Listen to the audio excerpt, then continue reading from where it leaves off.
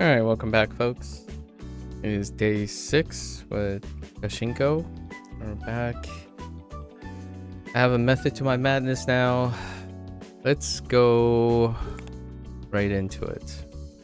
So, we pretty much completed the exploring part of Shashingo. And now we're down to extracting the information, right? So I think what we're going to do is we're going to do the fine mode, right? We're going to start warm-ups with reading and listening, right? And we're going to switch it to random. Actually, I'm kind of curious if focused mean it covers everything without a repeat.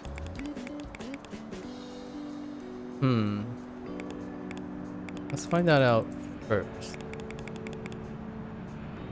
And we're gonna do all of them for warm up. Hey, Robert. So there should be 145. So we're just gonna see if it covers all 145 when it's focused. Probably not. That's okay. We'll switch to random. So the warm-up would be all of them, right? We're gonna go... Largely we're focusing on... Well, I'm gonna be focusing on anything that I don't recognize. And we're gonna see if we can not make a mistake. Or within our 3 guesses, right? So let's start with that.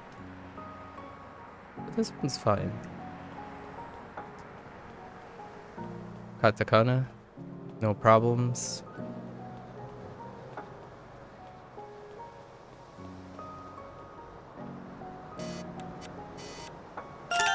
Ringo. No problems here too. Katakana.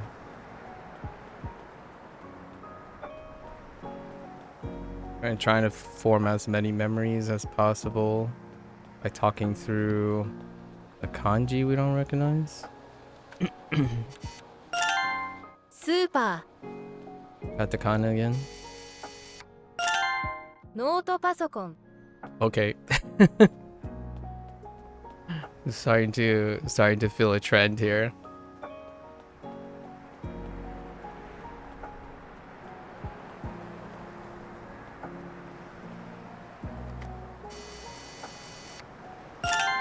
Passport. I think the game is trolling me right now. I'm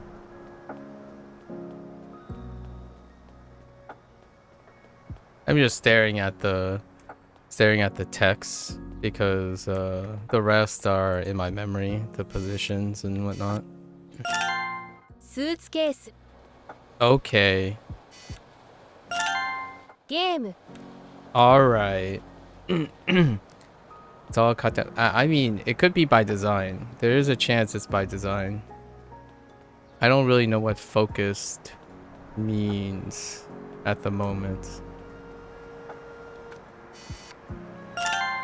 Pan. They have to go through all of them, so I think they might be doing it that way. That actually works out to my plans, so we'll see. Nomimono. Oh, no, just kidding.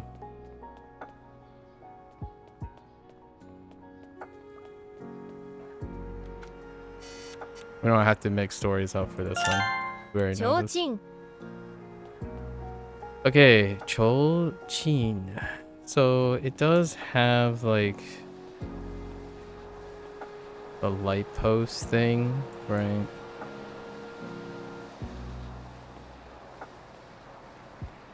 Just taking it in, looking at the kanji.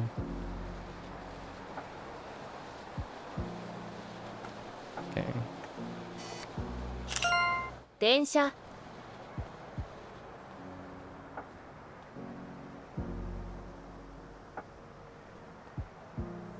Wait for it. Which side is gonna come from? Wait for it.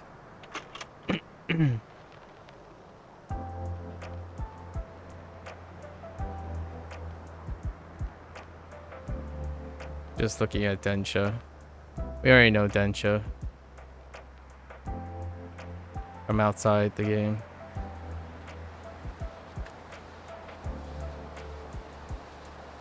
Oh, had to zoom out. 飛行機 Okay, so Hikoki.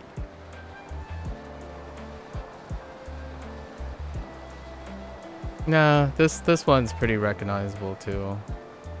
Got a lot of hints, tons of radical hints. Now I have to wait for it. Wait for it.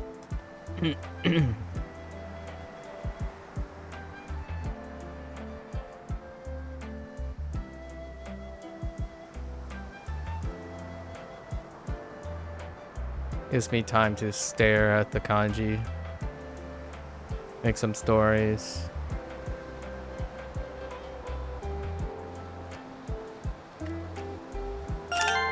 Pan ya Yeah. Yeah. コンビニ Okay.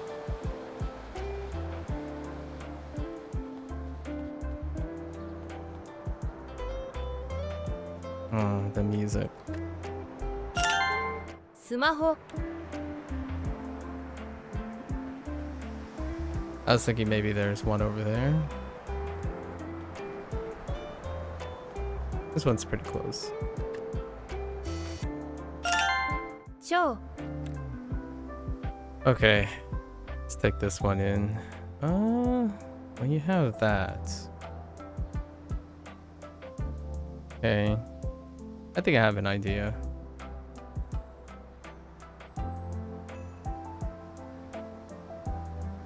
Okay. On how to remember the kanji.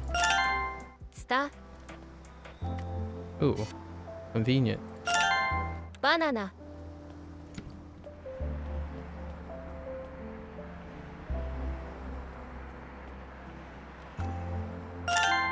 神社 Oh, this one got reinforced by Makotabi as well.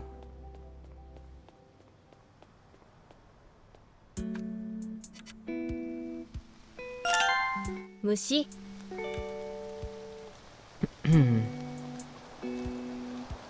I have a mnemonic for this one.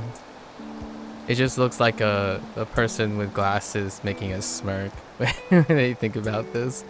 Like, yeah, Mushi, meh, it's fine. Not for everyone, you know.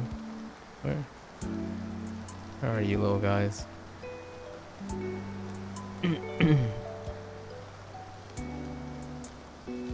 No, they're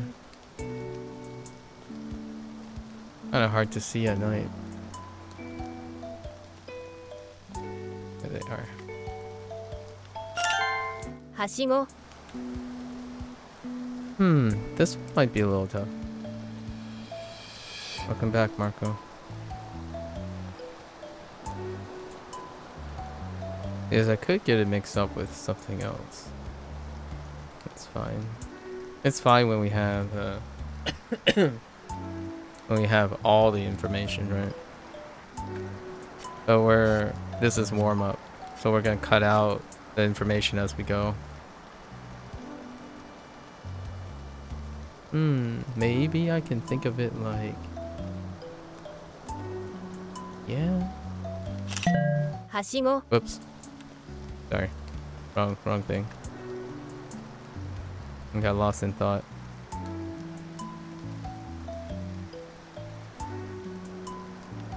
I could think of it like runs?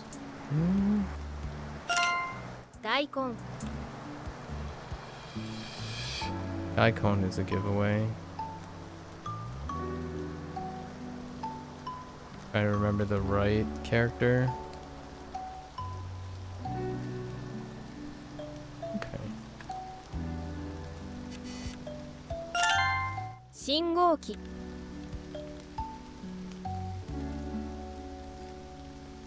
This one's kind of a giveaway too. Ooh, I just got that second Hanzi yesterday.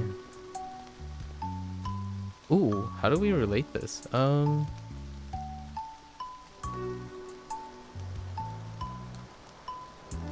How? Yeah. How ma? How? No, not really.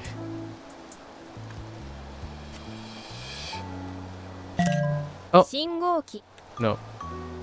Actually,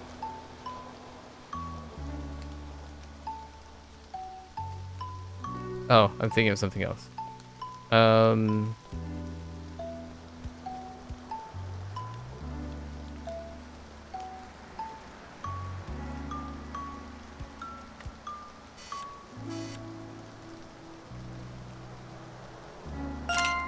公衆トイレ how does that, can that relate? No, that can't relate either.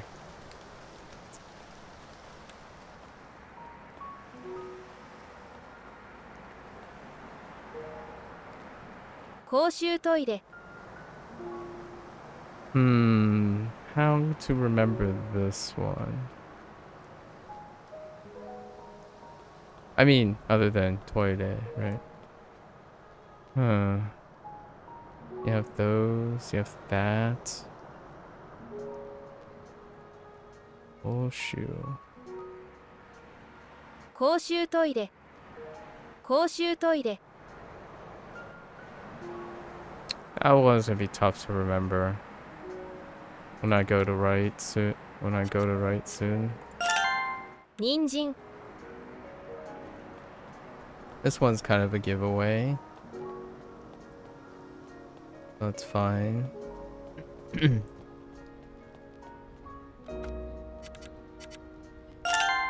岩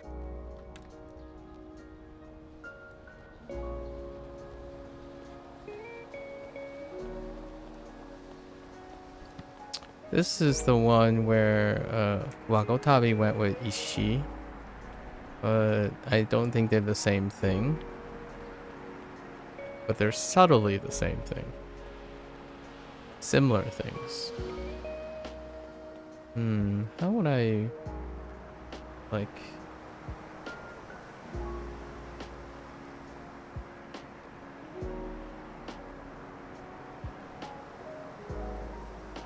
I see how they're related though. I see how the two characters are related. Ishii and Iwa. One has a crown and one doesn't.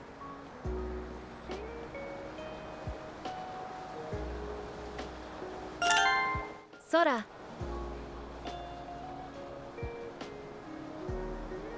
Oh, I know how I will remember Sora. Sora. ギター Okay.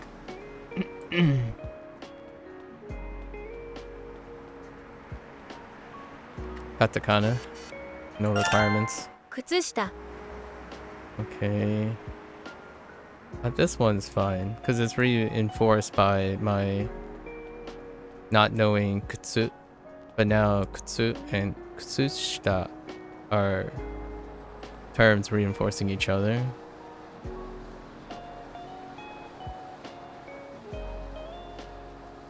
Just taking in the character.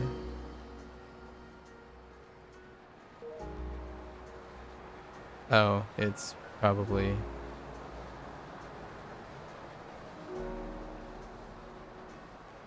It's straight through.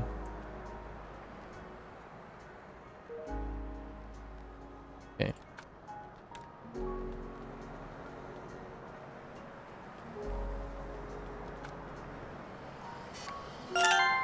シャッター Katakana? No need to worry.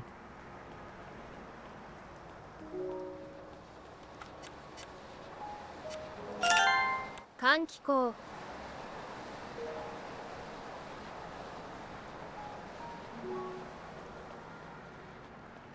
The call gives it away.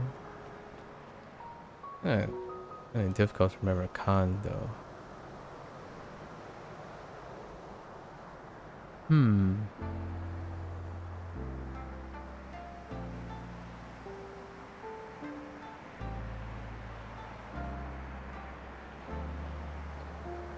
Interesting.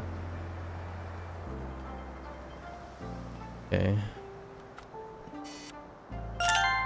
居酒屋 I got izakaya multiple times. Both just got the hirakana read. That's one of the vocabulary in Duolingo for izakaya. And then we got the kanji in Wagotabi as well.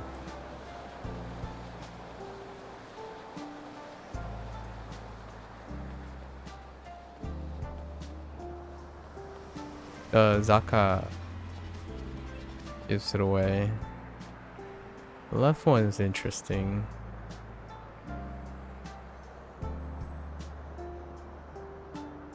Okay. 桜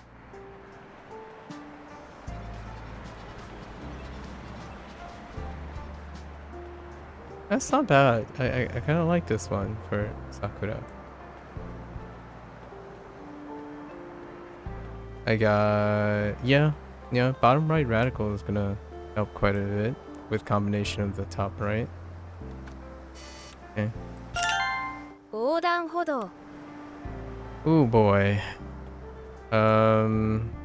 So it's crosswalk, but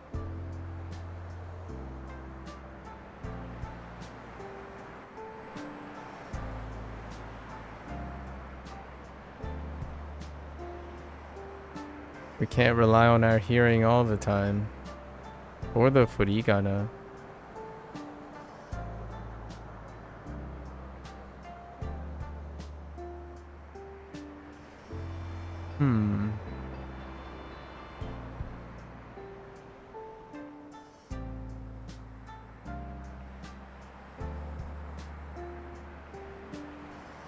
That one's gonna be tricky. 植物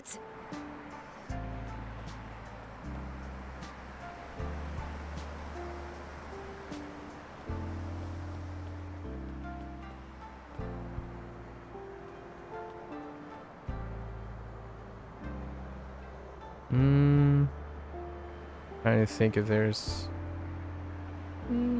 I guess you could use the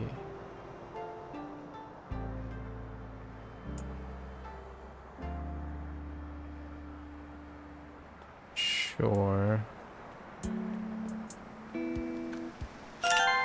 ホテル Katakana, no need to worry.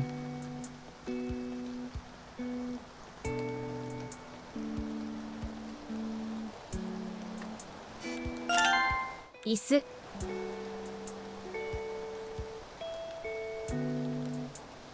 Yeah, these are the ones that could get mixed up. Although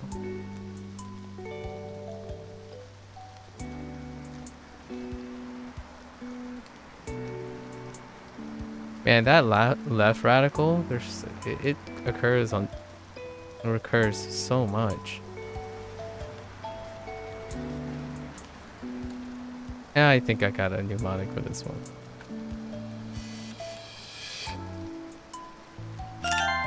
電子レンジ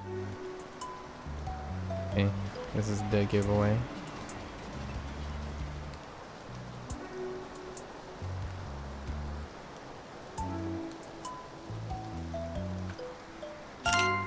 チョコレート Self-explanatory. Warm-up is the best opportunity to pick up as many noticeable observations as possible. お金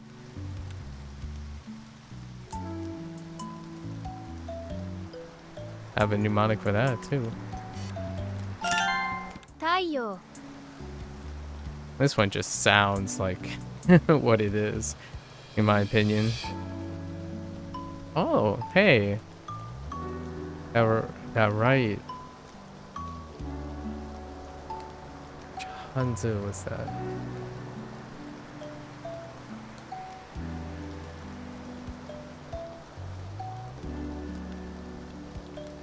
Oh, no, the left rackle is different though.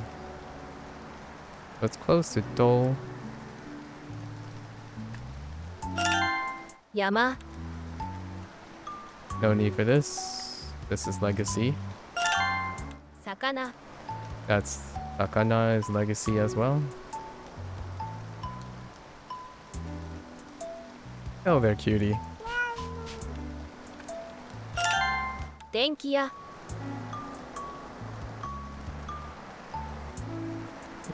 This is sort of legacy, although Kia, Ya, redundant, Ya, and Ki. Man, look at Ki practically looks like it, right? fukuya, Oh, I remember this very differently. Fu, Fu. Fu is also Hanzi. You take the Hanzi, you get close to Fu as well.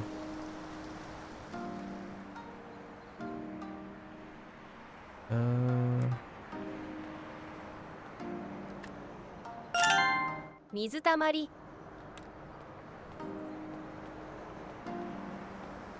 Giveaway. ボラード、買い物かご、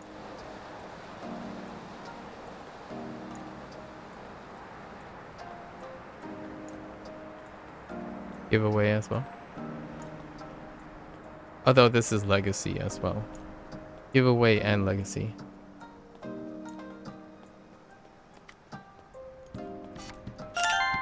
Shiro, Not quite legacy, but lots of overlap with recent stuff.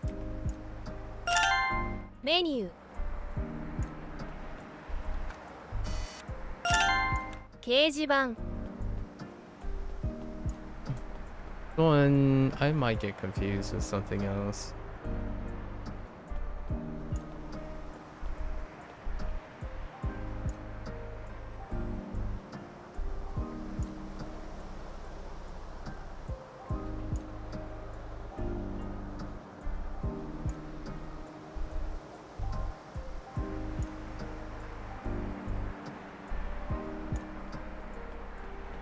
This is probably going to be one of the low ones.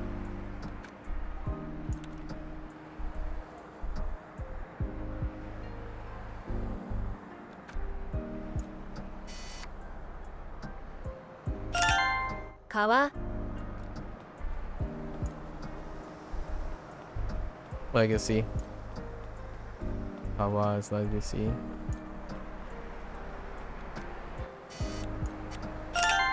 映画館、 Oh, I can leverage some Hanzu with this one.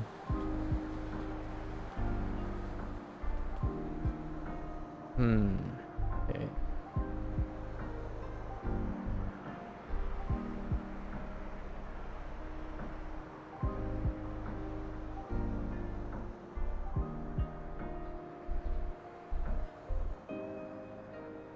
Oh. It's right there. Context clues OP. Literal clues OP. Okay. 門、 Okay. カバン、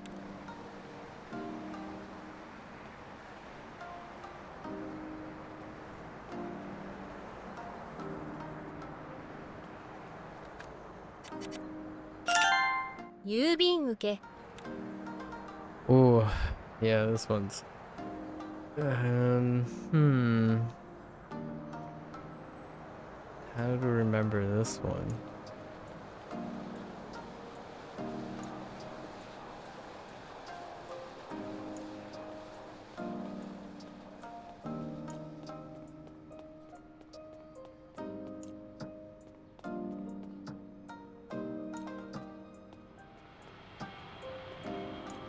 Just gotta have to brute force it for now.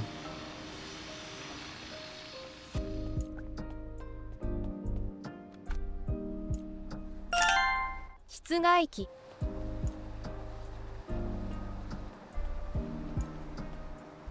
This one has Soto. Enki.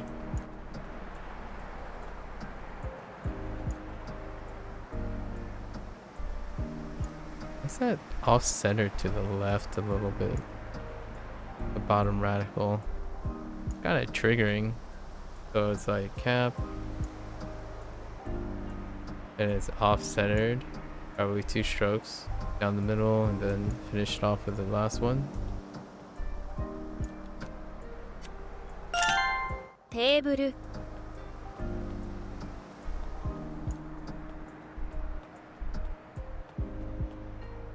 Snipe it from here. じょうろ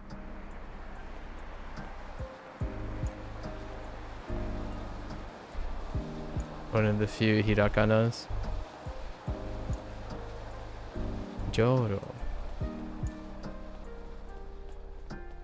Barely hirakana.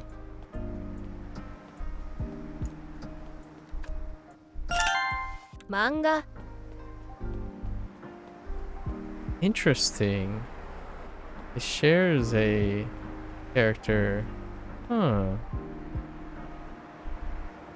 Oh, okay, that's a way to relate them.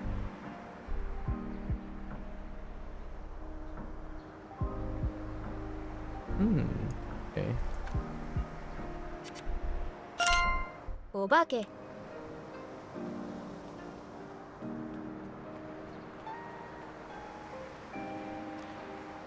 Interesting. Okay. We're paying attention to like radical patterns right now because I like making connections with radical patterns. T シャツ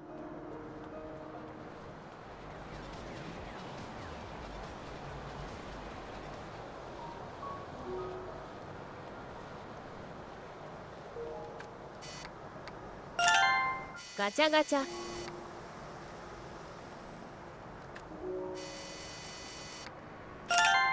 街灯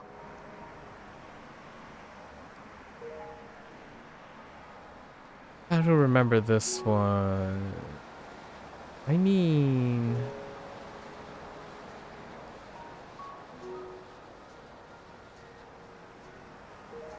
I can kind of see it. 菓子パン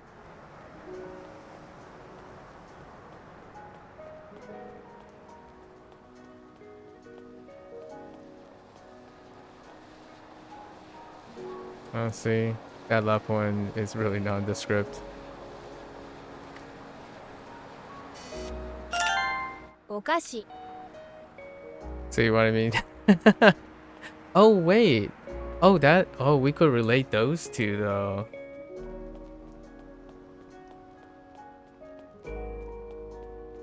Oh, you know what? Yeah, we can relate those two.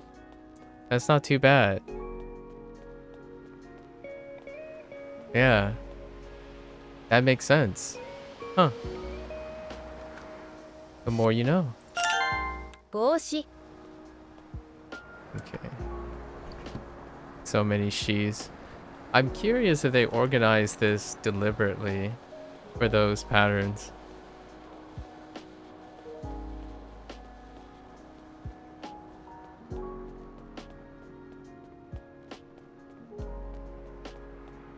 Maybe he's in some alphabetical order or something? Like, a organized character set? 月 Nah. Right? Nah.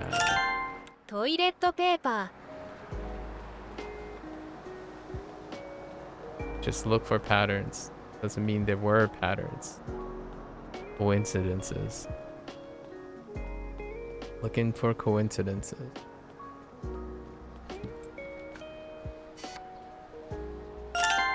Coffee.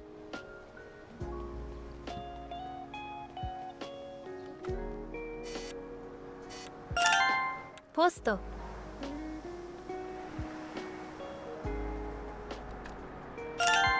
猫。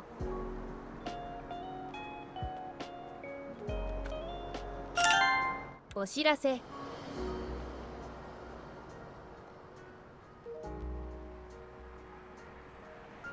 Another she. This one's pretty self-explanatory because this one's pretty unique because of how would I remember she? Shirase. I got a mnemonic for that too. So we're fine. ゲームセンタ Just got this. Duolingo actually. ー。ゴミ。 Self-explanatory. Katakana, self-explanatory. 落書き。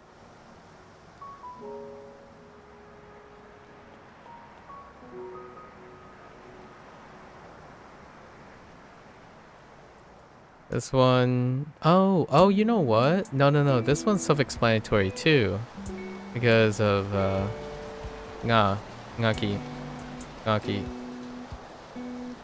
Now that I look at it, yeah.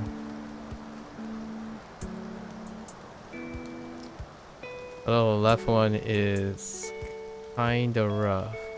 Know all the radicals, but maybe you could think of it as some sort of wet writing.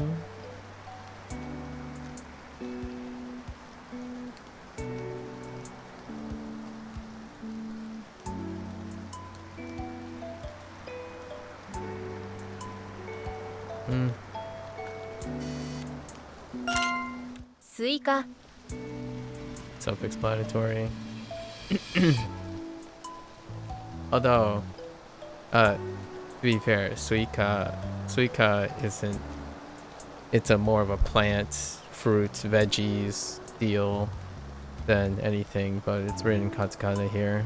Not that it has to be, sort of. スカート。 Self-explanatory.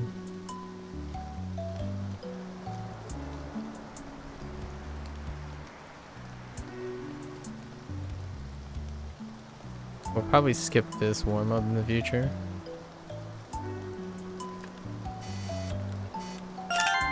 電池。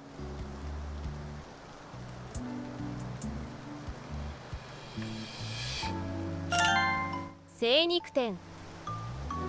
This one's has a dead giveaway too. MAKU, right? Say. So we're focusing on say.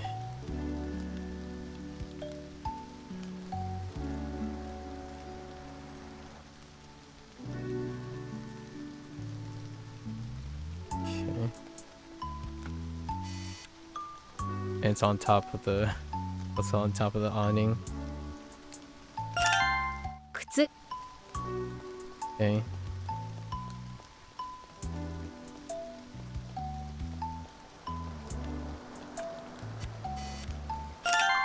Kagami. Ooh. This one might be a little tough to remember.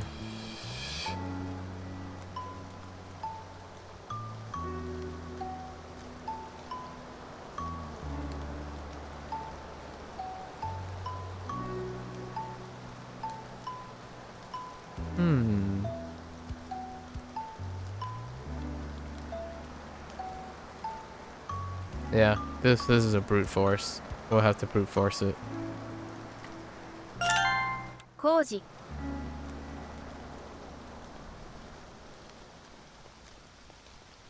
This one I got wrong like a lot of times before, so it's pretty much ingrained into my brain, right?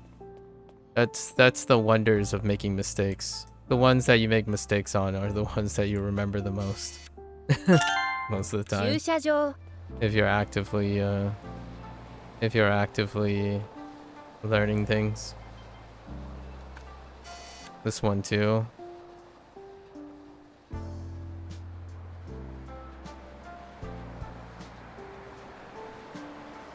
Taking it in. Don't want to be complacent. アイスクリーム Do our due diligence. 柵 This one too. Actually, it's easier to remember the kanji than it is the hiragana on this one. I made this mistake quite a few times. 植え込み This one too? Although it's actually two phrases or two things. Huh. Same kanji as wait. Same kanji as the Oh, you can relate two of these things.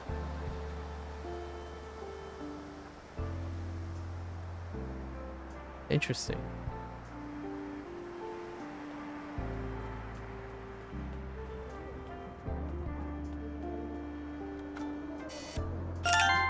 Manhole Okay. Convenient. テレビ Convenient. Oh, next to each other. みかん Mikan. Mikan is legacy.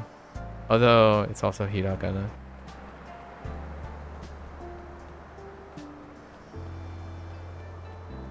So Suika is suggesting that it might not be indigenous. Huh. A Mikan makes sense. 風船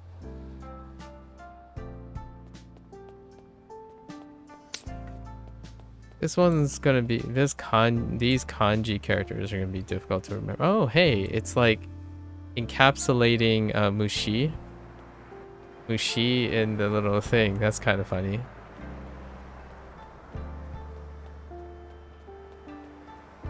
Yeah, I don't know what to do with this one.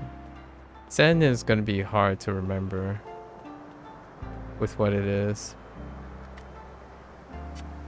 Again, I know what all of these things are if I can hear, read at the same time. We're trying to get it so that we can actually write everything.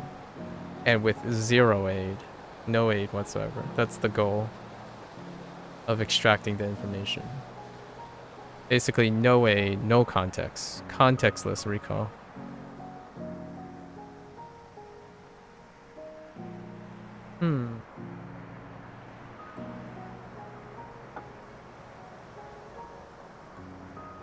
Yeah, this seems like a brute force.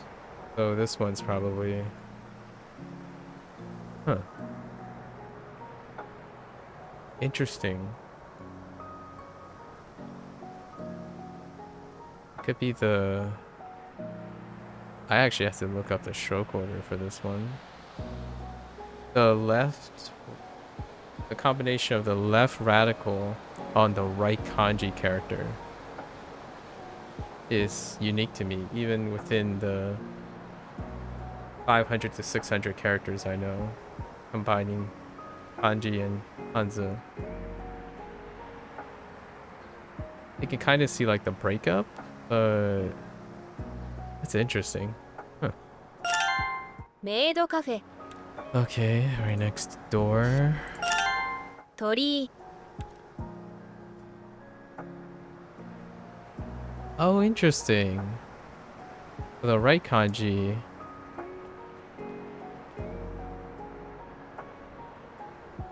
Huh.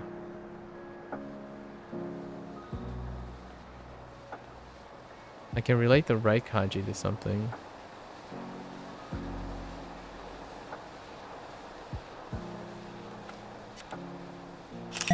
鳥居 Sorry. Clicked on the wrong thing. ほうき One of the couple pure hirakanas.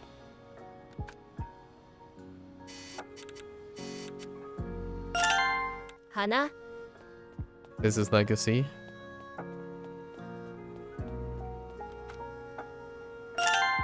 フードボール Self-explanatory. Although listening to what's interesting about katakana is it's actually easier for me to read katakana and find out what it is than listening to katakana. Actually. A lot of times new katakana is easier to read than it is to listen to. I'm like, what the heck is that thing? Largely because I'm probably putting a massive English accent on it when I'm reading the katakana versus someone else reading the katakana. 町屋 No, Machiya is a dead giveaway. Machiya is a dead giveaway. ぬいぐるみ Again, few of the pure hirakanas. Pure hirakanas are incredibly easy to recognize.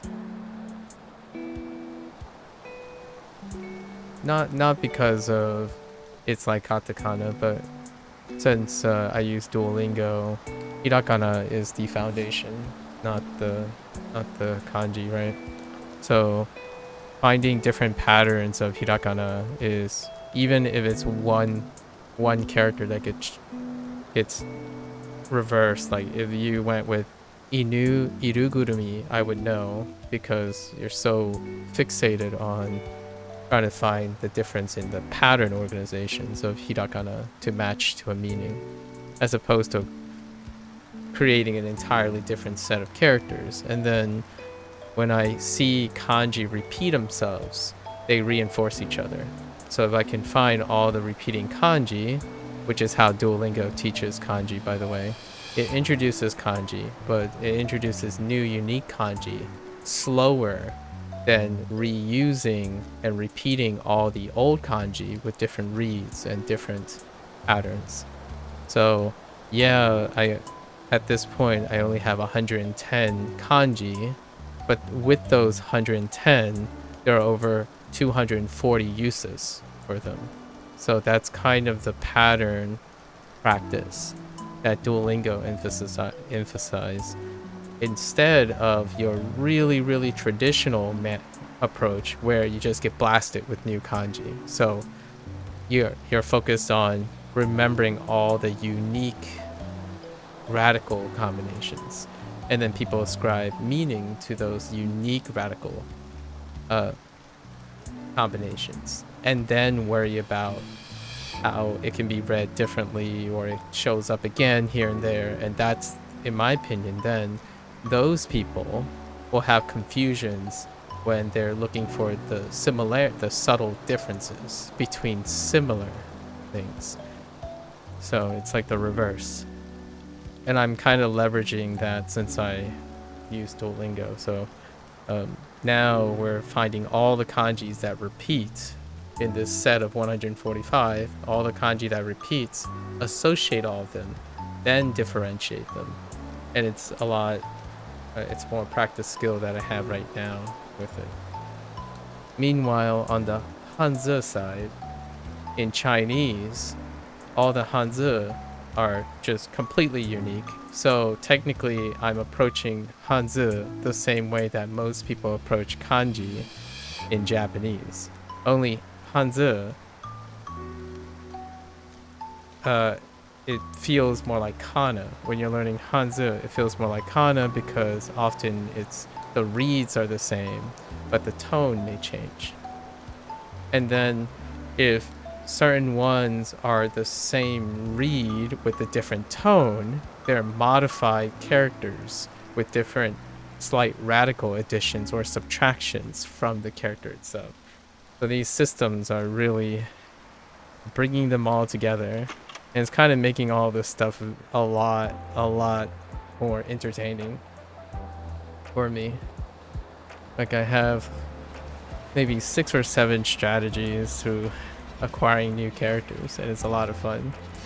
I'm trying to figure out how to appropriately use it so to improve my writing, like so I can like write more because I like writing. 卵 This is Legacy. It's so much fun. Like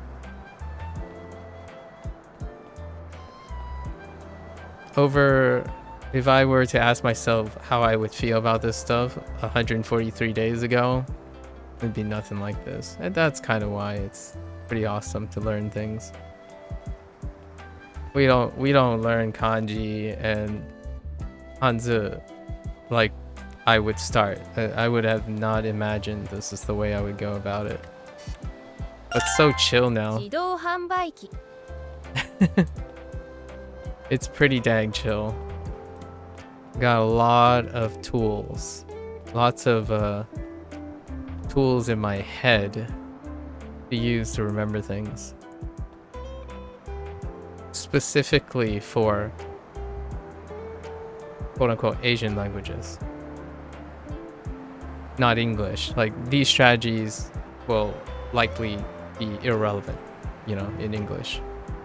English, I use different strategies to acquire new meaning, like new vocabulary and stuff. I'm still acquiring new vocabulary in English, but it's on occasion. It's more in the creative process now. This one's still going to be tough. I mean, you break it up, I suppose.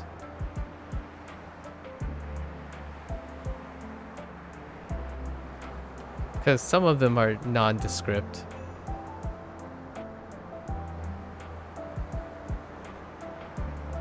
Although the second kanji is interesting.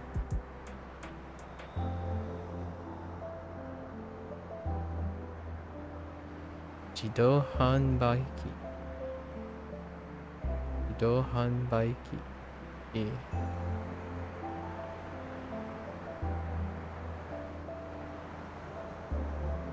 Okay.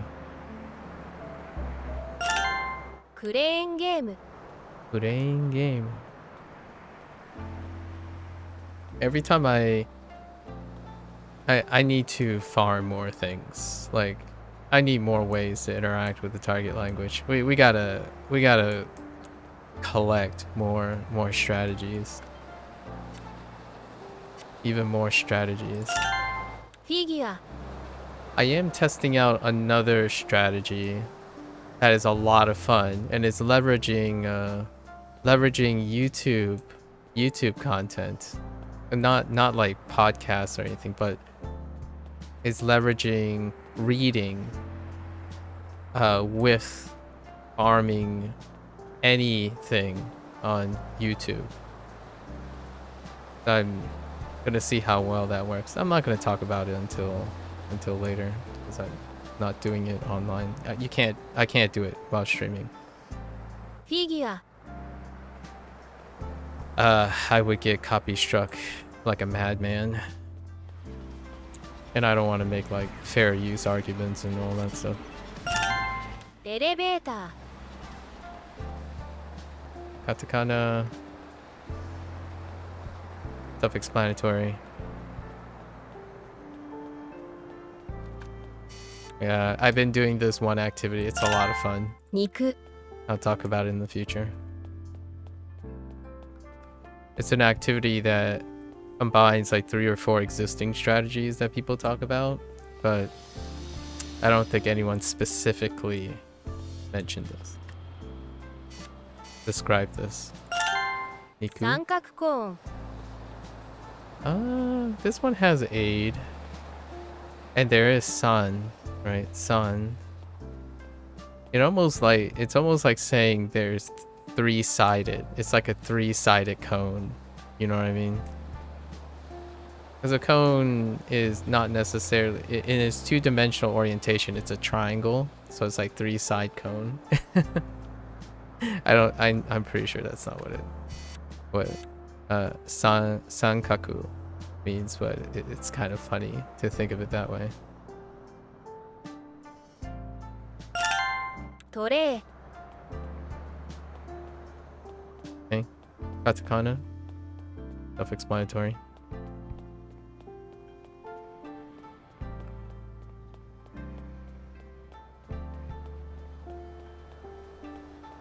Oh, they're a little cutie. Scratchy, scratchy. 手紙 Tegami is kind of self-explanatory. Gami is kind of hard to remember right now. I don't have any associations with. I don't have like a stock, the top left radical of Gami. I don't have anything attached to that.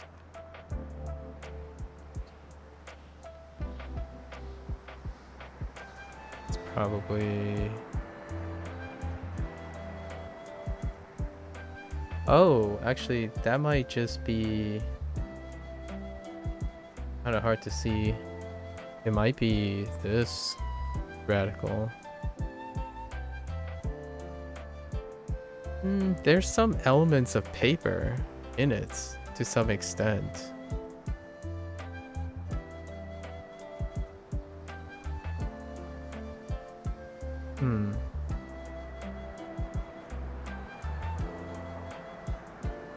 Okay.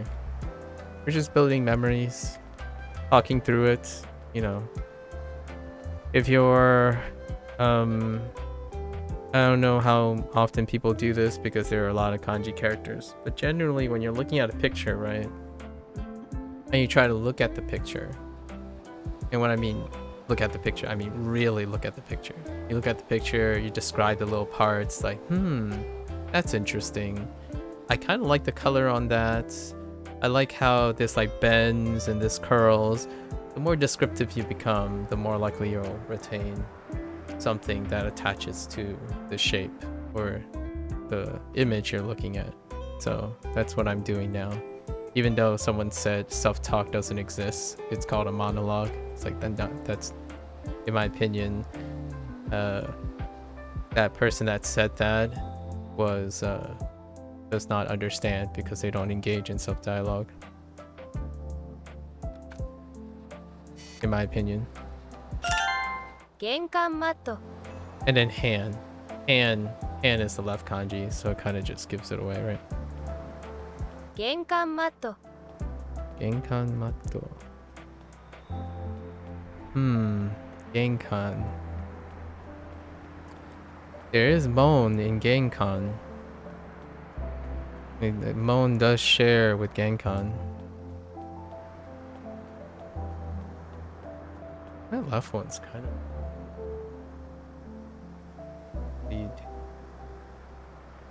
It flows really well. Man. That left kanji... Ooh. That left kanji flows really, really well. I like it.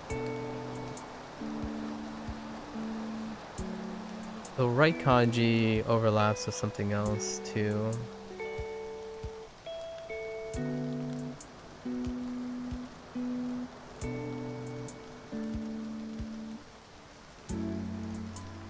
Interesting. Okay. I have a mnemonic for this. Not that Mato kind of gives it away. However, Genkan is entryway. So. メガネ Okay. Megane. I actually saw another pair of Megane here. カラオケ Self-explanatory. バスケット Self-explanatory.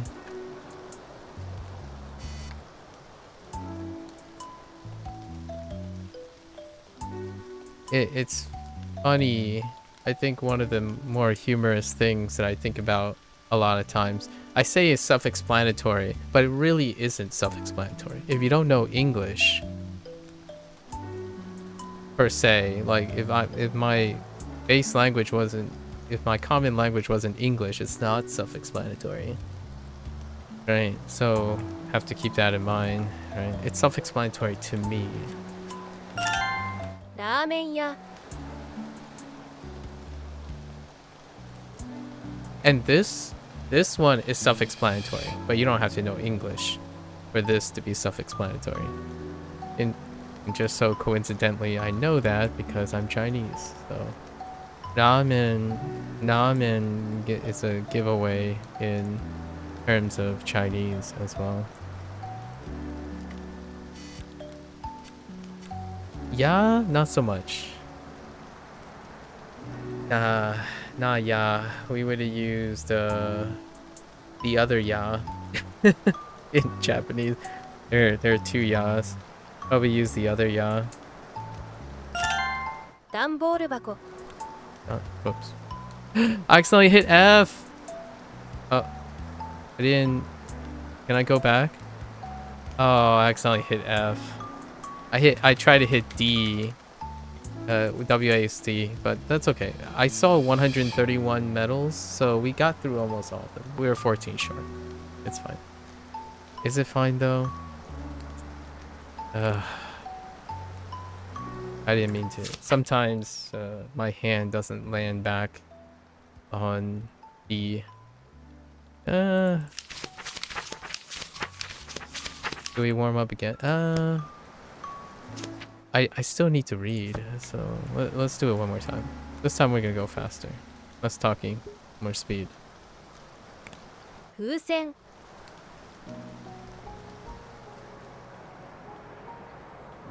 Try to consolidate what I said earlier.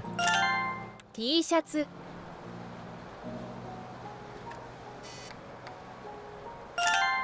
スーパ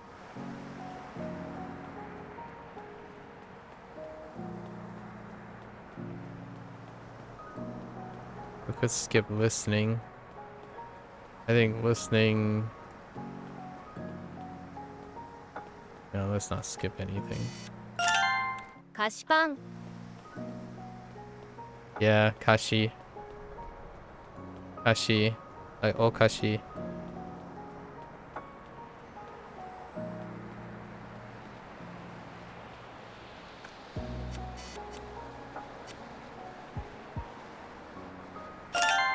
カフェ」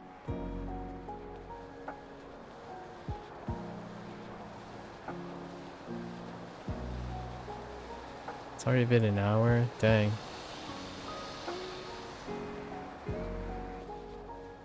It's very comforting practicing. I can see why people would... 映画ポスタ Okay, this is... Eiga still has Eiga-kan, so... Eiga and Eiga-kan not reinforces each other. ーステッカー I can see why after a while people will get really comfortable and it's like, oh hey, we're just gonna bootstrap through the vocabulary over and over again 本屋 and begin to... This is legacy, Honya. ベンチ Just get into that groove. It's like, oh yeah, I know all this stuff. I'll 買い物カゴ bootstrap through it over and over again. And then the moment you ask them to do something else that they're not practicing, it'd be pretty devastating. Like, or maybe discomforting. For example, アイスクリーム conversation or writing something, right? お金 And I'm most definitely going to try not to do that. But I can imagine myself falling into the same pattern. Yeah, this is the one I was thinking of. It still has the same say though. Interesting. Oh, okay. I can relate Seisanki to the other say word.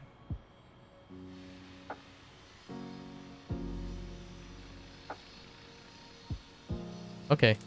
We didn't go over this one yet. 神社。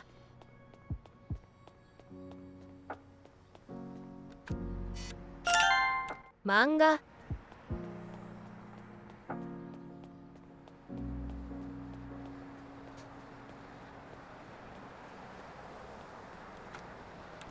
Yeah, this is not help.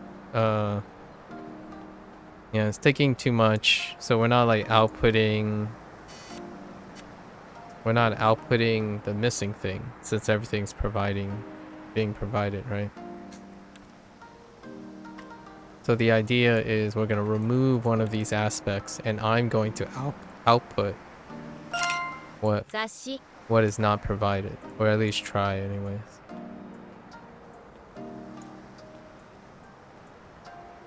Ooh, Zashi is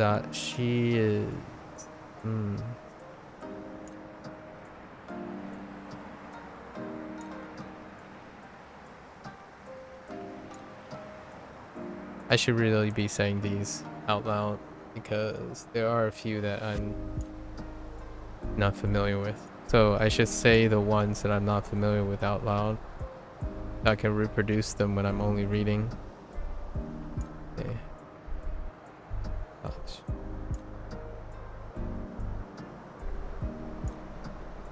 How many? That's 4 strokes. 4 horizontal strokes in a row. Dang.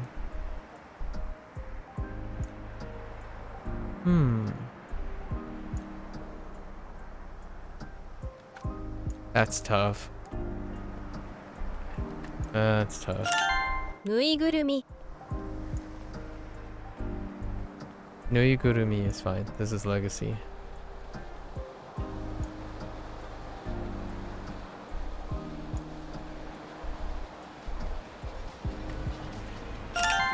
ツタ。 Star. ギター。 Guitar.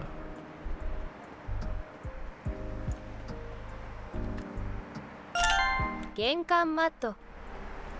Genkan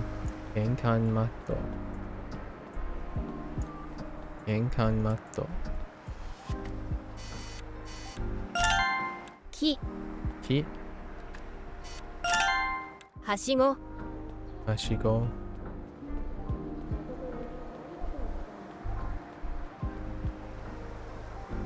はしご。はしご。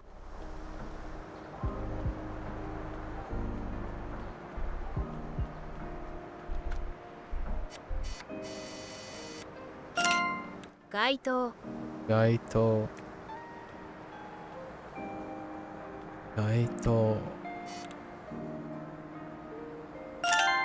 山。 Yama. 靴。 Kutsu. トラック。 Toraku.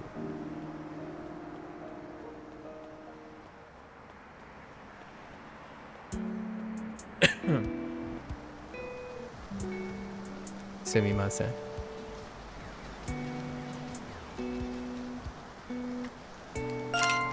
パン。 Pan.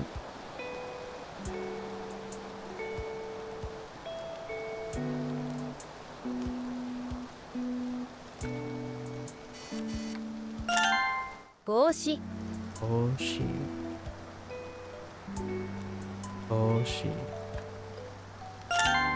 スマホ。 Smaho. Smaho.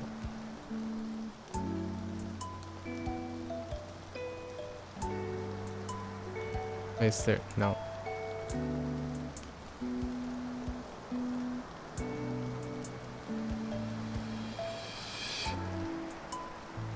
Is there one over here? Nope.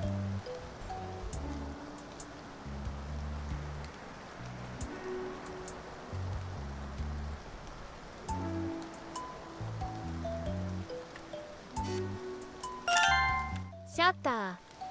Shutter.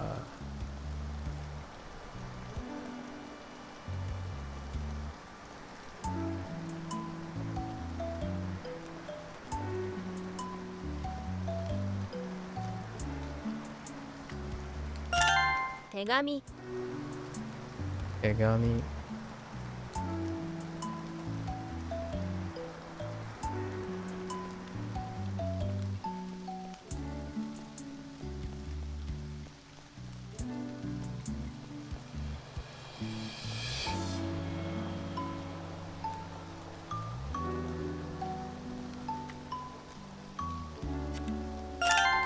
Note パソコン Note pasokon.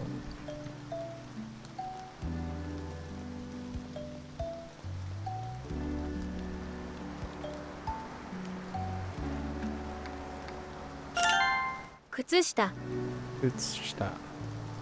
Utsushita.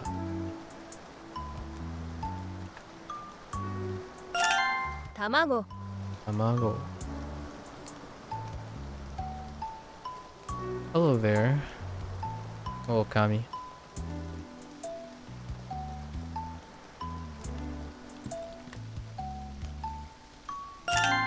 テレビ Terebi.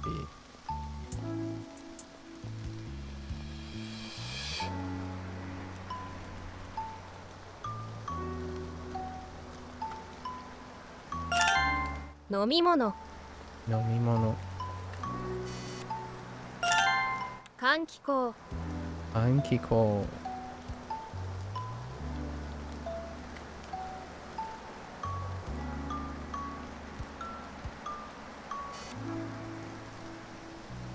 What a nice game.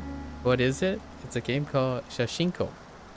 It's currently on sale for 17 bucks. It was released I'm gonna say a little over 4 months ago. It is Shashingo. So you learn some Japanese vocabulary using photographs. Photography language. メイドカフェ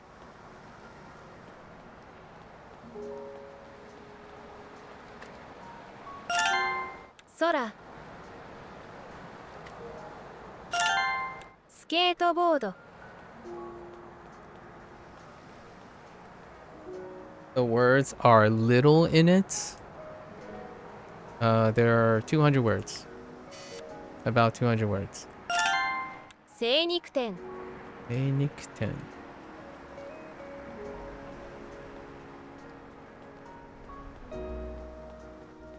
Four months, that's very new. Indeed, it's very new. Currently, the developer is a solo dev for the game side of things. A solo dev with a collaborating freelance music composer. So, original music. And they are working on a Nintendo Switch port of this game in its current state.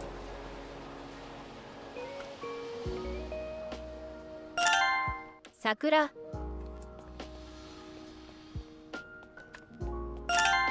カバン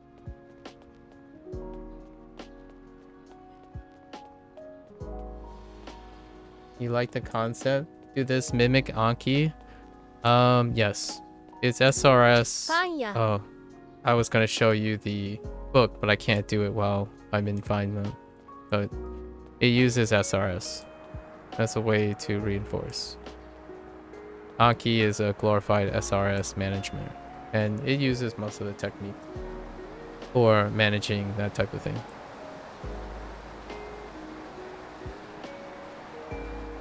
It doesn't mimic Anki. Anki is a flashcard management, so it uses flashcards. SRS. They both use SRS.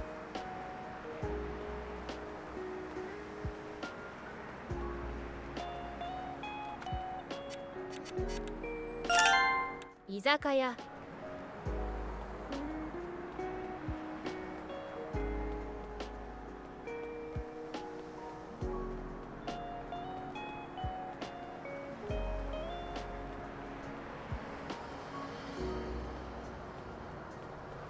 How are you doing? How's my journey? It's going pretty well. What are we? We cross. My journey involves 2,400 vocabulary words. 150 kanji. Use cases are 360 use cases for those kanji. I am 39 days into Mandarin with 280 Hanzi. And like 300 to 400 Mandarin words. How many words? 2,400. Yeah, something like that.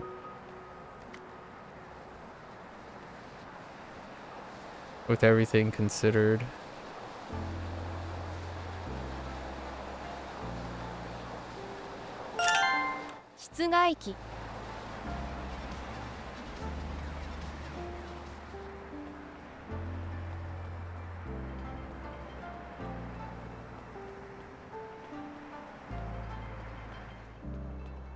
There are other things I also quantify. However, you know, when people ask, usually they want some sort of numbers. So I kept track of some of those numbers. I kept some track. Because oftentimes the first question is, how much is this? How many are there? I can answer those questions, especially when I'm playing video games and stuff, because it's quantifiable.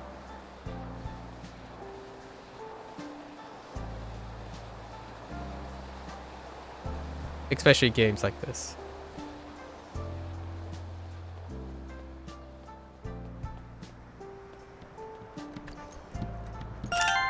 Tabemono.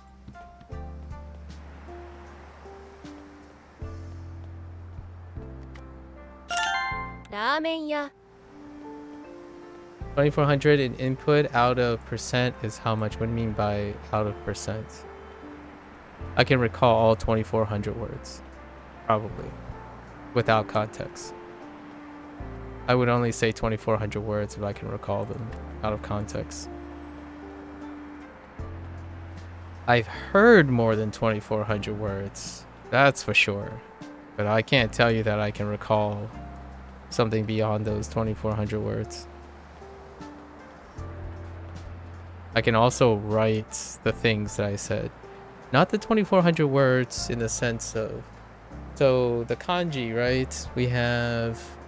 We're approaching the 200 mark, I would say. I can write those kanji, but everything else would be in hiragana and katakana.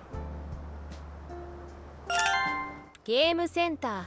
Oh, I hit F again. Gosh darn it. Dude, I think the F should be somewhere else. It's got to be a different button. Because it ends the... Koji. Does it end the thing? Yeah. Yeah, it ends the thing when you accidentally hit F. So I lift my hands and then I place it back down. Alright, I guess we can go to reading only. It's fine. We'll see. We'll just go to reading only. Isn't the amount of the input or the level depend on the word pools you know? Isn't the amount of the input or the level depends on the words pools you know? The amount of input or the level? Yes, it is. So, no. Wait, yeah. You know, in the sense, for me, for me, the amount of words you actually know is the amount you can output without context. So yes, it is dependent on the words you know. So those are the numbers I'm giving you. I'm giving you the numbers of the words and the vocabulary that I can output without context. Those are the actual words that you know.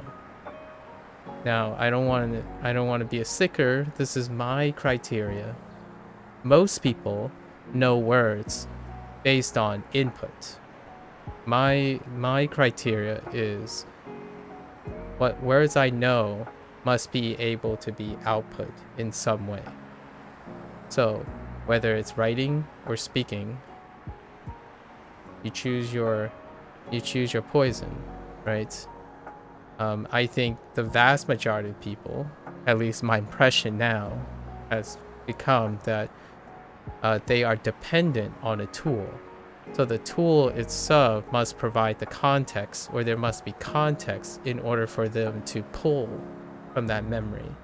So I'm not speaking to that, basically. The number I'm giving you is that you meant the level of the input for someone depends on how much words you have in memory. That's exactly what I'm saying. There's no misunderstanding here. Okami, please listen for a moment. You actually have to know that you have it in memory, but there's two different ways about this.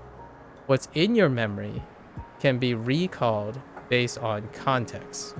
So if Anki provides you with a kanji and you're able to tell yourself what it is, that is context dependent memory. That what I would consider more likely to be a mix of short-term memory and long-term memory. If you can write the kanji or create a sentence without anything providing something, then that, in my opinion, is considered a word in your memory. In my opinion, right? This is what I'm telling you. The number that I'm saying is the percentage that I'm talking about. So any words outside of that is not in my memory because I need something to help me remember what it is. So yes, the amount of input or the level depends on your word pool, you know. And I'm qualifying what it means to know a word. For me, you must be able to output it without any context. As in, you create the context, you write it anywhere. There's no Anki, no flashcards, no video game that's providing it. Those are the ones that are hard-coded into your memory. So, will I gain more words over time out of those 2,000? It might not happen, right? But the idea is to maintain those words. So yes, I know exactly what you mean. And I'm trying to qualify and clarify what you might not think what I mean. So yes, the input level will vary on that. So right now, I'm practicing. In this game, there are about 200 vocabulary. And I'm going to say 50 of them is not in memory. And what does that mean? 50 of them are not in memory. There are at least 50 kanji characters, maybe. I'm going to say about 50 kanji characters that are not in memory. And that's what I'm doing right now. So I'm trying to work up into committing those kanji characters to memory. All the rest are already committed to memory. So the level of input from this game is actually relatively low. Because most of it's practice. So the level of input is low. It's the amount of input, the amount of time I'm spending is high. Right? Because I'm practicing.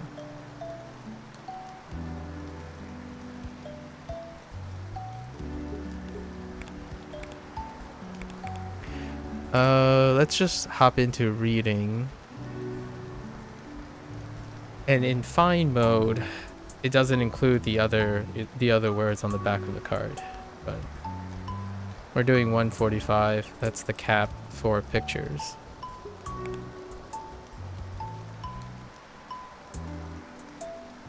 Wait, what?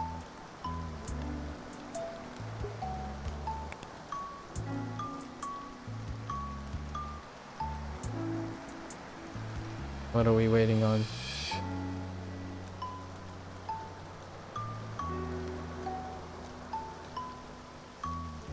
I'm waiting.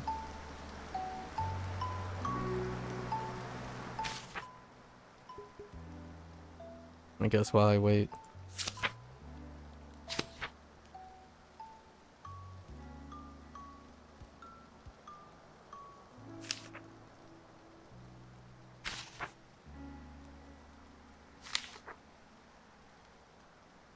What about naming things? The input is low. Naming things?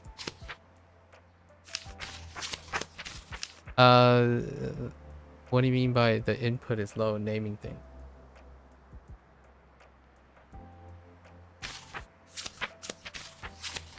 Okay, now you have to explain that to me. So,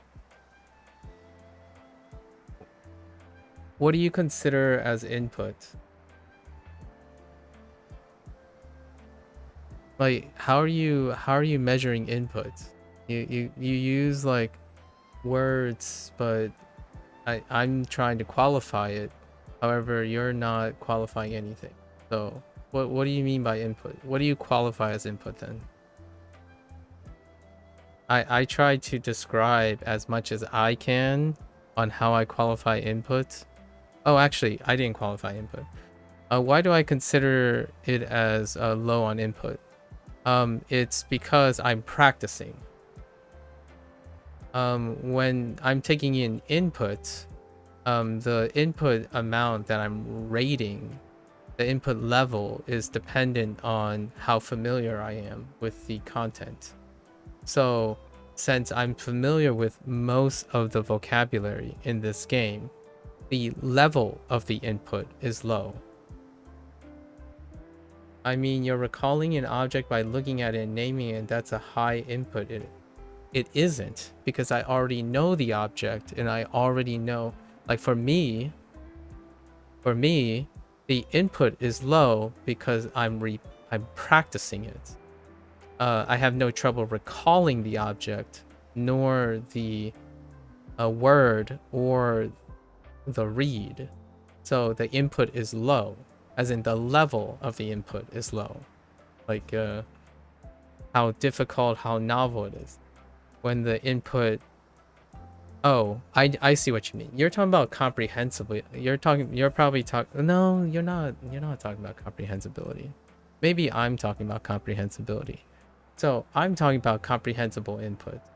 In a reverse manner. Okay, so it's... I guess that's probably where we using opposites. So yes, it's high comprehensibility. It's high comprehensible input because I already know the objects in the name. I guess that's what you're trying to say, if that's what you mean. So this is not low comprehensible input. This game is absolutely high comprehensible input for me. If you're talking about CI here, it's low leveled to me because it's low difficulty. And this is practicing. This is lots of practice. There are stuff to extract from this game, and that's what I'm doing at the moment. This is why I mean, like, low key, this is particularly why I dislike using words like high and low, because it's relative to something. And you have to establish what you're relative to. Does high mean it's difficult, or does low mean it's difficult? If high means it's not difficult, like it's easy, then this is high input. You were speaking regarding people like me with few words. I have around 500 or less. So if you had 500 words, like for example, Okami, if you have 500 words and all those words happen to be in this game, which I don't know what words you have, Okami, if all of the words are in this game, do you call that high input or low input?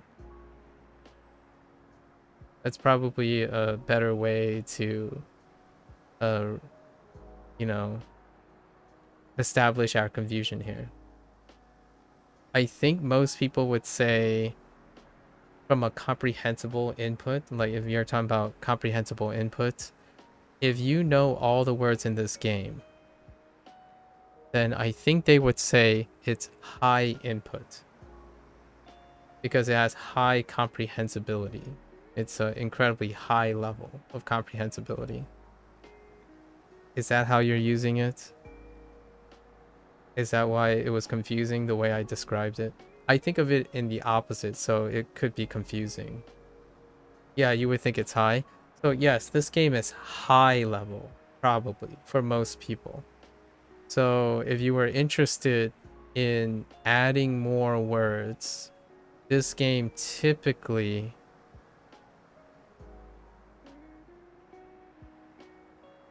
has high level because the things they choose to pick are very natural things that other sources would introduce. Now, probably not as high as something like Duolingo, or this is definitely not as high as Duolingo. Duolingo is way high. It's like 99% high. Um, it's not as high as any app that favors conversationalism, because you don't make conversations from this game. So this game doesn't favor anything about conversation. It doesn't teach you anything. It doesn't establish any type of grammar rules or structure or anything. So probably not as high as I would say. You white MAKU, because that's how I learned my mother language, by reading signs on the shops, newspapers, anything written with the language, and this game is how I learned your language. I see. You know? Okay. Well, this might be for you. It's kind of fun. I like this approach. It's definitely an approach that you could use. This game has only 200 plus vocabulary words though. Like around 200. And that includes 145 stuff in a city, right? In a city environment. And it tells you, like Anki, so this is pretty much like Anki, it associates words with the objects. So like, for example, if you have eki, right, for station, if you turn it over, you can associate it with 帰る kairu, 混雑する onzatsuru, 便 and 利 bendy. That brings it up to 200 though. Thanks, Misori. Misora. Misora. So that's what it's doing. It doesn't have high comprehensibility because the game doesn't tell you how to construct things with this. So if you like learning this way, I'd definitely give it a go. For me, I like this. Yes, the game will develop with financial backing. That's where I mentioned that this game is in the process. Wait, I don't know if I mentioned this to you, but this game is in the process of a Nintendo Switch port that provides a lot of financial backing to the creator. This creator is a solo dev with a music collaborator, a contracted music collaborator. So it's a two-man operation. It's a two-person operation. So at least for the time being, I don't know if Nintendo, maybe they'll expand or in the future. So you have to also keep in mind that it's an indie game, for so development can be slower than one might expect. However, it's a really wonderful package It's fun to review. I would say this game will ultimately be very high for most people. It's a very high input. Yeah. What I'm doing at the moment is I'm extracting all the kanji that I already know all the words for. So as far as I'm concerned, I know all the words in this game, but I don't know the kanji. So technically for me, I don't know those words yet. Until I'm able to produce the words in both writing and speech, I consider myself someone who's interested in extracting that information.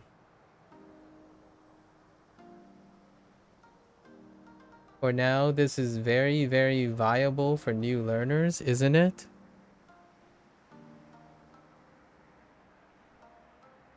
For myself, if you're a new learner, any form of exposure is quote unquote viable. Unfortunately, when you talk to someone who isn't a new learner anymore, which I guess I can consider myself, you're often going to get someone that tells you it's not viable because viability tends to be involved in a natural learning process. And in my opinion, like you, I think this is part of a natural learning process. It is involved in many ways. However, it alone does not stand as sufficient. And oftentimes, when people use the word viable to describe something, they're talking about sufficiency. So, this game does not teach you or any new learner how to construct anything from this vocabulary. So, like Duolingo, a lot of times, maybe even less than Duolingo, this game less than Duolingo, but it's very entertaining. It's super involved, it's engaging. As an exchange for that, it is even less comprehensible and instructive than something like Duolingo. Yeah, so I love doing all these things. I don't want to give anyone the impression, a false impression of what the creator is trying to do. I think the developer wants to expose people to context, like visually context dependent vocabulary. So you get this vocabulary and it's going to encourage you to try to learn how to construct things from exposure to this vocabulary. Because you can't say like, you know, but there are some things, Okami. There are some things. So in this game there is more. So they are trying though. There are like talking about basic greetings, how to describe basic greetings. There's expressions, you know, like very early beginner stuff for sure. So I think it is the vision of the developer to be a product that it inspires people to continue learning Japanese. So this is a very excellent way of introducing new learners, right? So you learn like days. There's notes about kanji, right? Example conversations. So I forgot about this part. So um some basic grammar stuff, right? Grammar points.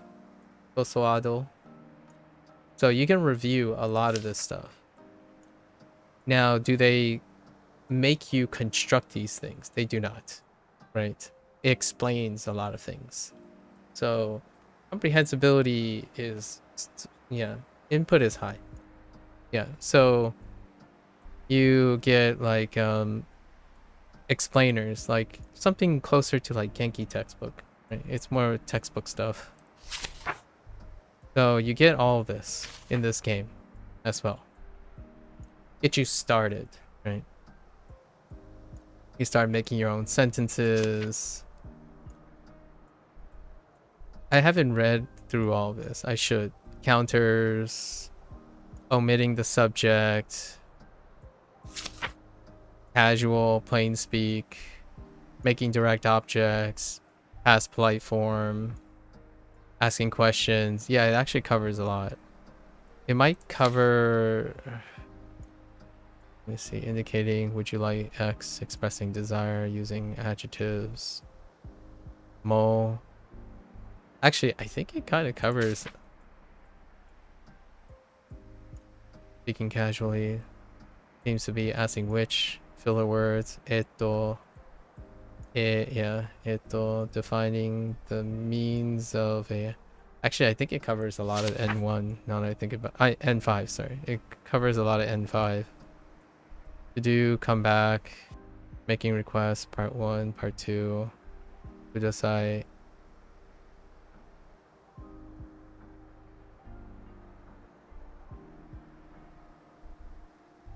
Interesting. Super polite. In the middle. And then that's the end. Become returning gift. Actually, it covers a lot. Now that I take I take it back.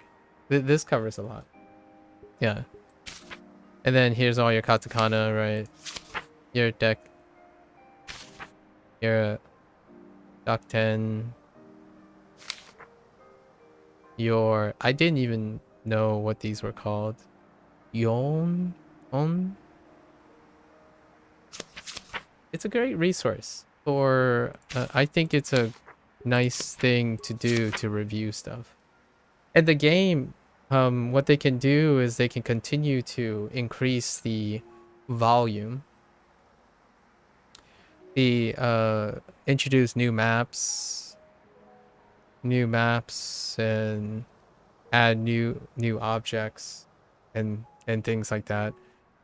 It does not, like most SRS things, may not necessarily include sentence construction. So you gotta get that somewhere else. Anyways, that's the best way I could summarize it and then clarify any confusion. So, yes, it's high input. I am gonna be real. I probably won't stick to using that, but I gotta remind myself. Like, you're not getting a lot of novel input if you're going to learn something later on. So hopefully the scalability is nice, I suppose. Future. But now I'm gonna go back and do my reading now.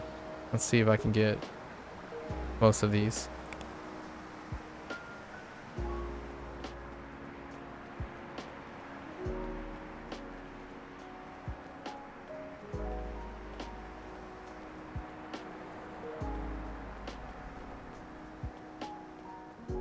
I just realized how confusing input is. I think I might stop using that word altogether.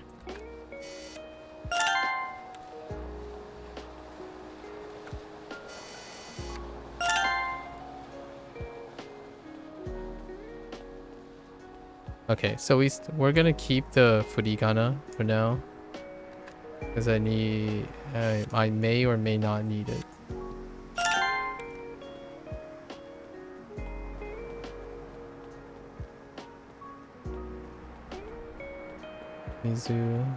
Mizutami Amari. It'll be cool to travel around and add more maps. House makes it a multiplayer game where you can communicate. I'll probably go to restaurants, final. If it would be nice to have most of those things. Yes.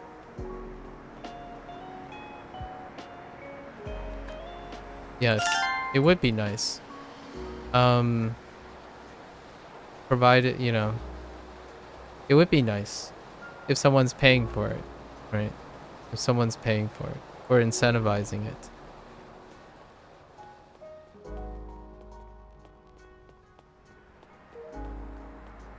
As far as I know, this developer is doing well. This developer, having a Switch port of this game is very auspicious. It's very positive for a future for this developer who has a passion, clearly has a passion for introducing the Japanese language to interested parties.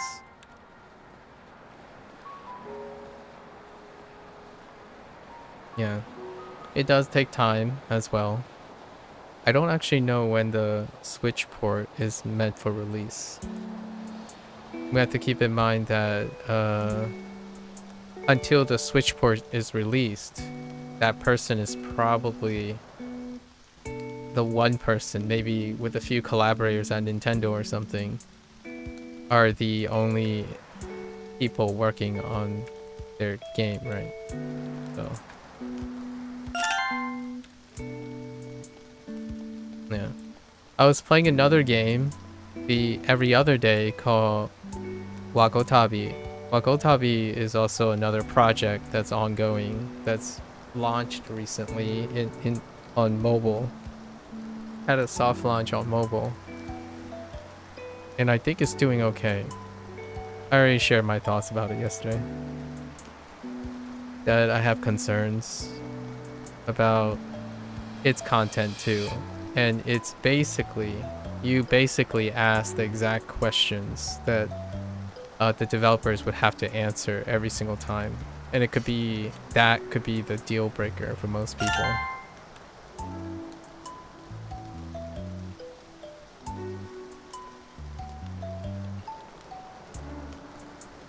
Which is volume. Someone yesterday used the word density. Volume and density.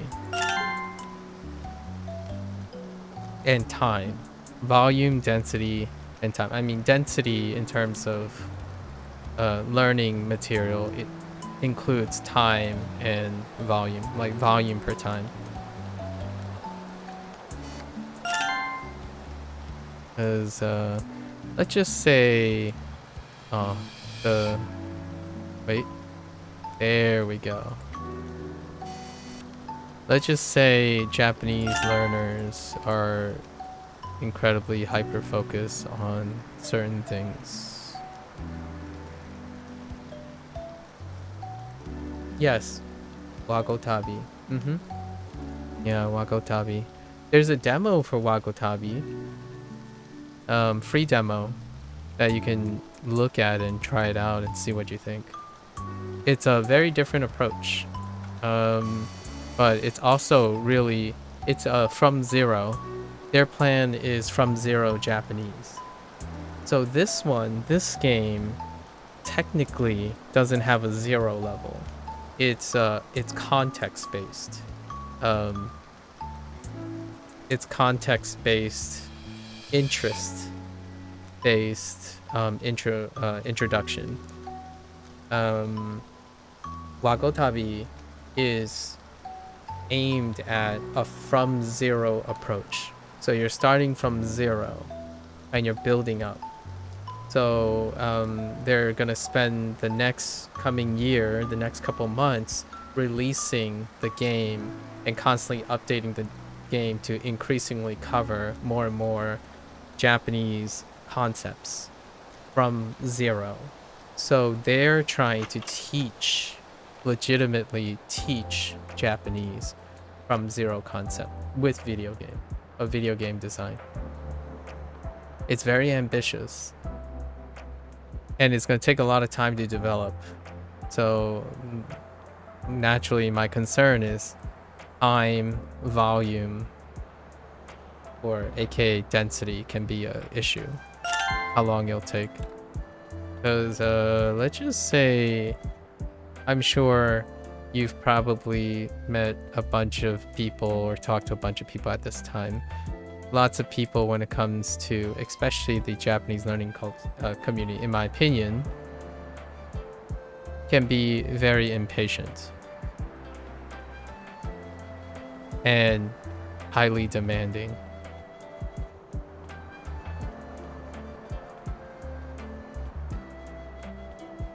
I didn't get Kokoku Anji earlier. Look at this.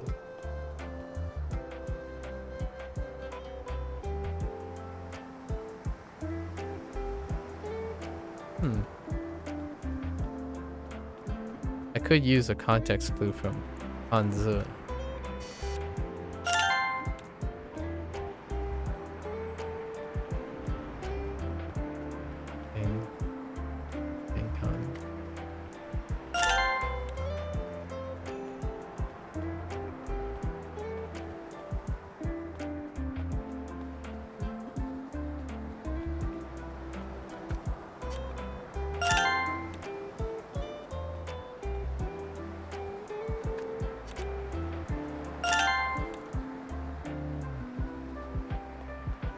Oh, you mean by time they advance in it, you would already be ahead, right? No, you don't advance anything in the game.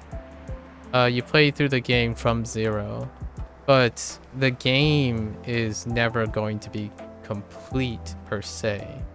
Like right now, they've covered like 20% of N5, and then they hope that they're going to continue adding as they're going.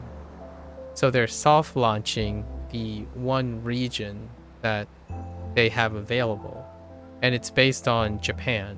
So all the information and all the culture and stuff and what you're doing is literally what they do in Japan, or they're trying to make it like that.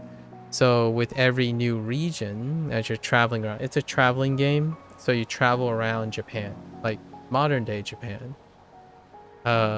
or references and culture of modern day Japan, and you're using as you're doing it, you're building from 0. So imagine not knowing any Japanese whatsoever.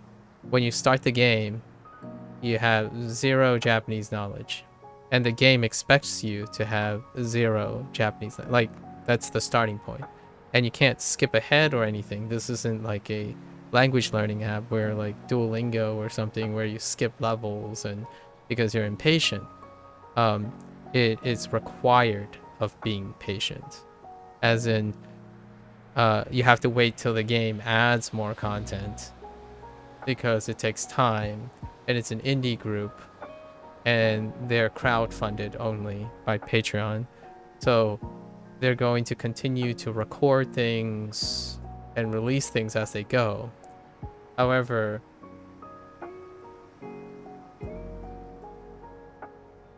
oh wait, that by the time they advance in it, you would already oh yeah. No, that's you're right. That's sorry, I misread what you're saying.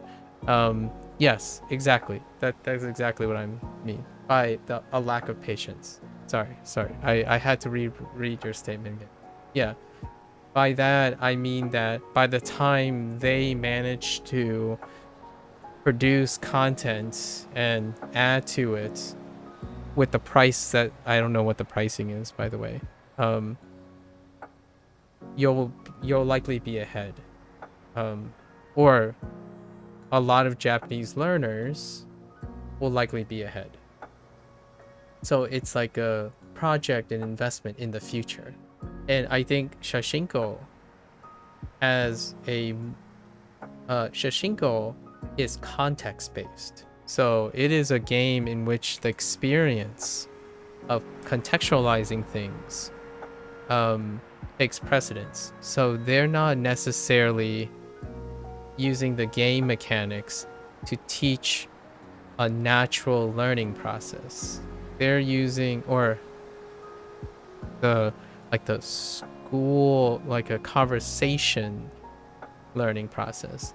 They're using what I typically have learned, like that's how I learned Fujanese from my parents, is you have to put them all together yourself. So whatever you're doing, like if you get dropped in the middle of a city, you're just gonna have to pick up those words as you're going, right? You take pictures, you write notes, that's what you do. um the approach of this is that whatever they decide to develop, like say they're gonna go to the countryside all of a sudden in the next map, um there's no form of natural organization to it other than the context itself. So they'll include as many things there, and that you don't know what you will know when you're playing the game. So like in here, there are a lot of objects in this area that I wouldn't talk about. It wouldn't come up all that often in a conversation, but it's in the city. For example, an air vent. In air vents, an outdoor AC unit, right? There are things that may not come up in natural conversation. So lots of times when you're playing games like this, Shashingo, it's what are you looking forward to? And then you'll get reminded of a combination of things you already know because of conversational resources versus contextual resources. Which, like, well, if you never go to the countryside, you probably won't use a lot of the specialized vocabulary in the countryside. However, it's a game that lets you just discover vocabulary, right? So you can talk about the countryside even though you haven't ever gone to the countryside. Yeah. So this game, in my opinion, right, Okami, this game, I haven't like reviewed this game yet, or like talk about this game yet in a summary. This game is going to be more marketable as it's being developed, as opposed to Wagotabi, which that's my concern about it. I really love that game, the game that I played, like the playtest thing. The thing is, Japanese language, like there are a lot of resources that already do the conversation thing. So will Japanese learners, the target audience, will they wait on Wagotabi? Or are they going to go ahead and leave Wagotabi behind? Because if a group like Duolingo is not producing enough content, what are the chances a smaller group, however honorable it is and wonderful it is because they collaborate with teachers and native and non-native speakers, how much time will that take to develop the product? For me, I love the product because I'm interested in encouraging people to learn Japanese. So I want to play that game as it's being developed. It's second to mastering Japanese. I'm more interested in finding ways to encourage people who want to continue learning Japanese. So games like Shashinko and Wagotabi are fantastic. People will likely outgrow them very, very quickly. So the devs have to find a way to make it provocative and keep attracting people who are interested in the game. Well, the one approach that makes it very, very possible is to make your game as casual friendly as possible. So with every person that outgrows your game, there's another person who's interested to starting Japanese learning. Until that pool runs out, if there are less people who want to start Japanese in order to fund your game's development, then the game itself will eventually be stopped supporting. It will be only on the free will of the developers. There are plenty of these projects. I discussed this with other people. people shared with me, like Kame-same, Kame-same, and Super Native. I like what they were doing with those people, those two things, Super Native and Kame-same. It's free, by the way, those two, but the developers stopped developing those things because it's no longer viable financially, like for them, where they can keep the thing running. They're still up and running, but someone's paying to host those things. Like someone's paying the server costs for those things. Language learners are many, so it would last probably. The answer, generally speaking, is for every success story. Like for example, I don't know, Wanikani and Duolingo, there are at least 10 to 20 projects that fall apart or can no longer be maintained. Because language learners, the resources are largely very cost effective. So a project like this can very well stop tomorrow. Wagotabi could stop after its launch, almost immediately, because it would cost too much to maintain.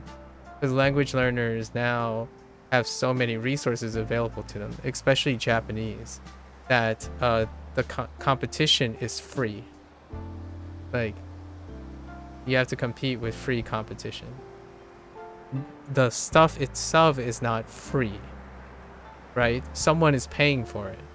However, they're getting their money in a different way. Their money is not dependent on people voluntarily choosing your thing.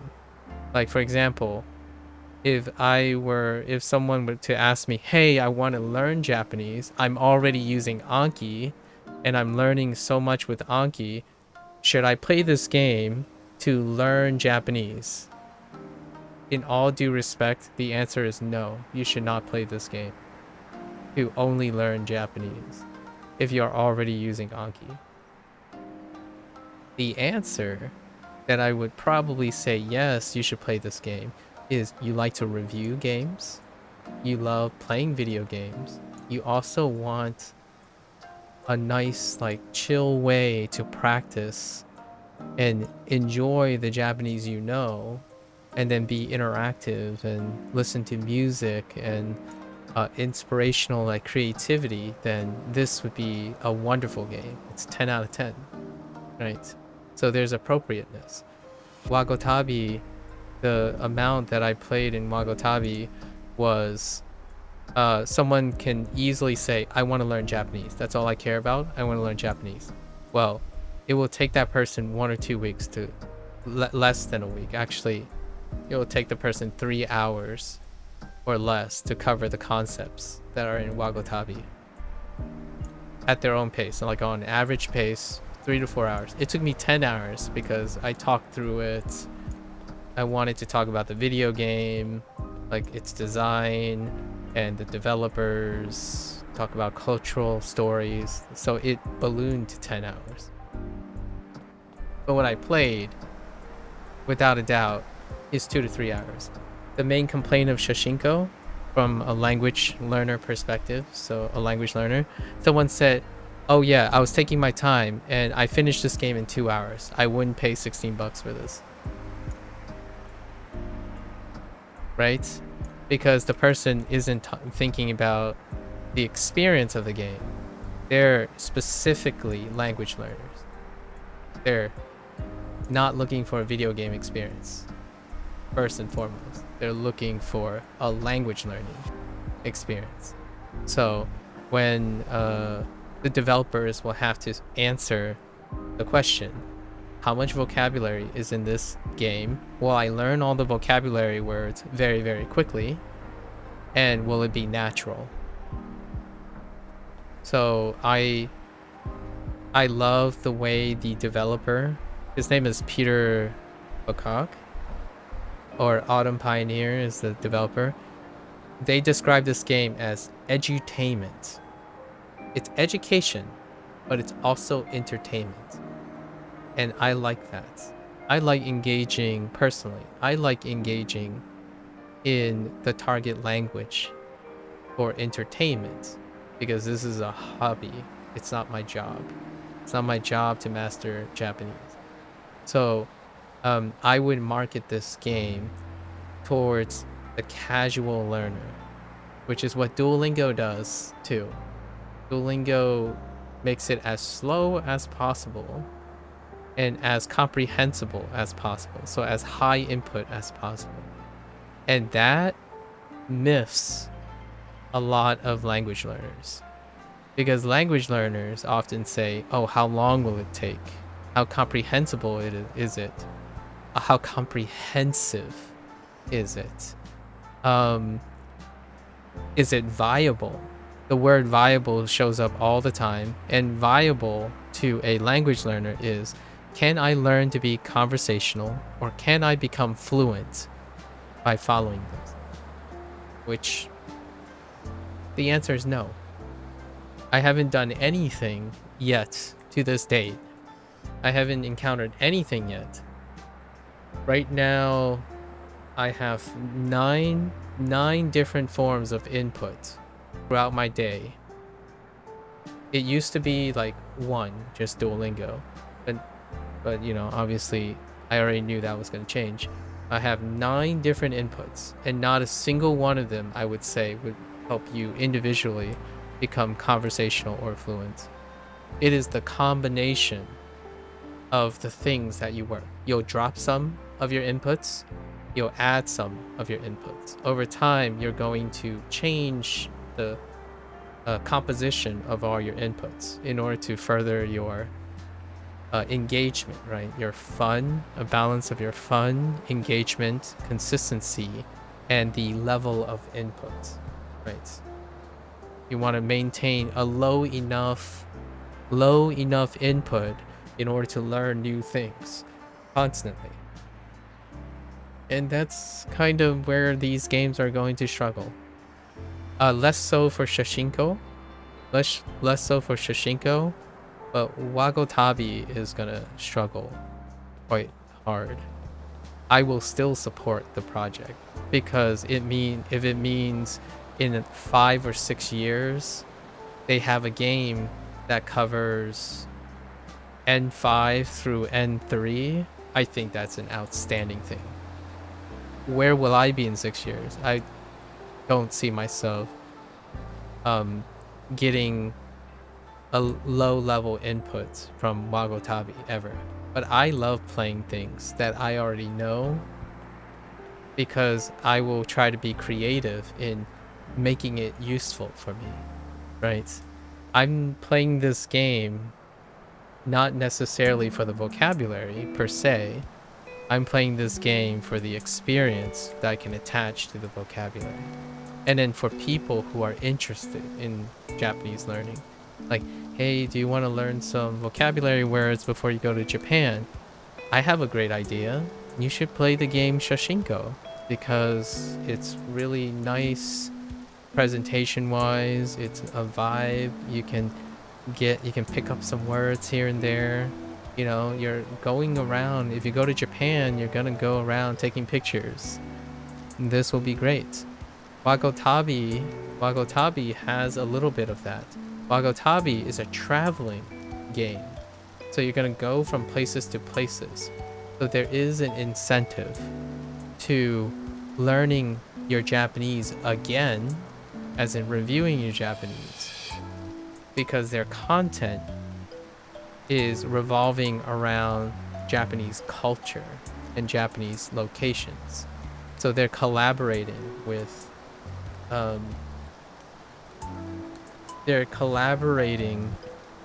Japanese prefectures. The first prefecture is the Kagawa prefecture, and they're introducing Japanese culture through the game.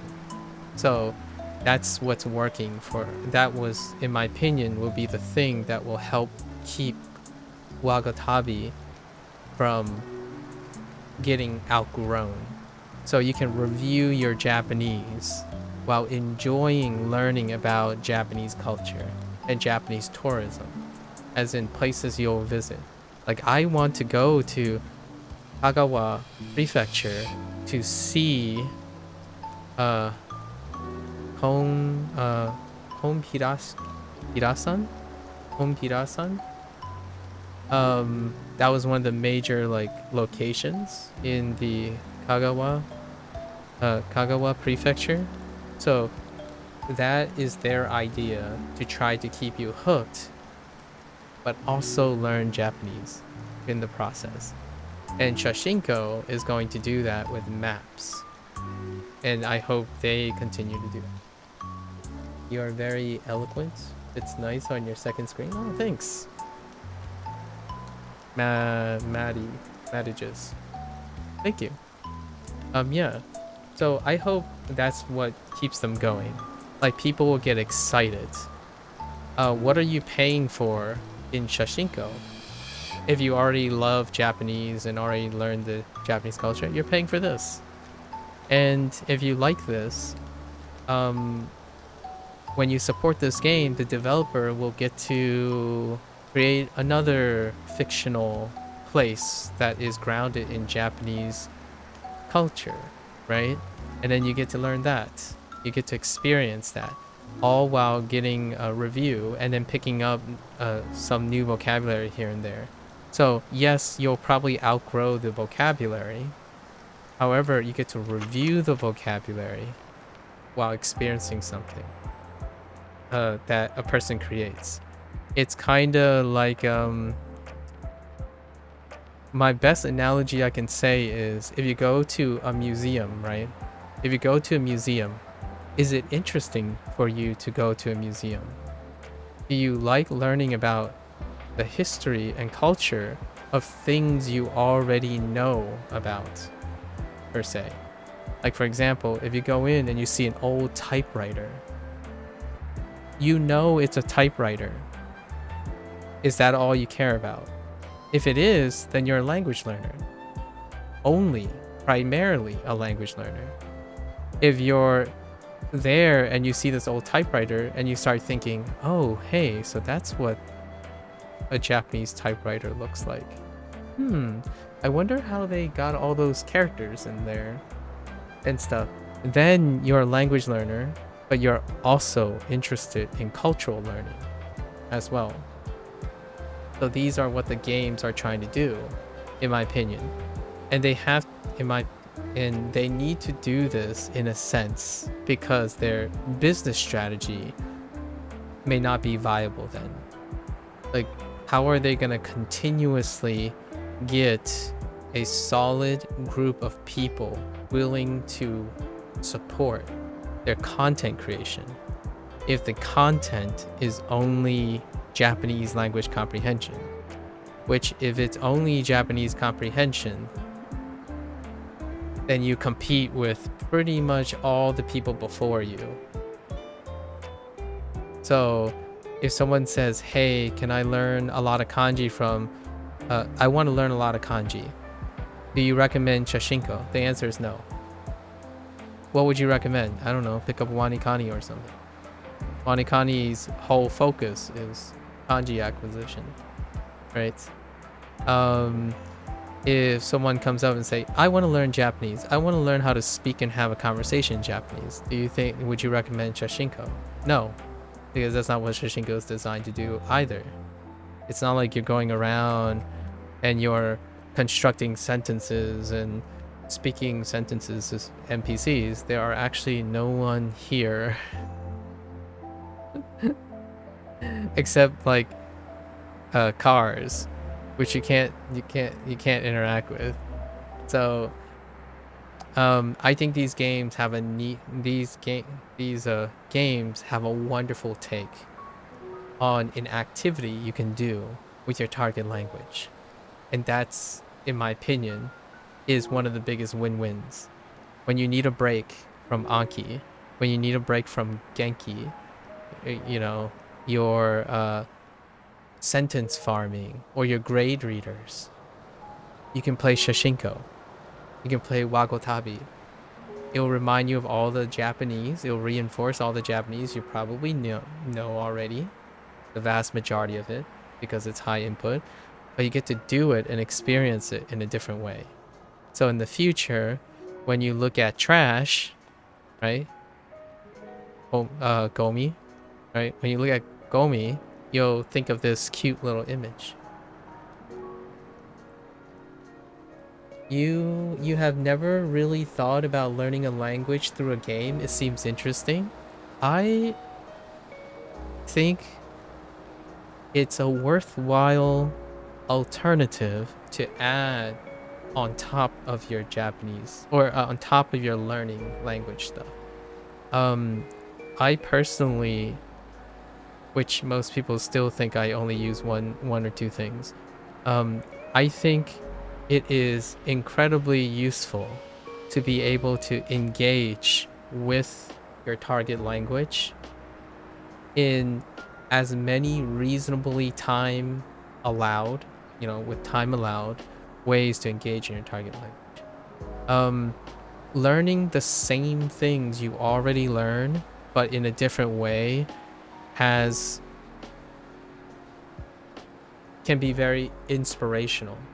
So what I mean by that is, yes, you could know all the vocabulary in this game. Like literally, it's 145 things, right? If you made this into an Anki deck, you can get all 145 words.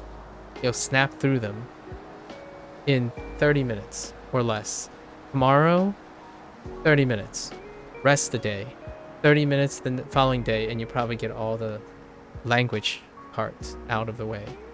But the thing is, what you can do with a game like this is in the future, when you're like, oh yeah, I'm stuck in the, like, my Anki card, I keep forgetting this one Anki card. What's another way to remember this? This is what I mean by experiencing other things. You'll become, in my opinion, the learning process will become more dynamic, as in you can adapt to it. So in the future, you don't need a game like Shashingo to provide context. If you have a new vocabulary, you'll just draw up something. Like, oh yeah, I remember this game, Shashingo. You know what? I can't remember these 10 words. Maybe I'm just gonna go online and look around and see picture examples of these words, and I'm just gonna slam them into my Anki flashcard, right? And that inspiration comes from experimenting input, the method of the input, not the input itself, the context itself. So oftentimes when someone says like, oh yeah, Duolingo doesn't do anything, it doesn't provide context, that you're right. And there's no way around it. Duolingo has quote unquote dead sentence construction. Does it mean that when I read Duolingo's sentences, am I drawing a blank? Like, am I reading that sentence contextless? For me, the answer is no. I provide the context, right? I don't need a tool to provide the context. Where do I get these inspirations though? From playing video games, from reading books, from watching TV, things that help me contextualize anything I learn, which is actually the main reason why it is effective. I think so. In terms of like the whole immersion and stuff, because you're picking up methods, in my opinion. You're picking up different ways of encoding basically the same information, right? The Japanese language itself isn't necessarily going anywhere rapidly. However, your way of interpreting and recalling those things can increase dramatically from a little experimentation. Obviously, you still have your cores. So when people talk about language learning, you have your core resources, and then you have your supplemental resources, right? And oftentimes, when I think about video games and like Duolingo and maybe other apps, they end up being pushed as supplements, and I agree with that. That's kind of It's kind of the way you outgrow certain things, but you keep them as a way to engage in your language differently. So right now I juggle 9 inputs, and I have 2 core inputs, and actually one of them is still Duolingo. The other 7 I engage like every other day, maybe sometimes, maybe some days, and they're providing a different form of method for the input. Ray readers, right? Ray readers, blogs, podcasts, anime, YouTube comment reading. YouTube comment reading is something I'm experimenting with. And just so you know, if you like Japanese content and you like watching Japanese videos, most of the comments are going to be in Japanese. And YouTube comment section has Google Translate baked in. So the thing I'm experimenting with that I'm still working around to see how well it works for me is I like watching music videos, Japanese music videos. And while I'm listening to the Japanese music, sometimes I go read the comments to like establish how to write comments, right? And you can actually go to any Japanese comment, and the translate button is right there on the comment. Now, yes, they can make mistakes. Google Translate can make mistakes and all that. But the idea is, can you interpret the comment? You're going to pick up a few words here. It's like, okay, so I'm going to guess I see like 6 words here, 7 words here. They might be talking about how this music make them feel really happy. And then you hit translate and you see and try to process the bigger picture. What is the comment generally saying? And then eventually you'll start picking up small pieces and matching them together. And that's another way of learning. That's how I learned.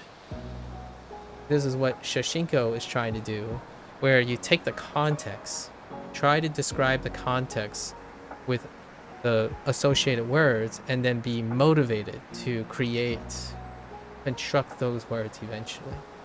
So when I was learning Fujonese, that's how I learned Fujonese. My parents would take me to a Chinese buffet, and I'm like, buffet? You eat a lot? How do you say that? Right? And that kind of thing. And I think all of these things are incredibly... You can use these if you want. If you want. Most of the time, when you have enough that works, you don't really need to do any more than that. And I think language learners figure that out for themselves very early. They find 2 or 3 things that work and they stick to them, which is great. That's consistent.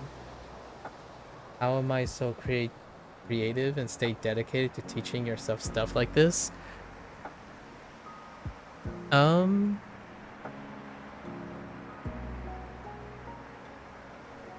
gotta have fun. I don't know. I think the answer, the short answer, and the hard answer or confusing answer is, if you can figure out what makes things engaging for you, I don't think anything can stand in the way of your creativity. So for me, I could sit here and talk about this all day and stare at this blank screen, but I want other people to inspire themselves and others to do the same. I think staying creative and staying dedicated to learning teaching yourself new stuff is often also asking yourself how much time you have, right? Not everyone has all the time, right? So I have to keep this in mind. I have to be very careful. It sounds really cool and romantic, but people who are unable to be creative and stay dedicated to teaching themselves is because there's a lot of things going on in their lives, right? They have families, they have to work, their jobs, and whatnot. So that stuff has to come first. And then what little free time, or maybe a lot of free time, depending on who you are, what free time you have, I personally choose to be creative and dedicate to teaching myself stuff because there's always a chance that I can use those things to make the things I have to do faster, more efficient, less grueling. Other people also choose what free time they have to rest, participate in things that doesn't deal with learning because it's very comfortable. It's very they want to rest up. So, in my opinion, the answer possibly that differentiates between working and what you do with your free time is I enjoy spending my free time doing this. And it comes with a big asterisk. I have a lot of time on my hand now. When I started, as you know, when I was born, I had zero free time. Zero free time whatsoever. Or I made myself have zero free time. As in, I worked until I burned out. Continuously. Just worked continuously almost through all of my first 32 years of life. I want to say 31 years. There might have been 3 instances in my first 32 years of life when I wasn't working. In fact, sometime during those 3 instances, they were technically vacations, but I was still working during those times. So it is not without life experience that got me to a point where I'm allowed enough free time. And even then, this isn't going to last forever, right? I'm spending my free time the way I find most enjoyable. And I think to stay creative and to stay dedicated to something in general is that you find what you can and liberate however much free time you are able to have and use it in the best way that suits you.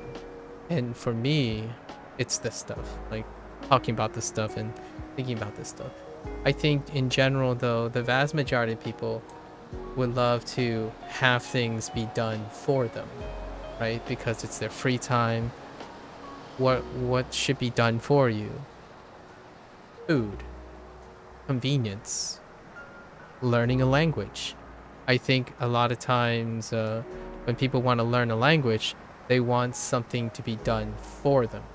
So when they're looking for viable tools that take out all the stuff that they have to do every day, like planning, scheduling, or planning in the sense of like planning the coursework, right? Then scheduling the coursework, like when you're going to do it, how long you're going to do it, collecting all the information and whatnot. Those are the things that you want to have convenient because you don't want to do those things, right? A lot of people don't want to do those things. They do them at their jobs and the things they have to do. So why do those things? For me, I want to do those things because I like to do those things. This is a pure coincidence. I like doing those things because I know that there's a chance that if I spend my free time enjoying learning Japanese like this, I can also be learning about how language learners interact with video games. And then on top of that, I can speak English and Japanese at the same time while playing a video game. And on top of that, as I'm recording these video games, especially for language learning video games, there's a small audience and there are other developers who are interested in this. So I don't have to be like a big deal or someone who I can be impactful in a way that I'm naturally already engaged in. so I can reach out to maybe one person or a single developer maybe interested in collaborating or things like that. So I'm maximizing the opportunities while I'm going about it. And the more Japanese I learn, the more I'm going to interact with other things that I'm unable to interact with right now. Like, I can't interact with a visual novel game, for example, and so on. So all the things that I enjoy in my free time, being creative allows you to link all those things up. So, for example, what I'm saying right now about learning, creativity, uh, like memory aid and stuff, that comes from science. So my earlier career, none of this is learned during learning Japanese, like how SRS works. How SRS works. I didn't even know it was called SRS, by the way. Now we have fancy, in my opinion, there's so many fancy names since I've started learning language. SRS is basic formal studying in college. That's what I call it. It was just flashcards, space out your time, repetition, microdosing, right? Microdosing is another jargon. Input, comprehensible input. I got used to that. Output. There, effector factors. There's so many jargon, but I didn't learn it from the process of language learning. I actually learned it from the process of learning science, from the process of learning biology. It's so much more developed now, though, at least in the language learning thing. So all this stuff is making sure that everything I've done before is valuable. So my college education was quote unquote not a waste of time, for example, which a lot of people, when they go to college for something and then they decide not to pursue a career in the thing that they learned at college, immediately they would probably say they wasted their time, right? Like, oh yeah, I didn't use this knowledge. And well, what did you extract from it? Did you extract anything? Well, oftentimes there are lots of principles like learning that can be transferred, and that's kind of being creative about it. I'm not in science anymore. How can I make science a part of my life still so that I don't forget it? Well, I talk about science from here. I could talk about science if I learn enough Japanese. Maybe one day I will. I'll try to talk about science in Japanese. That's a great way to integrate. So yeah, you can definitely learn something from video games in Japanese about Japanese learning. Maybe not the way that you're thinking at the moment. There's always a creative way to do so, at least in my opinion. That's what I love about learning a new language at this point. I think learning a new language means that eventually you have to think about it. Think about it in that language. Now imagine, all I can imagine now is I sit here and I'm thinking, what do I use English for, right? What are all the things I've learned in I'm 37 years old, by the way. What have I learned in my 37 years of life in a different language that I already have, which is Fujianese and English? If I do anything in English and Fujianese, I could possibly also do them in Japanese.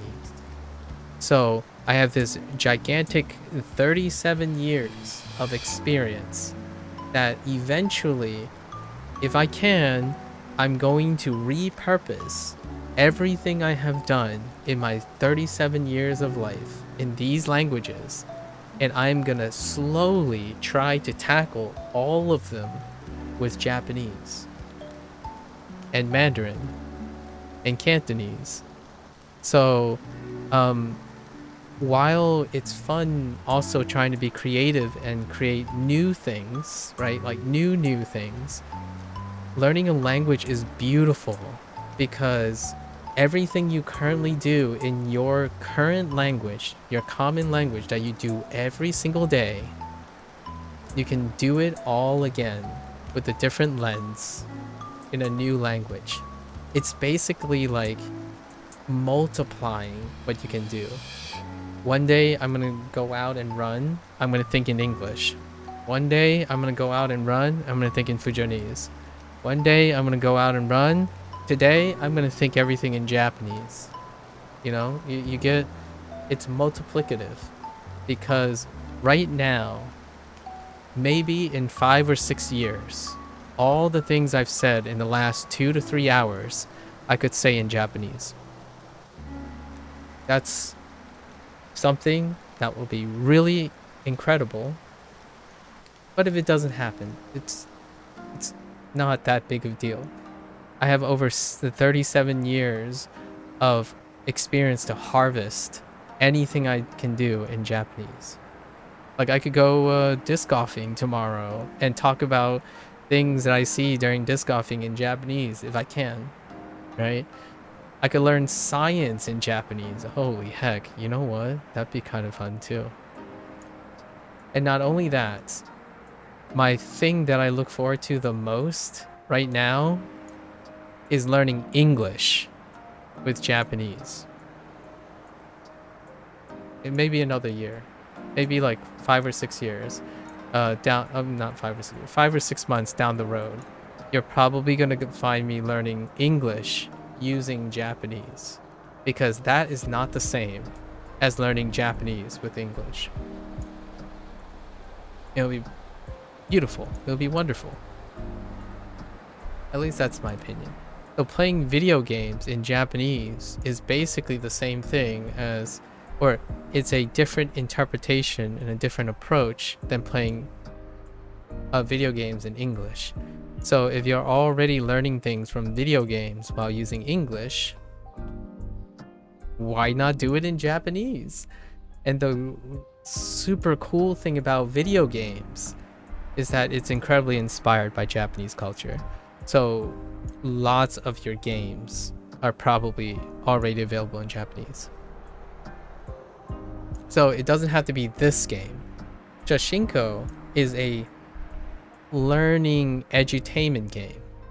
Any video game from a Japanese maker is digitally available in Japanese. So you can start anywhere you want. I used to play video games and I couldn't understand anything in the video game. I was a kid who was 7 years old and I was playing a Koei Tecmo strategy game about Genghis Khan's period in dynastic China. I had no idea what was going on and I trialed my error into beating the game. It's one of those like paradox games, like 4X games, and I was 7 years old and I have no idea how to win. So it's just me saying, okay, so if this number goes up, it's good. If this number goes down, it's bad. I want this number to be big. I tried using this unit multiple times, but this unit, it's like some horse riding. It looks like a horse rider. This unit can't do certain things, right? So at the age of 7, I've already started learning tactical strategy games. And the tactician games, I learned about Kublai Khan and Genghis Khan. And on the Japanese side, it was Minamoto, right? I think it was Minamoto. So, and then it wasn't even in, it didn't even have anything on the Western side because it predates a lot of the Western countries, right? So then it led into like Age of Empires. Then you learn about like William Wallace. I always throw back to William Wallace or Joan d'Arc, right? Joan d'Arc and so on. And I would know nothing about them at all. I wouldn't even know how to win the game. Like, what does deployment mean to a 7-year-old? And that's kind of the thing about Shashingo. You're basically a kid again, right?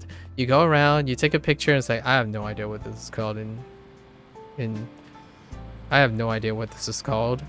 I still have no idea what this is called, but I can tell you now where I am. If I saw the characters and I heard the word, I'll know what this is. Like my current comprehension, I don't actually know what this is. Like I can't output it. However, if they show me the text and they say the word, I'll tell you if it's this. That's what kids were doing. That's the input side of things. You're only inputting, right? So these games are fantastic in my opinion in that way. Video games are fantastic in the way that you will always have, in my opinion, you will always have your common language. However, you can make slow strides towards your target language. So this is obviously a parking admissions thing. So I'm looking for some of the Japanese words for maybe something related to a car, an automatic teller. I'm pretty sure the kanji will have something that kind of looks like a machine. So key, it's got to be in there somewhere. Key is probably at the end. It's a really complicated, lots of strokes, but if I see it, I can tell you what it is. So that's kind of how you learn with these. You're not learning to like say, oh, what's the right answer? But you kind of feel out the right answer. It's a different perspective than reading a textbook, right? A textbook will tell you what it is. That's fine. Let's do both if you can, if you have time, right? Anyways, thanks for listening, guys. Thanks for listening. I always appreciate these comments and discussions. Alright. Let's try Oteru. You being okay. Wait.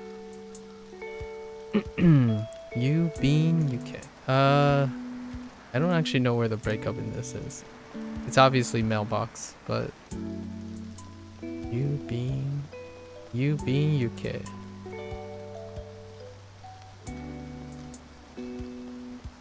I'll go with that.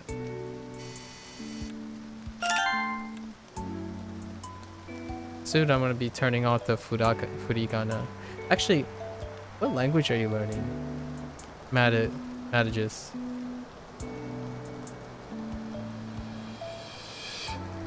Oshirase.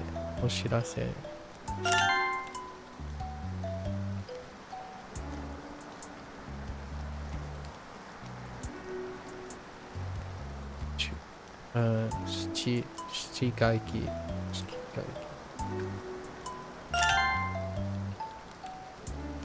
Asa.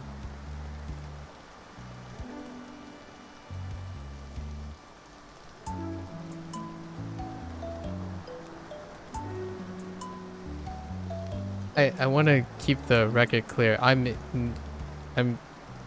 usually always this enthusiastic when I'm streaming. I wouldn't be streaming if I can't be enthusiastic.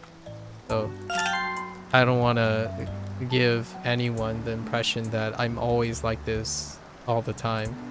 I stream when I'm enthusiastic, so I stream things that I'm enthusiastic about.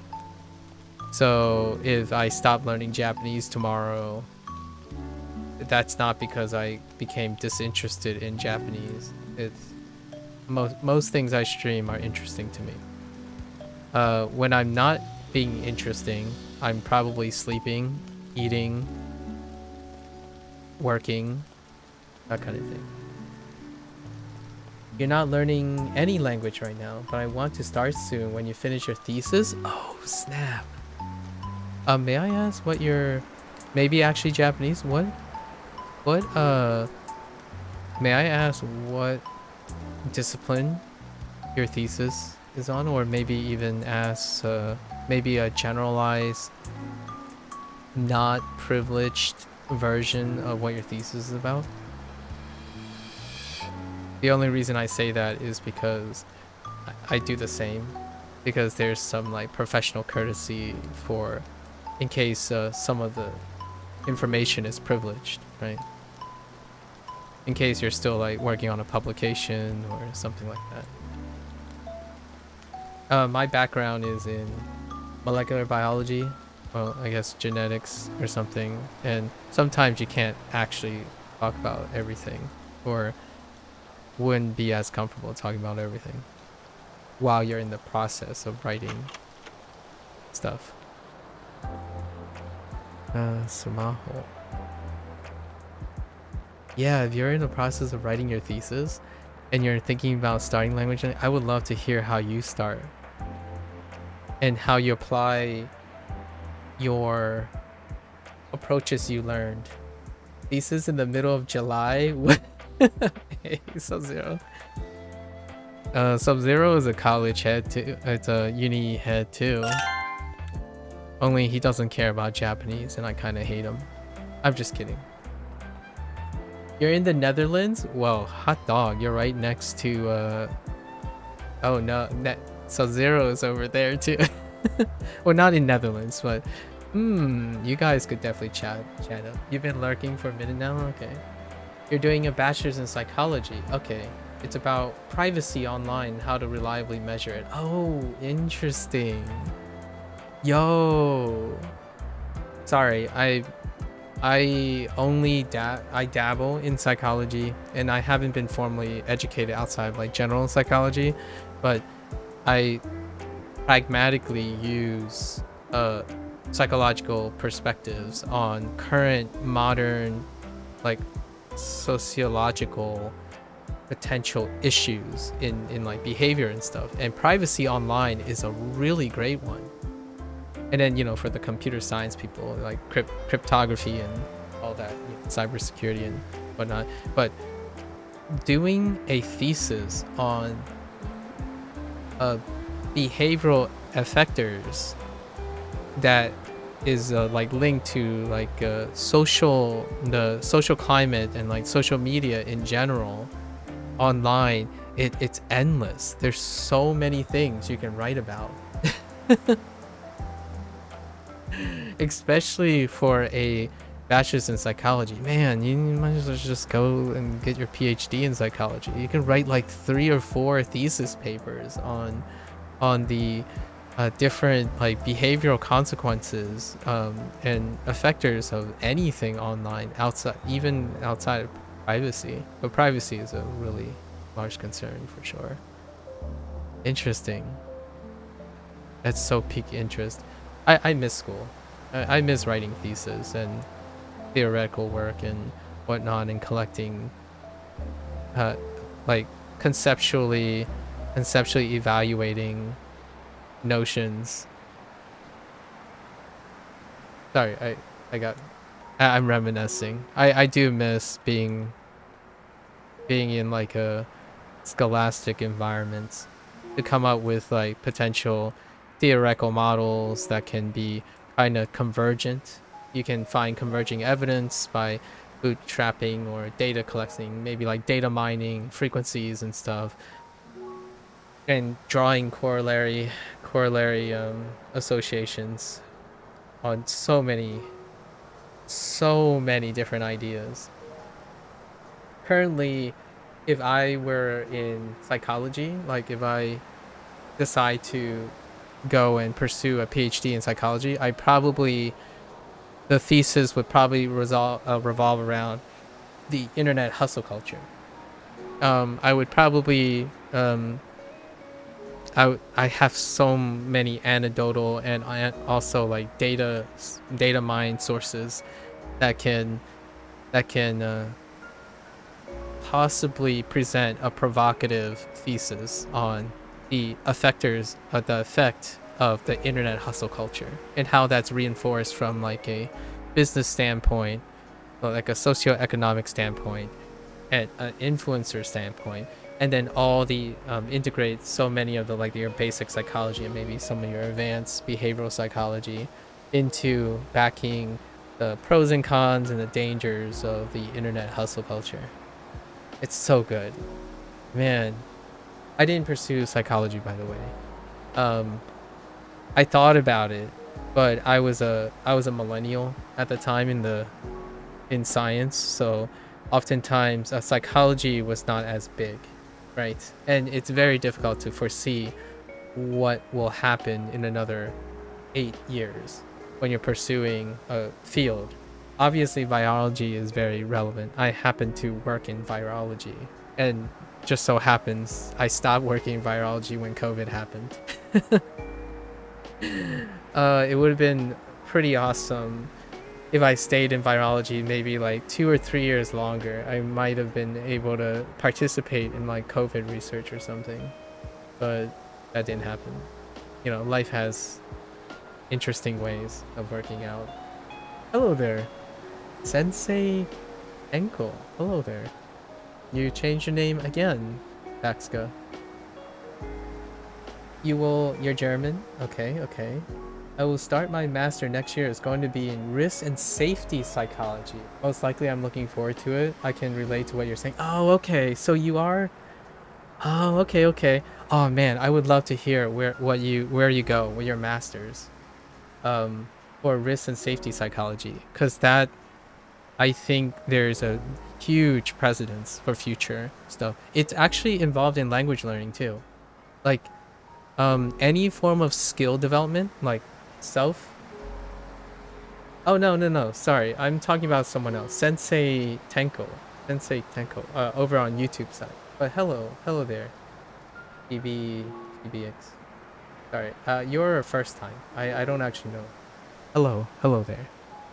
MAKU would probably do a study on the thought process behind people hating on Duolingo. I mean that it would be a bigger, broader thing, and Duolingo would be a case study.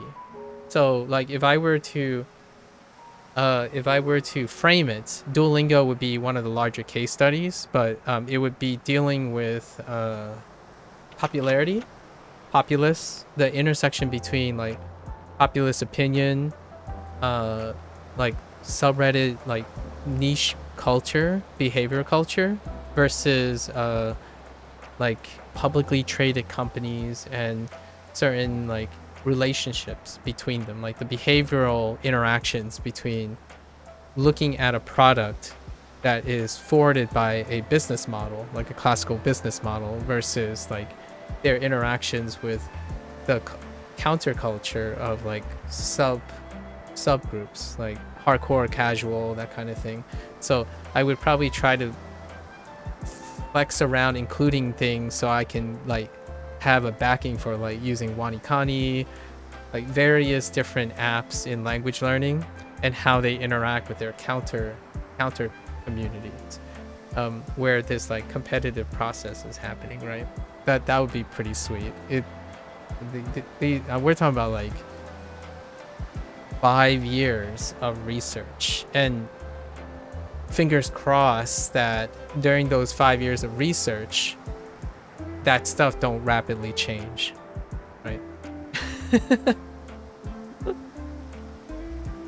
Oh man, being in just thinking, being like, how should I say this? Being tasked to explain things the best of your ability and being paid to do that, I miss those days. I really do miss those days. Like solving problems or coming up with like correlations, and then weighing evidence and not evidence. That stuff is so good. Language learning is kind of like that, actually. So if you're gonna learn a new language, you could actually evaluate the risk and safety psychology behind language learning in terms of in the context of social media, because I can tell you now, in my opinion, anecdotally speaking, the internet hustle culture, lots of risk and safety psychology applies to the sustainability and market, like the market structure and the industry that is language learning at this point. And Duolingo actually serves as an incredible case study on how business interfaces with language learning and how that is either promoting or creating psychological barriers or potential risks and safety concerns with the welfare of language learners and their relationship with learning in general, right? It's pretty, sorry, I'm getting like way off course, but holy heck, it's such a full-blown, I want people to write these papers. I want someone to tell me, spend like months finding all the evidence, and I want to read those papers. Like I actually legitimately want someone to do that. I have ideas, but I certainly do not have the resources to do them. So it would be so cool for people who do have the resources, like the accessibility and the technical learned skills to answer these questions, because I truly believe there's something there, at least in my opinion, worth pursuing. I feel like I'm writing a grant right now. Like a research grant, like, hey, how do I make this a provocative so I can get like 3 years of funding on my project in order to create an industry standard paper that might inform multi-billion-dollar corporations on how do they accurately apply safety measures for, you know, risk and safety of people who use your product, and also still form a productive and profitable business model, right, for the future, right? That is very profitable. It might be worth funding as well. Or it could be like an in-house thing. Like you could be contracted to work for like a, say, Duolingo or something as a residential R&D or advisory specialist who guides this and data mines these things anyways. You know, career jobs. I don't work professionally anymore, so all this stuff is like, you just shelve it. You write these things down, these ideas, and you shelve it somewhere. And maybe one day, who knows, I might be interested in applying to a position in an advisory role, and I'll just give, you know, I'll just give the ideas a go. How much of academia is actually about gaining knowledge and how much is it about making money? I'm unsure if I should fully commit to research in your future. Man, I don't know. I mean, you're in Germany, so I have no idea. I can tell you anecdotally that it is so difficult from a human perspective, from a human experience perspective. When you like something about, I don't know, academia in general, there will always be that like human condition to dislike or be avoidant of the thing you don't like. And obviously pursuing a career in academia means to be inclusive, right? And being inclusive means not only is it not just about gaining knowledge or making money, is also gaining knowledge about making money and making money to gain knowledge. So inherently you will have to come to terms, regardless of what the disposition is, like is it more about making money, is it less about gaining knowledge, or etc. They're one and the same. If you cannot sustainably marry the idea that you will ultimately commit to something that requires both and they're entangled, it can be a lifelong point of stress. And many of my colleagues and maybe myself, they either decide, well, the life is not for me, or they decide to balance it out with their extracurriculars. So you still, yeah, that's why when I said sometimes you need to have you're gaining knowledge about making money, and you're gaining knowledge about how to manage money. And then when you manage money and make money, you are also enabling yourself to gain knowledge. So they're one and the same. It can't be, they're inseparable. And that's kind of the way I approach when evaluating video games or anything really. The knowledge is that they are together. Excluding them is too idealistic. It's not realistic. It's very optimistic as well to expect that you won't have to juggle these things, right? And that's kind of one of the, and that's something that I can say that will probably be relevant regardless of which country we come from or which educational system. As an academic, ultimately the goal is to be competent enough in the things that make the career sustainable. So as an academic, you will, regardless what percentage, you will need to acquire that knowledge anyway and be practiced in it. And that includes making money. You were more asking about how much does funding matter? It matters a lot. It will matter as much as you want to gain knowledge. And then as much as you want to make money, gaining knowledge matters too. Do you have to chase the hype to have means to do your job?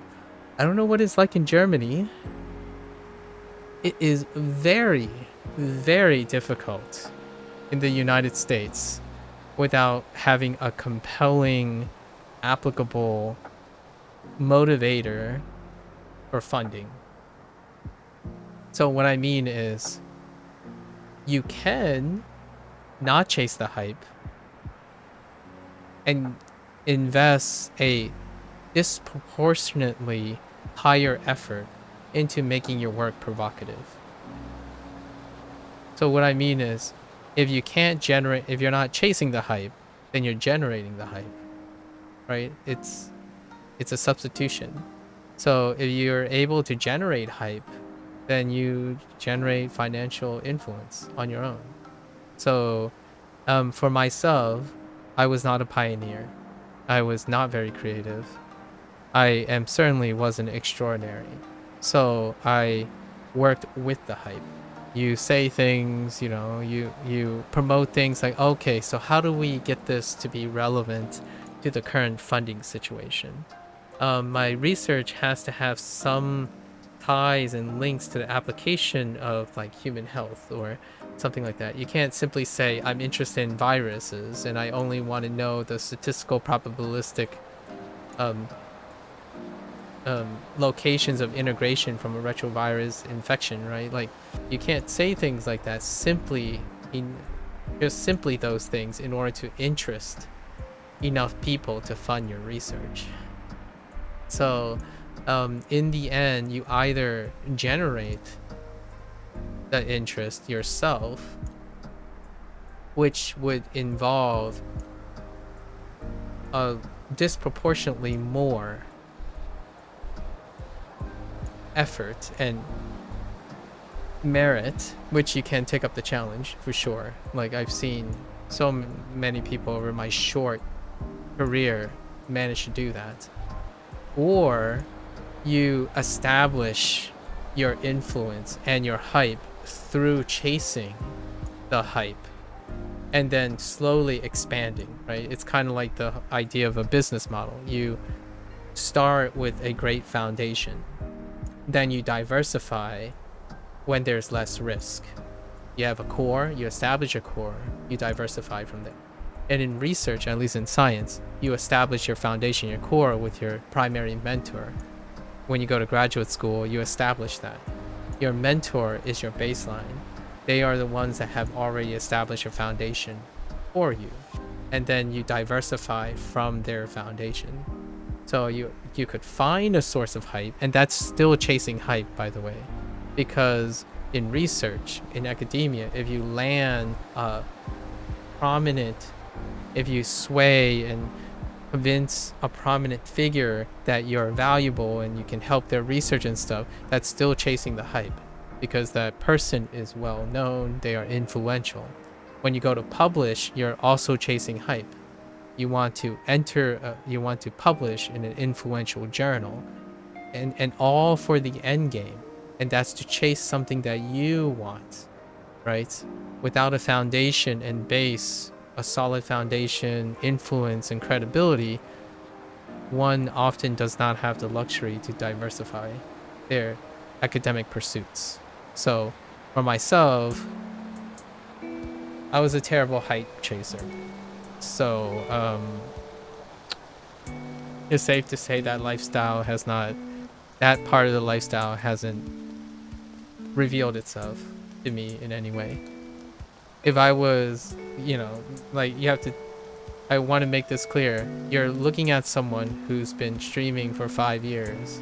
If you're asking them, should you chase the hype, right?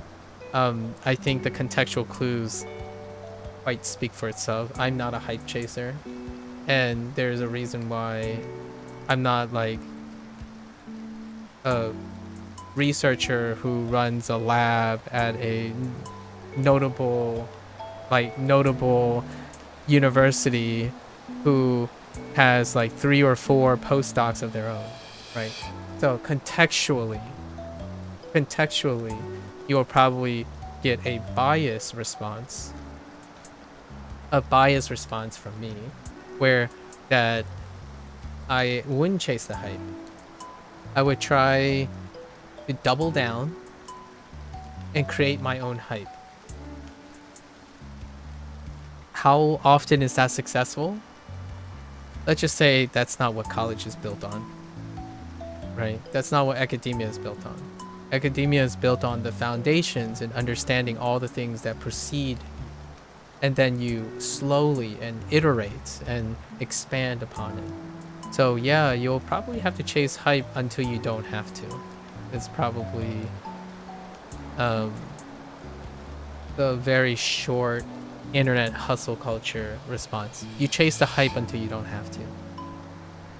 You chase the hype until you have the resources to diversify and stand on your own. I think that would be the most reasonable hot take about academics. For example, I have the opportunity to go into AI safety. If I go in that direction, don't know if that's a good idea.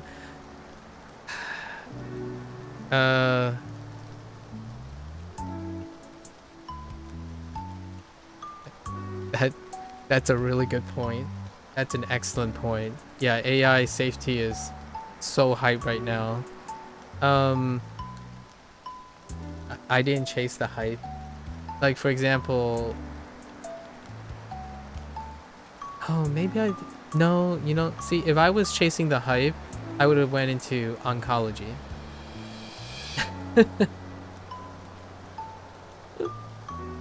However, one of the biggest fields now, in my opinion, is mental health, right? Mental wellness. If you were talking about like something that interests me, and at the same time, if I didn't chase the hype, right? Or like I was trying to pave my own road. AI safety, yeah, that's a good one. That's definitely, I have, since I'm not educated in that, I only know like the technological, like some cursory knowledge. It's definitely a gamble. AI safety is transient. However, I think it's going to be relevant. So regardless, it's not like AI is going to disappear, right? At least that's in my opinion. So I chased after something that wasn't going to disappear. It may not have staying power, but I think ultimately when you think of a career, you're thinking about how long it stays relevant. And I honestly think that AI has, non-professionally, AI has staying power for a career, and eventually careers pivot. So AI safety can end up being something else, right? AI will lead to something else. So it's a staying power in the sense that, like for example, I chase virology, but virology, the thing that I study, may not be relevant in the future, but virology itself is relevant, right? Because long story short, viruses are co-evolving elements. As long as they're human beings, there are probably going to be viruses. So that kind of thing ensures that. So you have to ask yourself, how confident or how much converging evidence. I obviously don't have this information. How much converging evidence do you have that AI will remain integral or integrated in some way for the future of the life cycle of stuff? And I would say AI has been around for over 30 years or plus. So it's not like this new resurgence is due to its slightly more mainstream appeal, the accessibility. But AI has been around for quite some time. It predated me, even before I hit like graduate school. We still used machine learning. They were just at their infancy, right? So, does it have staying power? Well, historically, AI has staying power. Machine learning, computational, like throughput and high data analyses, that stuff. If not at the mainstream level, it has places in the specialized level ever since even before I was competent enough to understand how high throughput data analyses worked. They already existed well before that. So I would say if there's anything, if you had a realistic application of something to study that is relevant, AI is relevant. It was relevant before AI was a buzzword. So if that interests you, I think non-professionally, that's an area to pursue for sure. It's a really good area too, because AI safety, what is ballooning and trending right now is grief counseling and specialized advisory roles and maintaining almost nearly like higher executive function roles are being used. AI is being used for those roles, and they're showing some weird early, well, not weird, but some expected efficacy. And I think AI safety that would fall under AI safety. Like some of the stories about grief counseling, right? Or offering medical, like standard preventional medical checkups and stuff and questionnaires and whatnot, that has AI safety written all over it, and how you would evaluate and how would you monitor and standardize what is the minimum requirement for these AI tools to provide consistent feedback and or potential bridge to helping people, right? Like there was an interesting story about grief where people are using AI tools like large language models to handle grief by surrogately interacting with a language model that reflected all the inputs. So these AI models were trained on the information from the person about the recently deceased, and then use that as a form of grief counseling. But what are the risk factors? Does it create mental dependency, right? What are the long-term consequences? Can there be like separation anxiety problems, or how detrimental is AI when hallucination happen? And that it's like a Black Mirror episode. Yeah, it's basically Black Mirror. When I was reading the article, there are so many things about Black Mirror. Like one of the Black Mirror episodes where like the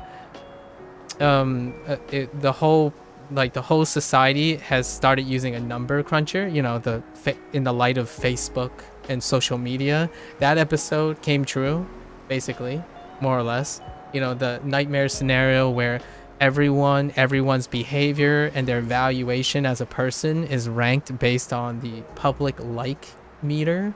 Dude, Black Mirror is such an amazing show.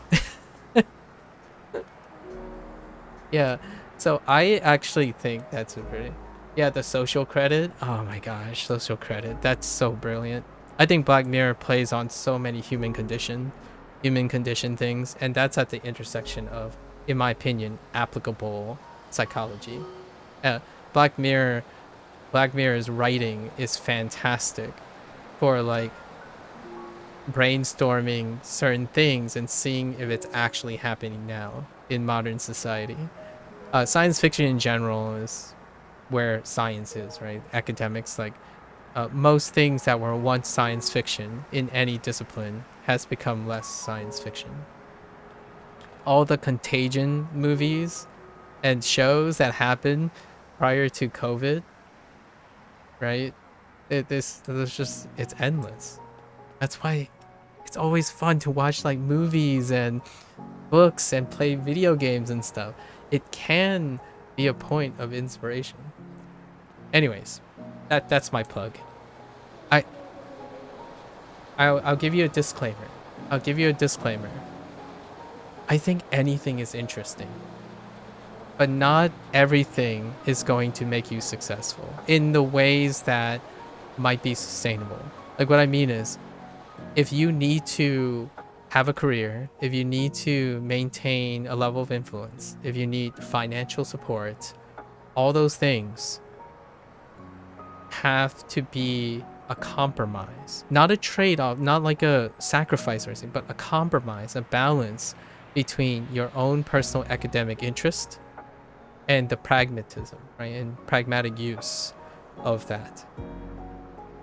I currently do not do anything that requires a pragmatic use, so anything you say, it will probably sound very encouraging.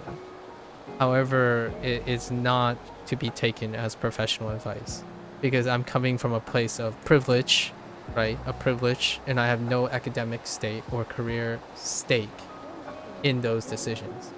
You did not pay me to do anything. I'm not paid to do it. So most of the time, I will probably be as encouraging as possible. So any type of take and stuff, I'll probably be as creative as I can to think about what's interesting about those things. Do they lead to a successful like career pursuit?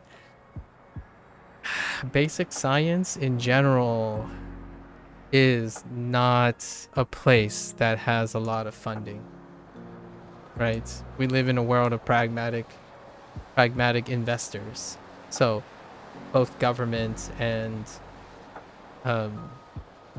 private sources. So yeah, you may want to considering AI would be a very pragmatic choice for sure. The one where they clone guys' brains and then they torture them for 500 years was pretty wild. Oh yeah, dude, they cloned the guys. What about the ones where, here's one about AI, the episode where you had, wait, is that the same one? What about the one where you uploaded someone's likeness and then the time passage where you can like manipulate the time passage digitally of the simulated person versus the actual biological person? That is pretty wild too. And that, I think that's the one episode, right? Are you talking about that episode where like they just fast forward they just fast forward the time, the storage of the person's like likeness and memory encoded, so like they're living in accelerated time. They can like manipulate the person's time as much as they want, but it wouldn't be the chronological time that, you know, the actual chronological time of the person who's in charge, right? Like the whole idea of like, if you uploaded yourself into a digital like a digital world, right, that digital world can be manipulated from the outside. So yeah, it blends a lot. There's a lot of blending, but these concepts are incredibly interesting. Also Star Trek did that. I think Star Trek 2 to 30 years before Star Trek, basically. The one with the museum made you feel lightheaded, with all the like items and stuff. I think that was like season 4. Are you talking about the ones with all the artifacts? Maybe season 4. I need to rewatch Black Mirror. There's just so much in it. All right, we're gonna get back.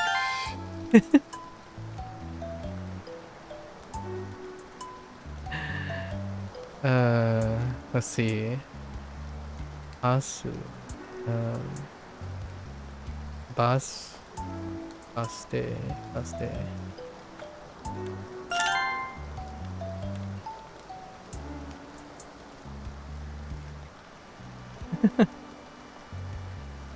Man. There was something about scary. Oh, the scary. Wait.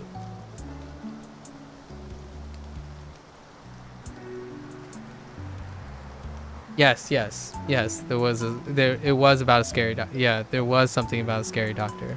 Yes. Dorio. Okay. This is Doro. Doro. Do. Hyo. Hyoshiki. Dorio Hyoshiki. What's this thing?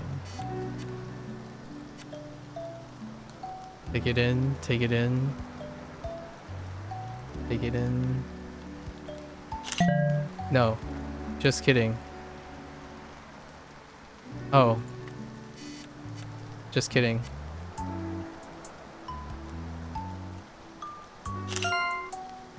I'm trying to remember the characters. I'm gonna rewatch Black Mirror, honestly.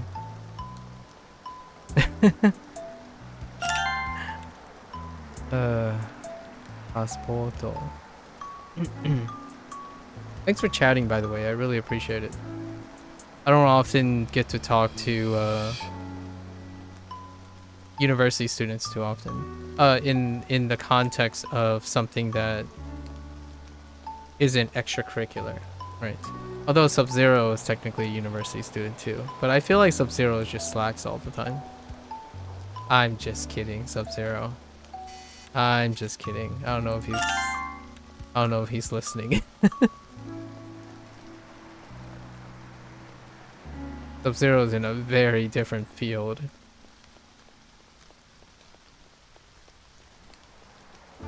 I met quite a lot of before I started learning Japanese, I met a lot of other different types of people because I played video games, and I largely talk about learning through video games ever since. But since I started learning Japanese,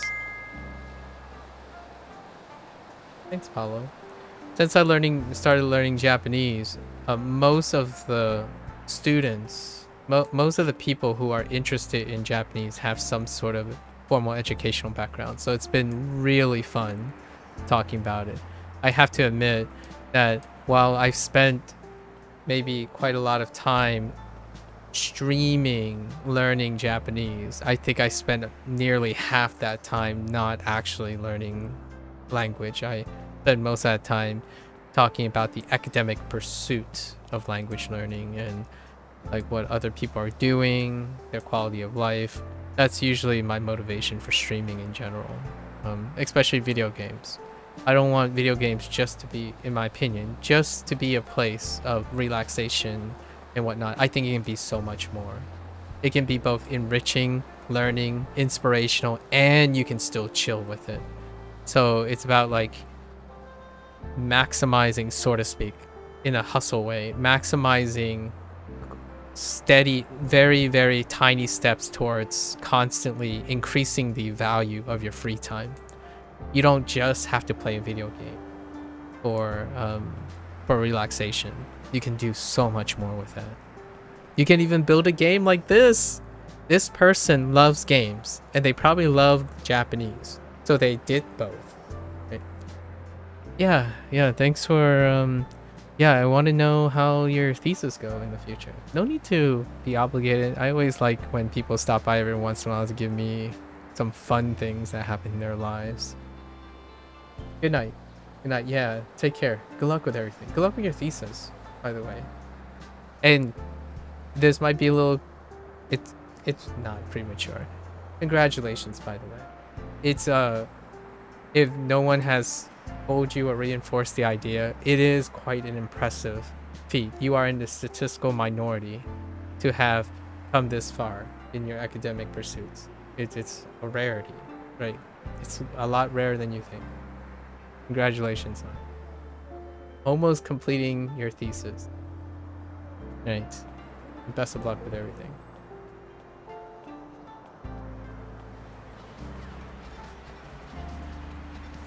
Let's see. Okay.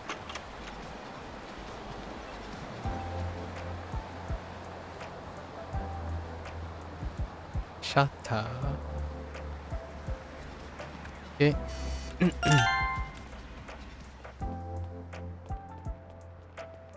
Eiburu.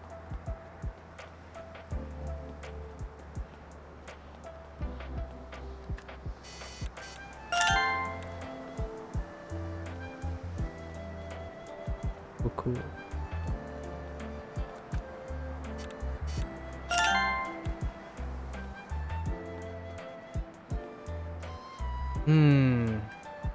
There's really not a lot of things in Daizoko that I could rely on, huh?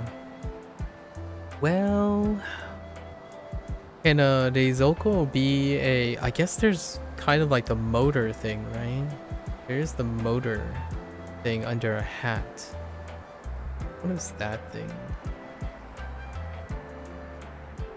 I mean, that kind of looks like a refrigerator.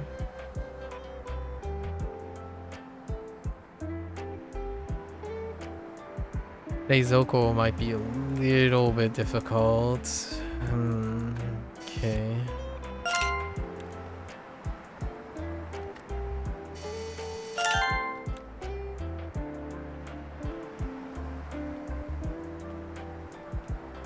Gomibako.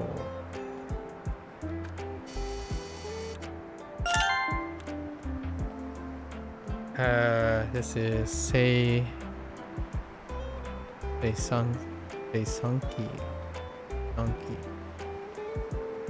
So we can remember the sei. The sei is... Thanks, Canopy. Canapa? And I really need to increase the text size. I can't read that. Okay, Seisanki. I think we gotta Seisanki down. I can remember that. That's fine. This is... There's car in the middle. Chew.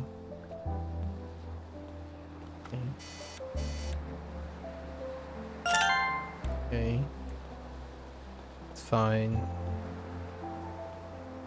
We really gotta get one repetition of just without Furigana for today.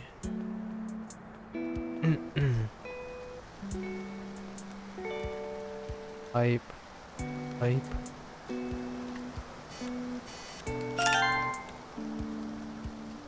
What's this map? Chizu.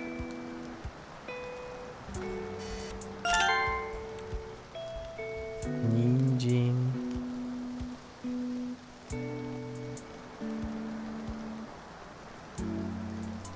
I think I'm almost comfortable enough without Furigana now.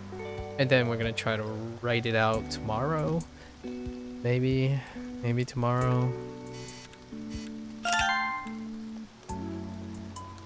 Joro.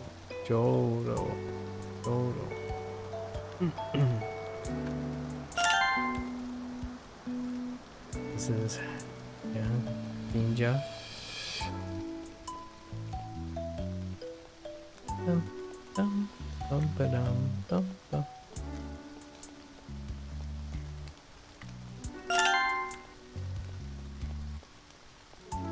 This has hand with the thing. Unbind. So it still has bond. It's shared with bulletin board. Bond. Kanban. Yeah, I can remember that. Something with water. Shoyu. Ooh, shoyu is... That's a thick boy. That's a scrunched boy.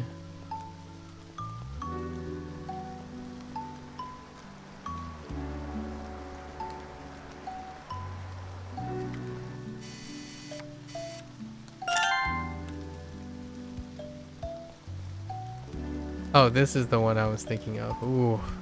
Oh, it shares. Oh, okay. The dole. The dole is shared between. The dole is shared between crossing and the street sign. Interesting. And then the O is shared between one other thing. Oh, I think it might actually be shared with. Okay, okay. I have to. Okay, it's fine. The more associations I can find.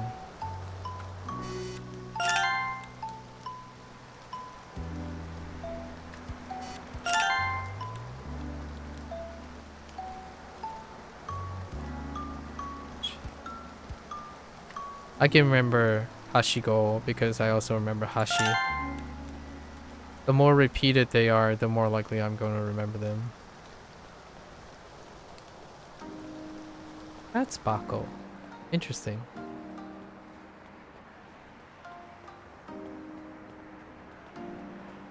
Danboru Bako. Danboru. Danboru Bako. Okay. Yeah, I imagine maybe a day or two. We're probably gonna be able to extract most of the kanji. If not, we don't really need to successfully extract the kanji because in the long run, it will eventually come up in Duolingo as well. Probably, very likely. And it will probably come up in the future as well, right? Of anything else I do. So no really sense of hurry. We're just providing our motivations in other ways. Never a sense of urgency. Getting too caught up. You want to have like some sort of output and input measure, but in the long run, in the grand scheme of things, any little thing counts, right? Gaito.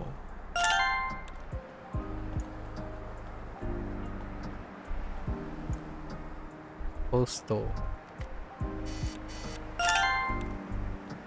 Shiro.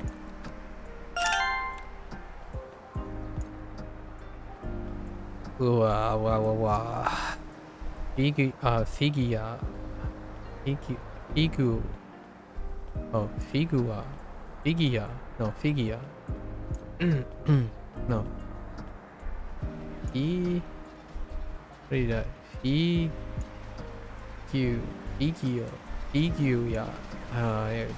I really need to hear the sample again. It's fine. We know what it is. Katakana. No pressure. Chill vibes.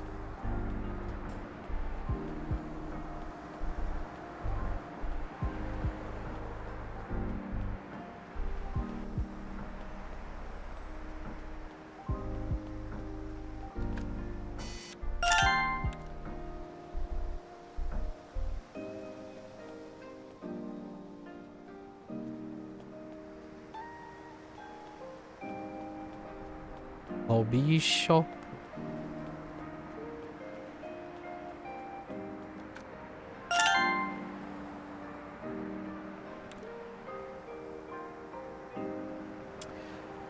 This left kanji came up in another word too. Oh, maybe it has something to do with... Huh. Shokubutsu. Butsu.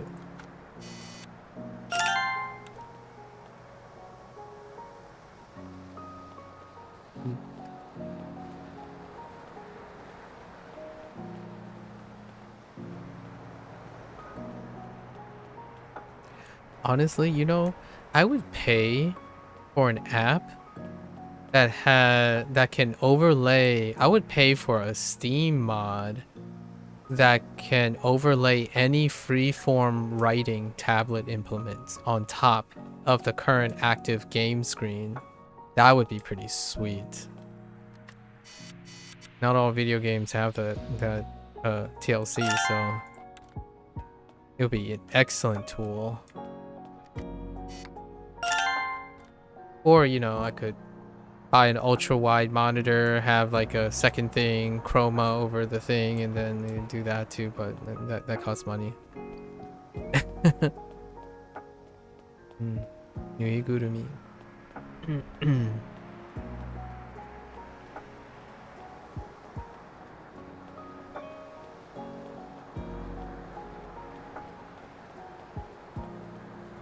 Handwritten notes, underappreciated.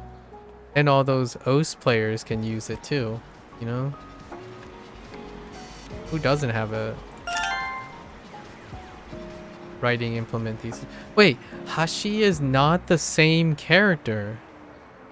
Oh snap, I can't actually use that. I was incorrect. Hashi is a different kanji character. Just kidding. Dang. Shows you how much I know. Okay, we're just gonna have to remember Hashi now. Just kidding. Okay.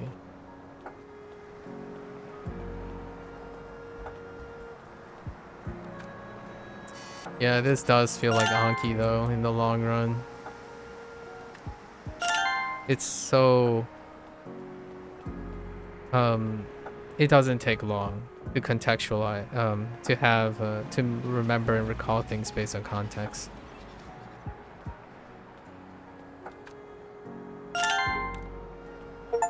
In fact, it's to the point where isekai. Oh, interesting. Oh, that's what the isekai thing. Ashi, aren't they chopsticks? They are also chopsticks, yes. Ashi is both a bridge and a chopstick. And chopsticks, indeed. Udoboru. My only thought is, imagine back in the day when bridges were made of wood, right? And then just think of if you had a physics project and if you just use chopsticks to make a miniature sized bridge. That's Hashi. Sorry, that's my like really weird roundabout way of connecting chopsticks with bridge. If you wanted to make a miniature bridge, you can probably build them out of chopsticks. It would be a very interesting supportive bridge. Yeah.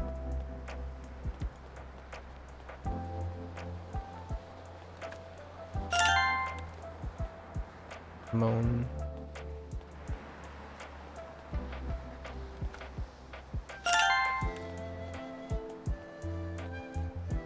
Agami. Can you use Hashi to cross the Hashi? yeah, Hashi to cross the Hashi. That's a good one. Yes. Yes. Indeed. These are the things, you know? These are the things you start with, you know? Oh, here's the... So, why is that radical also the same? So that kanji is used in this. I don't see the relationship between hedge. Okay. It's fine. We'll find a relationship in the future.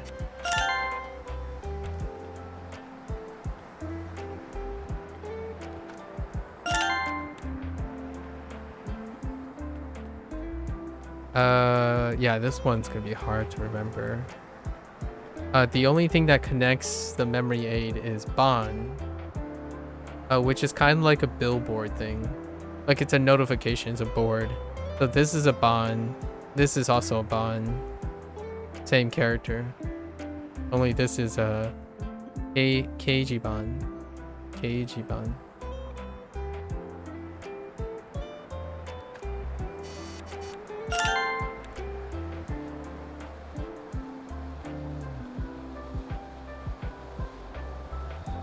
Basketo.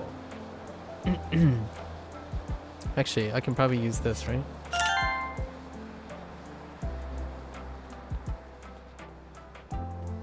Balloons. You're still trying to read? Where are you at, by the way? Chibi. Chibi. How are you, what are you doing to learn and engage in Japanese right now? Oh, sorry, where are you? I was so, nondescript. Oh, Malaysian. I know a Malaysian. I've been interacting with a Malaysian who knows Japanese or have learned lots and lots of Japanese for a while now. They go by Manifest on YouTube. Like, I've met them on and off, and he always just comes by just to chat a little bit every once in a while. Yeah, Malaysia is definitely... Hello there, Gonzalo. Hello. Yeah, Malaysia is definitely a very multilingual country. Thanks, Gonzalo. Let's see. We have Han, right? Tegami.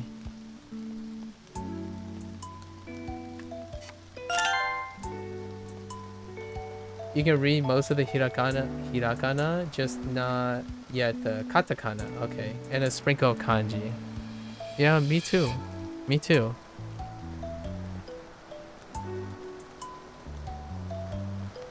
You know what would be really cool? I don't think this developer can afford it, but I would love to be someone to give away digital copies of Shashingo as a way to encourage people to start their Japanese learning journey. This game's pretty cozy, hecka cozy, and I'm looking forward to their future, maybe DLC or something.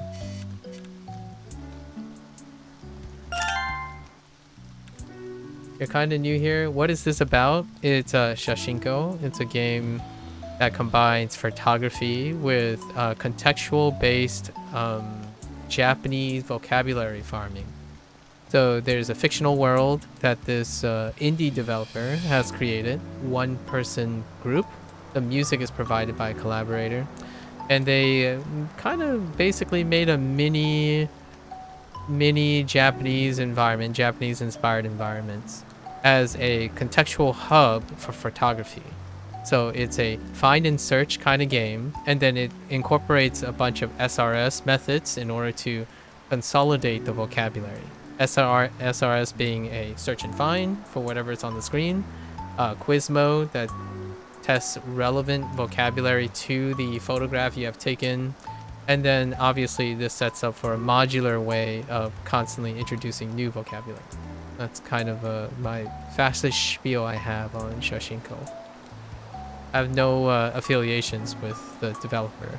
The developer is Peter Peacock, a graduate in digital game stuff, and they're based in the United Kingdom, the UK. You try to read kids' book to recognize more characters? That's a fantastic way. There's also grade readers. Have you tried grade readers as well, Chibi? Grade readers pretty much read like children's books at first too. I'm still around, like, I'm gonna say elementary school level. No clue what that is. Ooh, let me show you a free resource. This was recommended to me by someone who has gone through a long period of Japanese learning, and I took to this very well. But you have the Koba app. Oh, here, let me give you an example. So this has been referenced quite a lot, like Tadoku's grade readers. Koban, I'm not familiar with what Koban does. Maybe it might be the same thing, like a similar idea, but this is comprehensible input, and it's rated from level 0 all the way up. And I think even at if you know Japanese, you can contextually farm or mine a few words, and you can comprehend the entire book. It's really nice. It comes with audio. Almost 50 to 60% of the older books come with audio. When newer books come out, they eventually get audio. Oh, and you used that before? Oh, okay. Yeah, that's pretty much what it reminds me of when you're reading books. Yeah, so if you already use that, then cool. Yeah, I really enjoy it. I pick up a book every once in a while and listen to it. Oops, I'm looking for a guitar. I need this game for real. Why did you learn Japanese? More specific, what was my motivation? Why did I learn Japanese? Uh, or why did I learn Japanese? Japanese has been part of my life. I've been listening to Japanese since I was like 5 or 6. Like there's some element of Japanese in my life, and it become more and more prevalent in my life as I'm 37 now, by the way. And my motivation is just that. The pragmatic reason, though, one of the pragmatic reasons is now I have an immediate family member who lives in Japan, and we might visit Japan for the first time as a family. So, pragmatically speaking, there is some why now, as opposed to constantly continuing to passively listen and enjoy Japanese content. That's probably one of the notable differences between now and 140 days ago.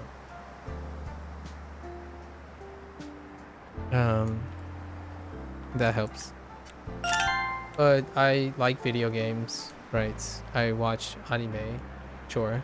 I'm also of Asian descent, and the Japanese culture isn't only something that is born to me to some extent, it is also something very familiar to me. So like, not necessarily through being interested as a foreigner per se. Like I'm technically a foreigner, but there are things that a Chinese household lives and value systems that overlap quite substantially with the deeper cultural things that populate and influence Japanese culture. So I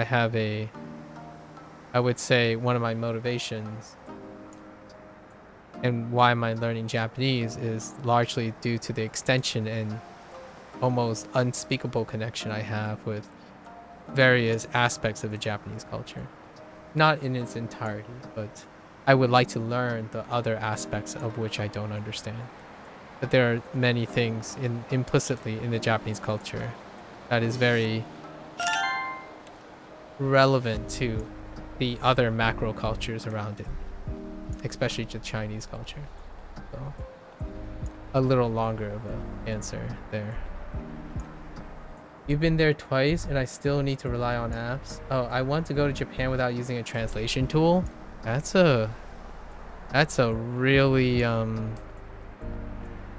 you've already been there twice. You still need I see. Wow, that's a really ambitious thing. I still use translation tools for English. Or a dictionary or something, you know. I really like this game. This game's wonderful.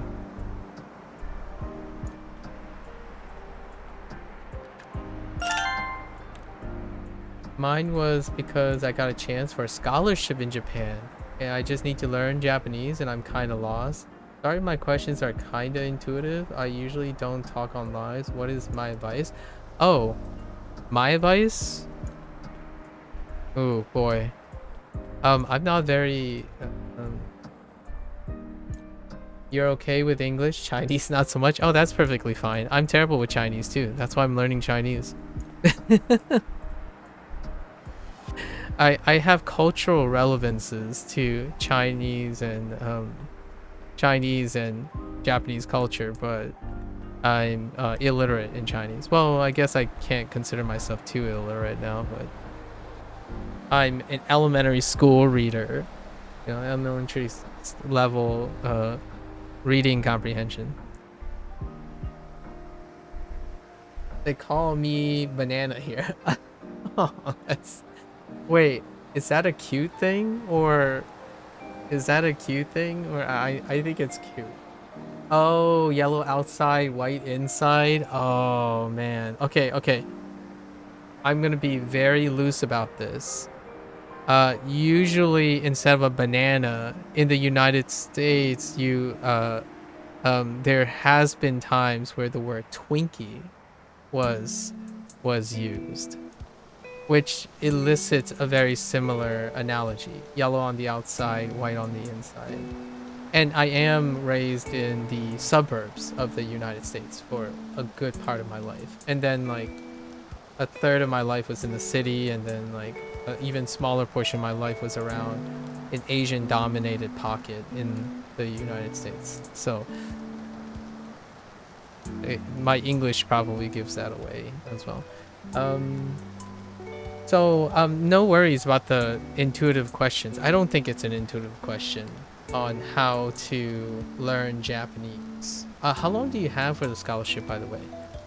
Or to prepare for the scholarship? I think honestly, from what most, like, if I were to give you a poll, if I were to give you a poll of all the other advice that I've been given, because depending on your time frame, I don't think my advice is probably going to be appropriate. Like, and my advice is not really advice yet because I haven't successfully acquired Japanese either. My current anecdotes, like the things that I have done, was to find a source of SRS. So any source of SRS. Mine just happens to be Duolingo. And build more than one SRS. So one or two forms of SRS, which is a repetition. Something that provides repetition, that engages you and maintains your consistency. So at least two, maybe, if you're like in a time crunch or something. Find one that reaches your volume demands, your density demands, so how quickly you can go. I think anecdotally, the only advice I can provide that would be I'm very comfortable in providing is you have to set a schedule to evaluate yourself every once in a while. I would say, depending on how much time you have, say you have a year, you would evaluate yourself every month until the year passes. If it's like 6 months, I would probably try to evaluate myself every 2 weeks. That means pulling up a blank piece of paper and writing and recalling on that blank piece of paper what your SRS has taught you. And then usually you want to supplement with a grammar source to like provide extra thing on top. Usually any websites work. I use Tofuku, for example, the Tofuku website. But I think earnestly the first start in most things is finding a point of exposure and two forms of SRS. So what is your exposure? Your exposure could be vlogs, podcasts, book reading. Those are going to be your projects, right? Your farming, your mining for exposure. And SRS. Your SRS are going to be your foundations to start your basic foundational work. I use Duolingo as my first form of SRS. Some people use, I don't know, Pimsleur, any of your paid things like LinQ or something. You could even use a YouTuber who makes SRS content. And then that YouTuber might also provide a point of immersion. That immersion is usually comprehensible input. So like things you can comprehend. You'll see this word often. I can't write on the screen here, but comprehensible input, or CI, will be in all the description if you're talking about Japanese. They might also use words like easy listening or something like that. Those are going to be your exposure points. You want like one or two sources of those. Whoever you find you vibe and chill with. I'm obviously not teaching Japanese, right? Like I can't teach Japanese if I haven't acquired it, kind of thing. So I would say to start most of the time is to find one SRS. Start with one, like small steps, right? Find one SRS that you're comfortable with. You can do that consistently on a daily basis. And one form of kind of relaxing but a little bit active form of comprehensible input. Your favorite podcaster, even with subtitles, I would recommend trying to like you not use the subtitles but have those subtitles accessible. So you wanted a medium where you can listen to some Japanese content and you can turn on and off subtitles whenever you want, however you want to participate in it, and you bounce between them and you can do them regularly. Then you expand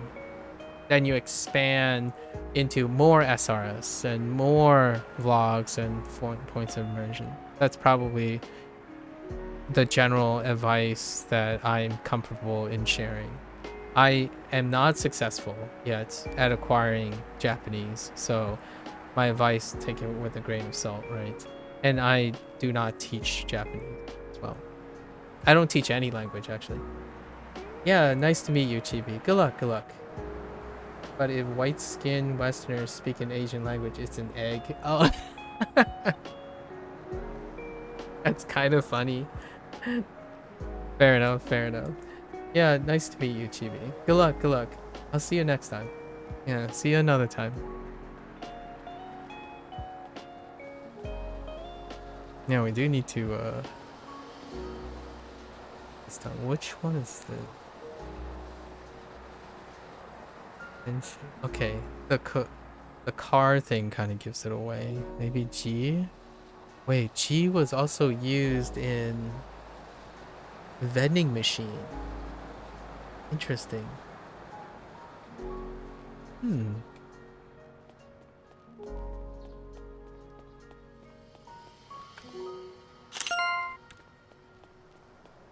Chocolate.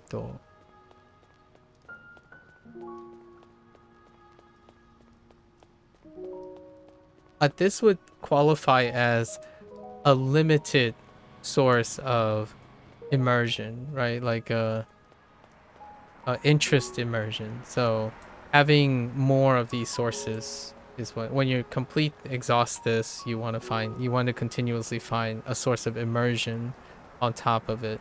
SRS stuff lasts for a while, so whichever one you pick, like LingQ, Memrise, FluentU, Pimsleur, Wanikani, well, not necessarily Wanikani right away. Maybe like a beginner's guide from Take Him, Genki textbook. There are quite a lot of things that you can turn into an SRS related thing. SRS is my general way of saying something you can do daily that you build upon a foundation.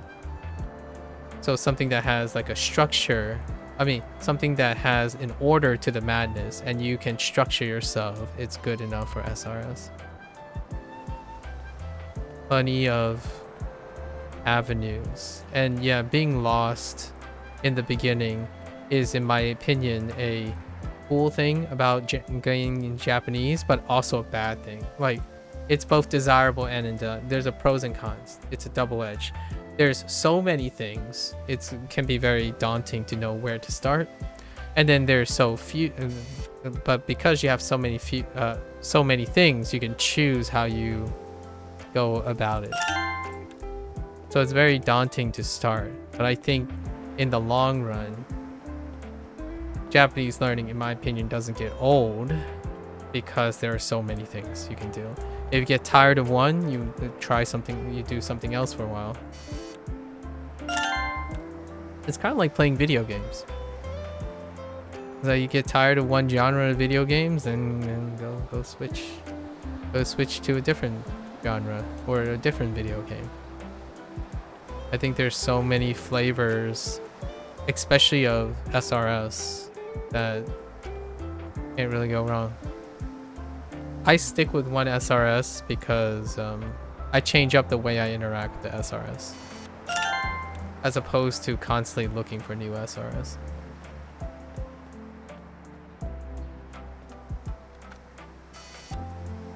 Although I am playing video games now too.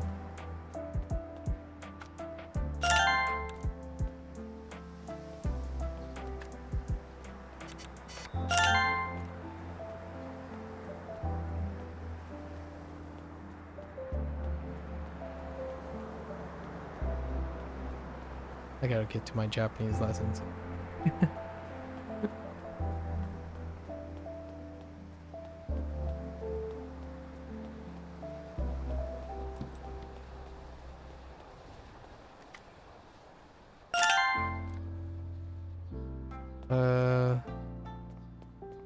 The light source.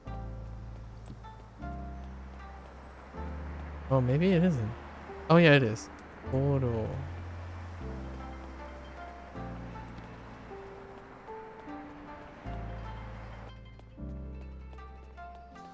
Man, that is one thick kanji too.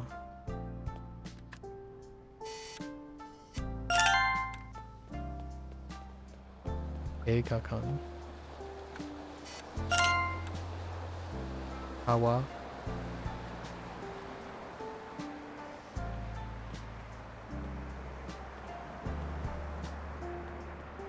I have my fingers crossed that when this game launches on the Switch, the Steam version will get like a content update as part of the launch. Jido do hanbaiki.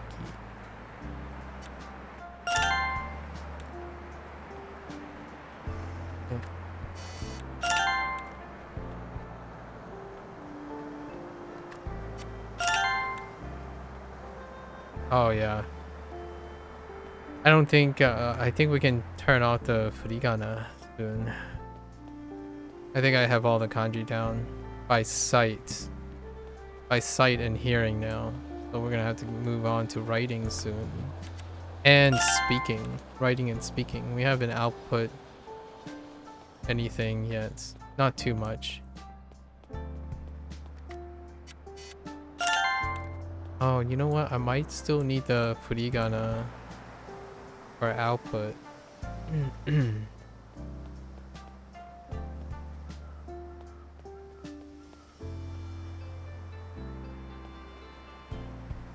Manhold.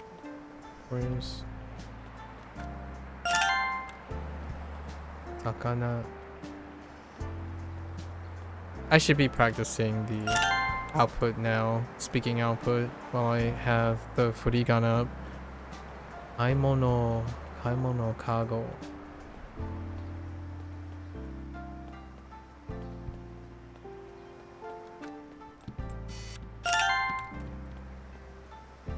Hello there, little guy.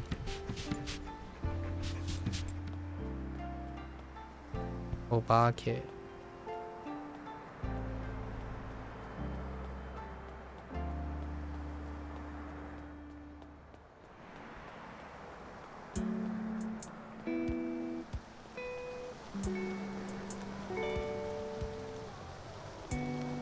Come on.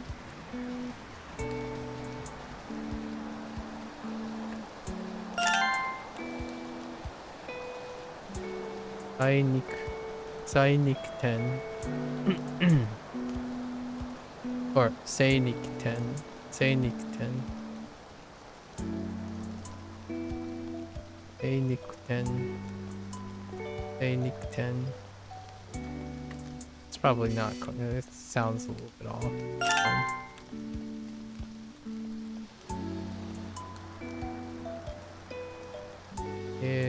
Bodo. Bodo.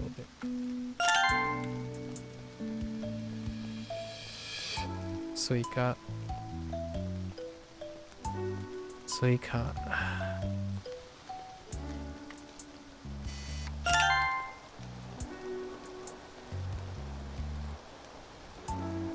Crane game. Okay.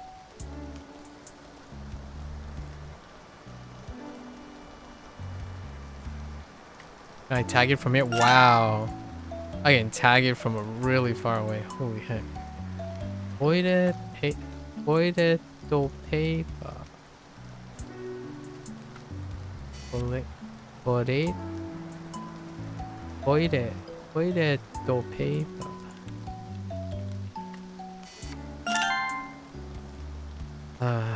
ノート、パソコン。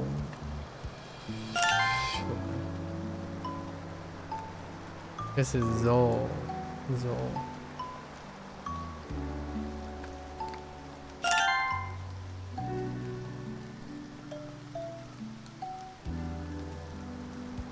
Nampu. Oh, Nampu.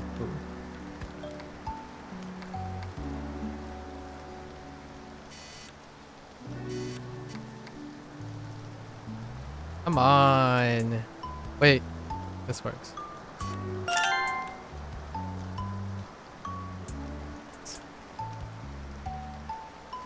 Isu. Isu. Isu.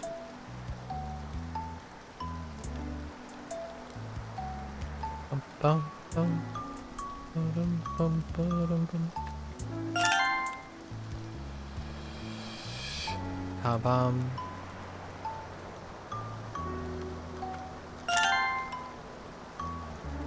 Anya.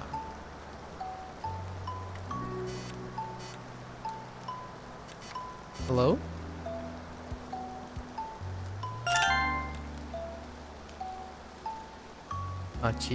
Machia.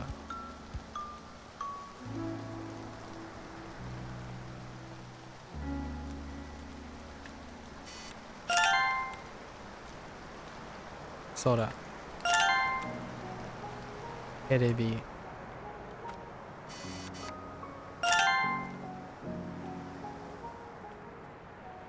Tore. Tore. Pa-pa-pum.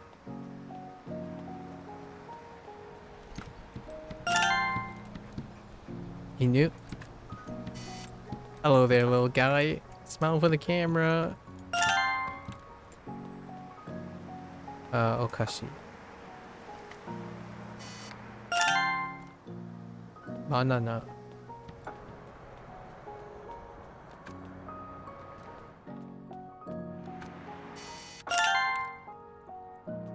Tabemono.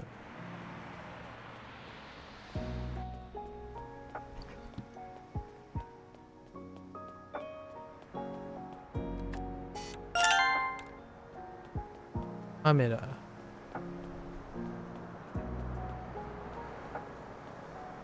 Game weight.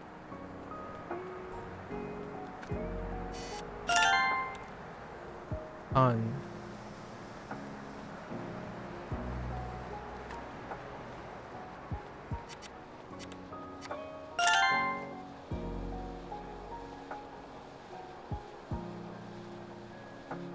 Stay. Oh. Oh. Sticker. Sticker.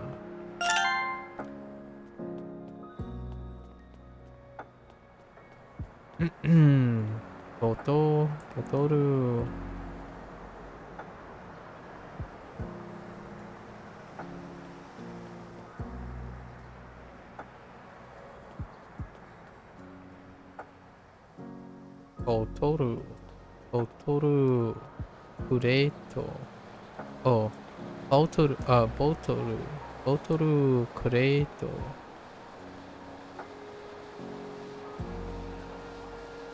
Botoru.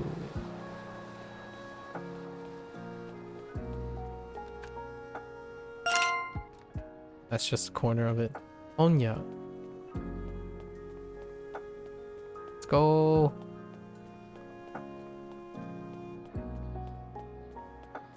I haven't done 145. That's interesting. I feel like I'm pretty close.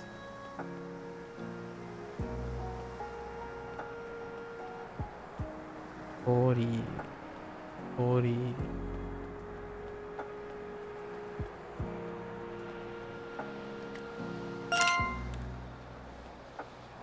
Renji.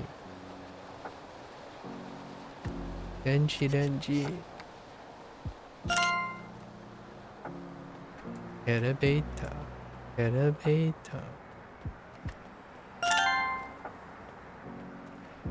Menu.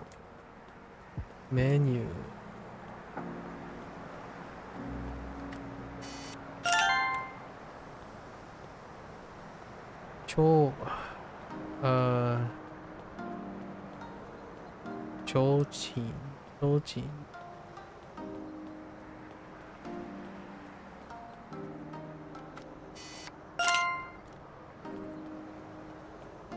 Saikaku.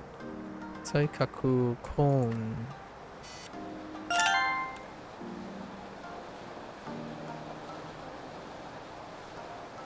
Shingoki. Wait. Shinkoki. Wait. What the heck? I wasn't aiming at that. Tsushita. Tsushita. Sakura. Sakura. Sakura. Oops. Sakura. Sakura. Ishatsu.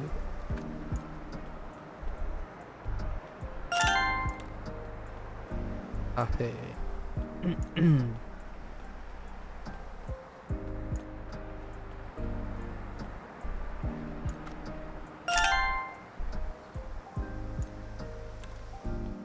Borado.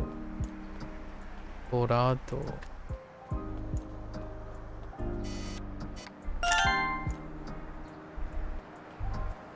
Game.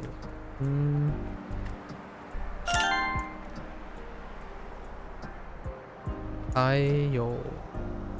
Tayo. On Tayo. Valentine. Eiga poster. Game center. Shita.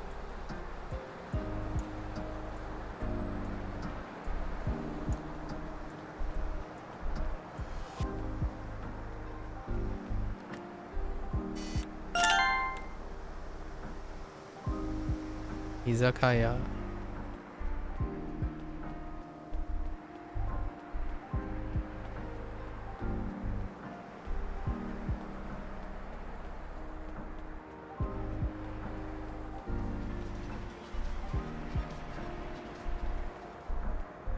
Oh, you know what? I think it would be great for this. If you enter only listening mode, when you find the thing, it should flash the writing. Either in furigana with kanji, or when you turn on furigana, at least kanji, right?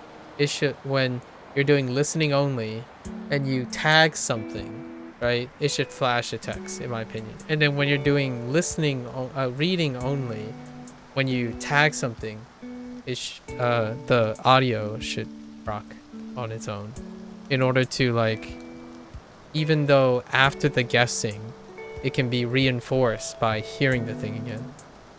It's something I think Wagotabi does well, where you hear before, do the prompt, and then you hear it after, which is reinforcing. Because I'm trying to do it, but at the same time it would be nice that I could hear it now, because I don't know exactly. Sometimes I might be able to read the kanji but not output the hiragana, like the read on it. So I feel like that would be great. Something to consider, really. And there it is. Alright. So let's do one last drill, right? We have one last drill. Do I have everything mastered? Nope. One last drill, and this is, we're gonna do reading again, but we're not gonna use furigana. It's just kanji, unless it's in hiragana. So, I'm gonna try as quickly as possible, or whenever I mess up.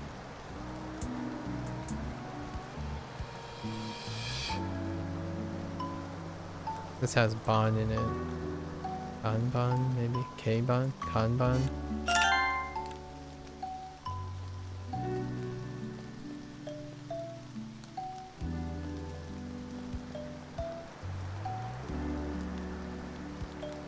Yeah, this is what I mean.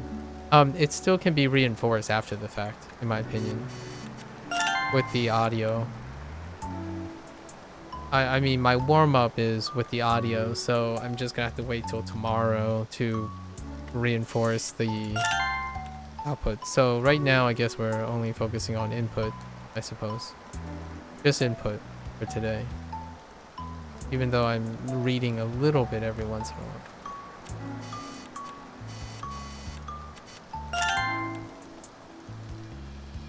But I'm pretty confident I recognize all the kanji. Reading is still secondary to my hearing, but it becomes really quickly second nature.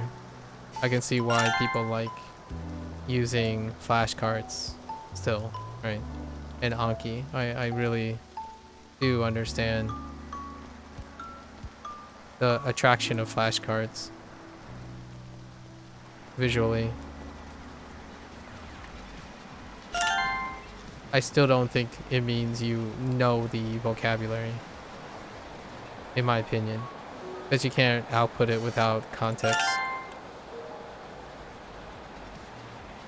Like, I can do this too, but I wouldn't feel too, me personally, I wouldn't feel too satisfied with it.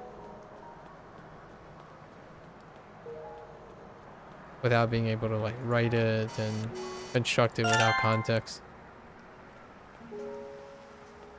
Even conversationally. Like, I would want to lead a conversation.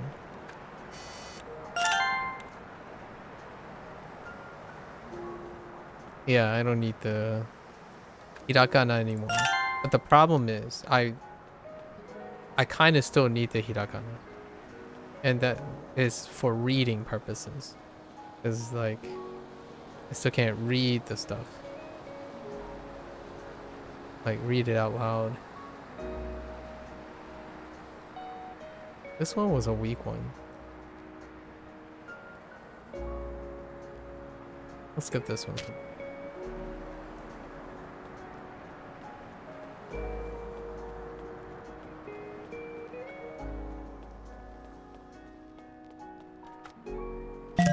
Oh, whoops.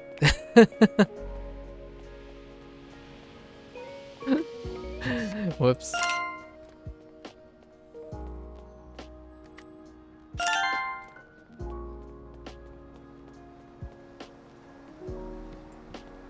Yeah, take care, Gonzalo. Good luck, good luck.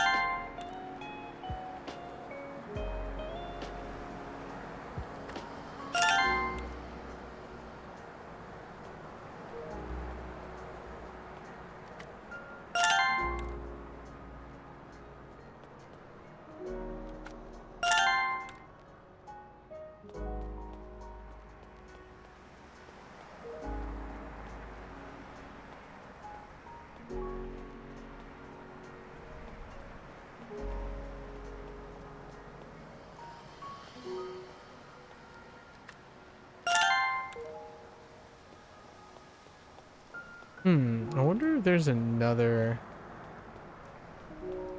Chizu somewhere outside this here.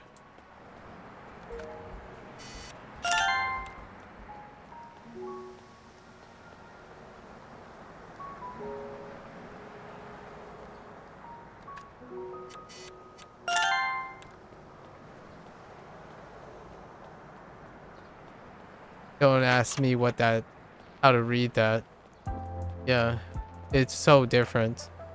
I can read kanji before I can produce kanji read, like the speaking aspect. Hearing, inputting is so in my opinion so much more efficient than outputting when it comes to like imitation. I mean,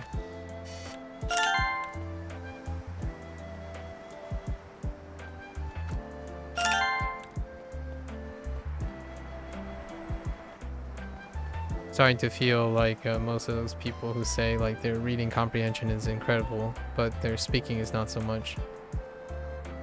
I think there's this like lack of a bridge between what you're reading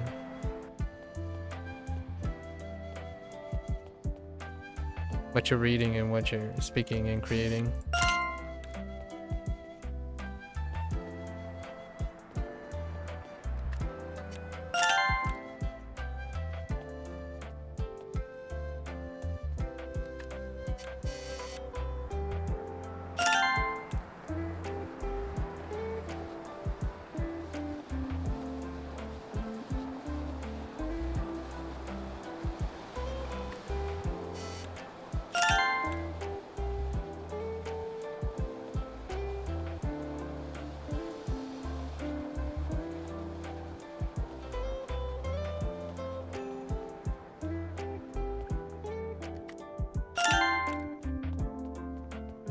So far I'm not sure on one.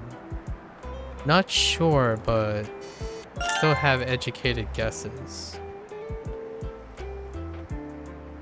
Oh no.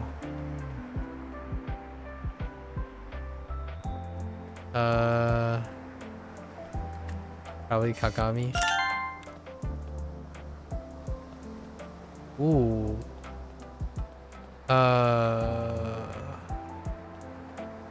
These are the tough ones. This is probably Cho, Chu, Cha.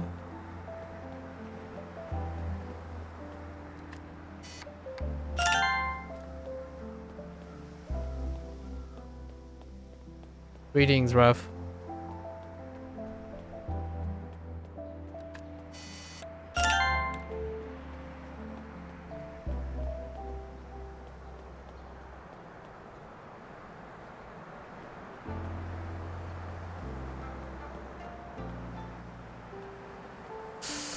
Oh, I gave myself a mnemonic, but that mnemonic doesn't check out right now.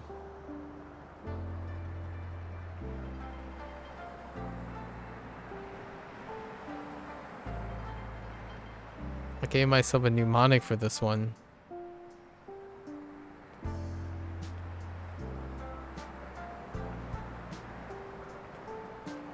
Oh, I remember now what the mnemonic is.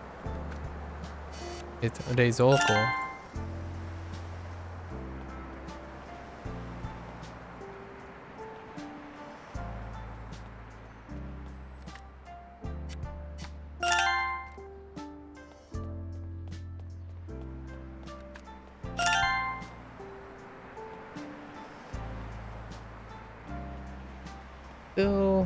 Still not settling on the one that I skipped.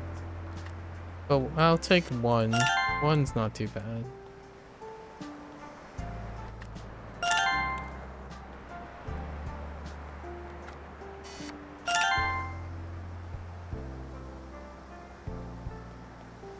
Only missing one is not too bad. I'll try to take an educated guess. What, we have 3 guesses. I think I can get it.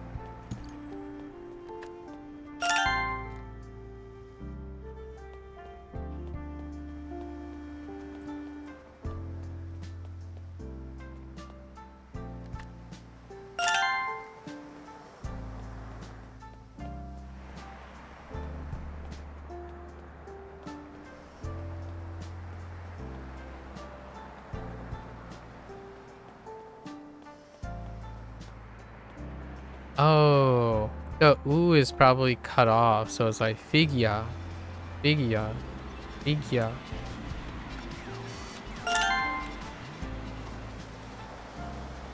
I just realized that on figya.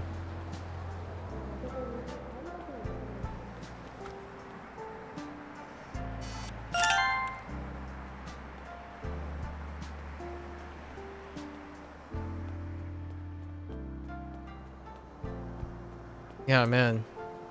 I can definitely see why Wani Kani is so popular. You know?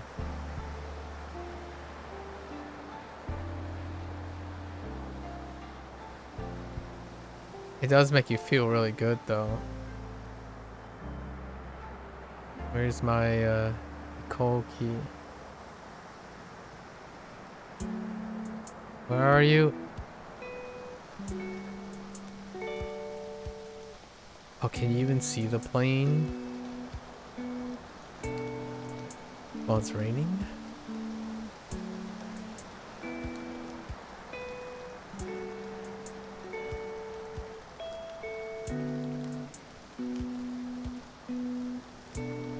Oh. What? What? It didn't work. I even clicked on it twice. Alright, we're just gonna skip for later.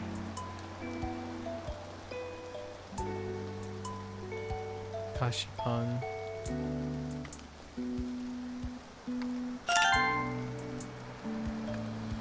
Dang it.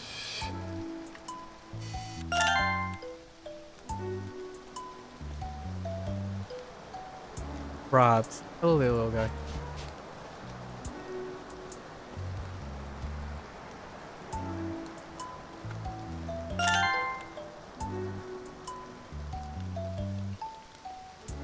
Sweet cup.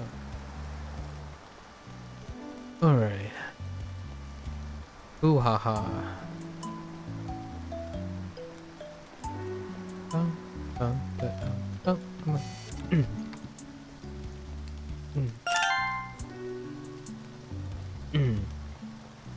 Yoro. Tamago.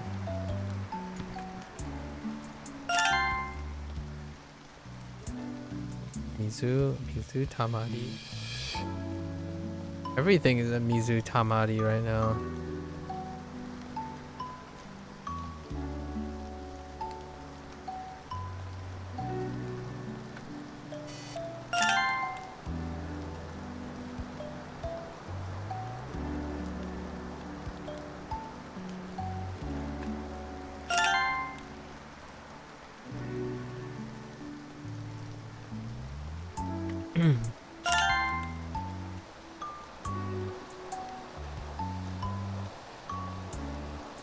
Yeah. I think a combination of reading and listening, 100%. We have 100% coverage. There's not even no contest. Reading out is a problem. Not that this game evaluates mic input. It'd be kind of nice to have mic input, maybe.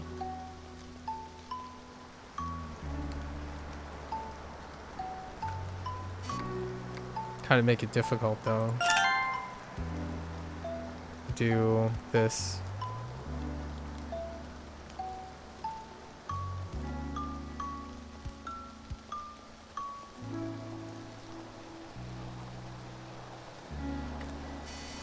Yeah, see, I don't know the read of that. It's like Toro or something.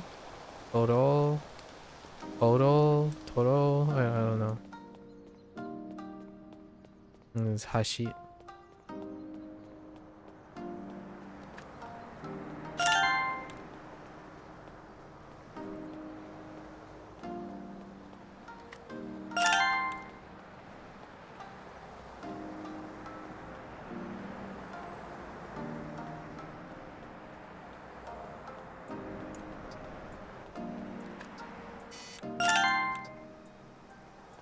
Saku. Wait, there's a Saku over here.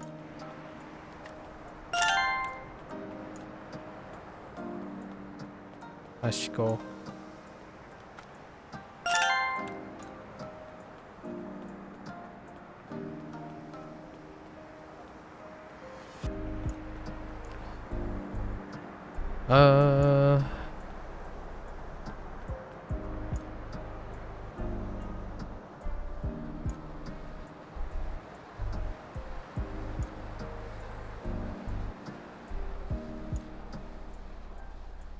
That's a key.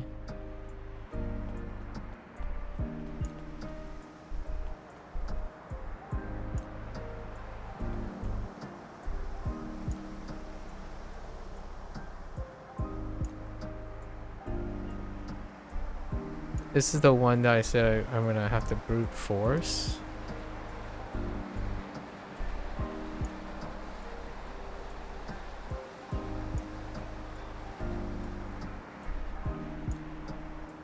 What was I brute forcing though?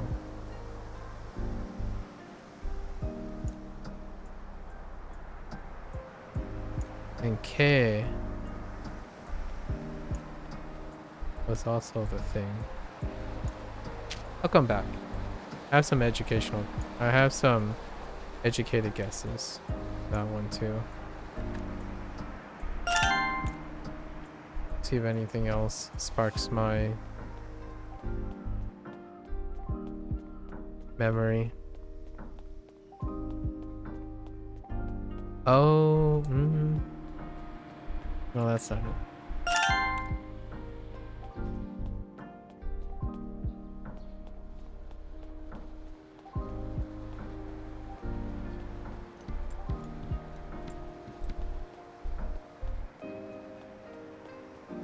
I'll stay.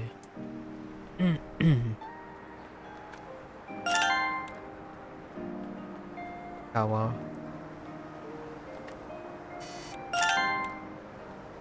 Ana.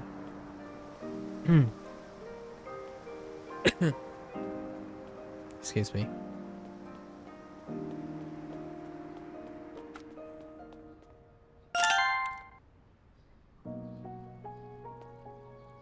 Isu.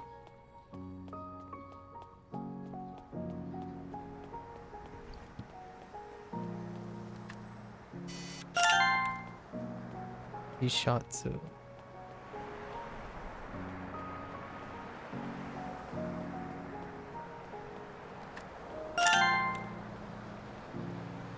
Ringo.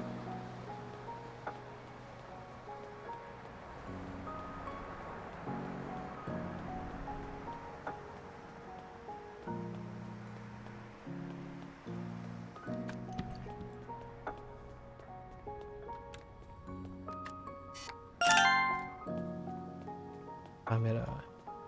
I don't know, it's been almost half a year. It would be kind of pretty sweet for them to announce a new map in the works. Maybe another half a year down the road. Is there a letter on top of this? Oh, there is.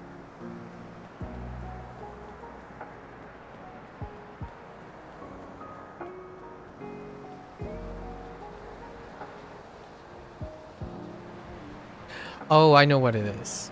I know what the first one I skipped is. I figured out what the first one I skipped is. Just took a little bit.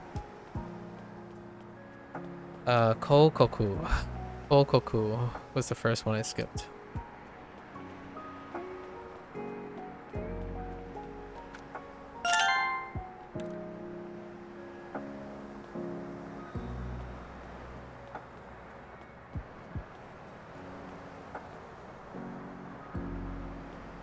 Zo. That's not bad. So we're still down to skipping one, or like not knowing one. Educated guess though. I have some educated guess.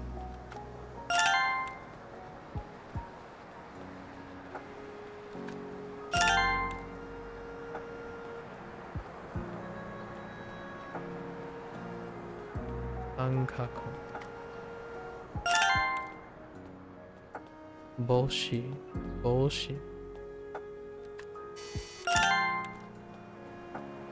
Tsushita. Tsushita. Neko.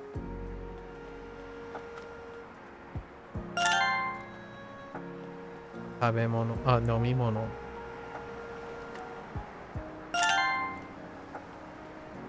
Suitcase.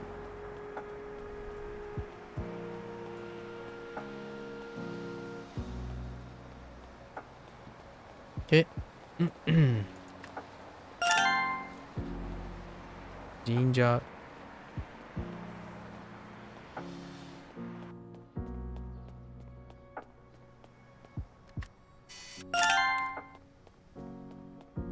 Eiga poster. Oh, wait. What?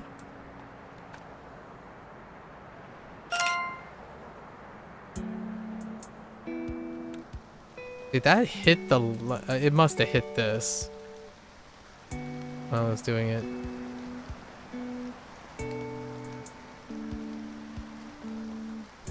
Basketto. Basketto.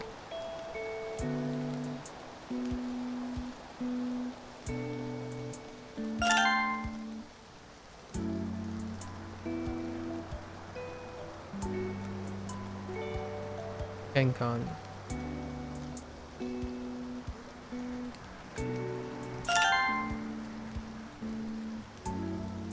Dorado. Anya. Sora. Scotto.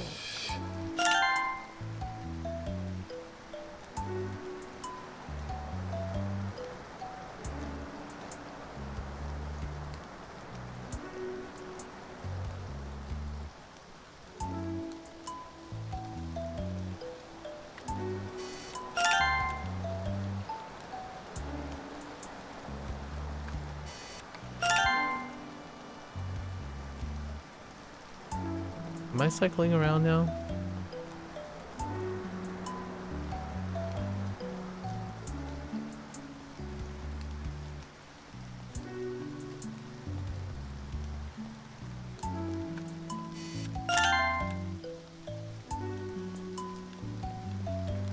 Denkia.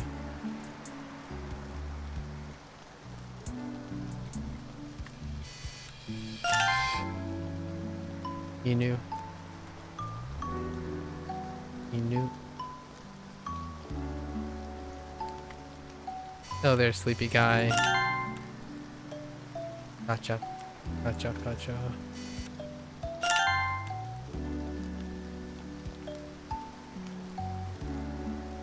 Uto bowl.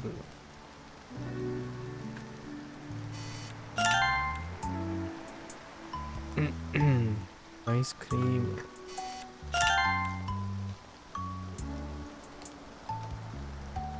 Something cool. Eat. Obake. Obake.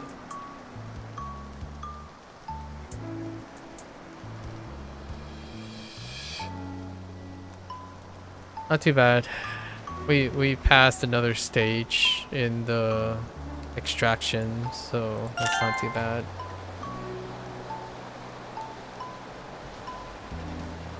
Ore. Not too bad. Getting closer. Getting closer. Oh, we still gotta do the backs of all the... We still gotta do quiz mode. Do the backs of all the cards. That's after this. We still got a little bit. Got a little bit of work. SRS.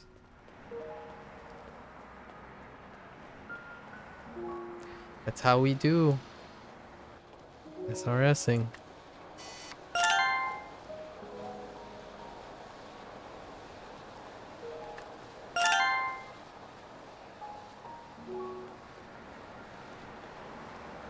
Iwa. Oh, wait. Nightfall? There we go. Ski. Sakura.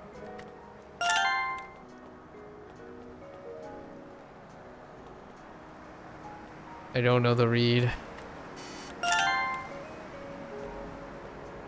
Downside. Whoops. Zoomed out a little too much. There. Ninjin. It's the aircon. But Soto no aircon.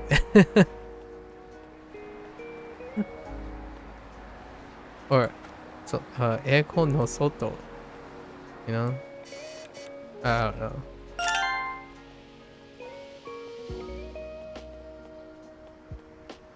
Egami.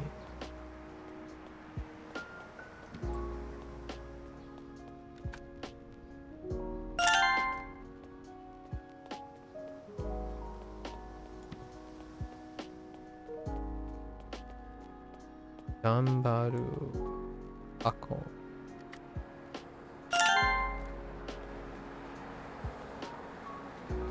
Omi bako. Banana. Chocolate.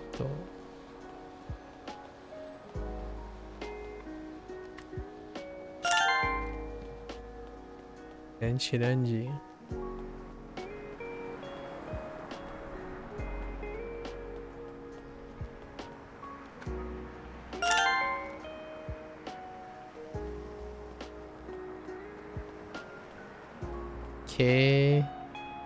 Keijiban.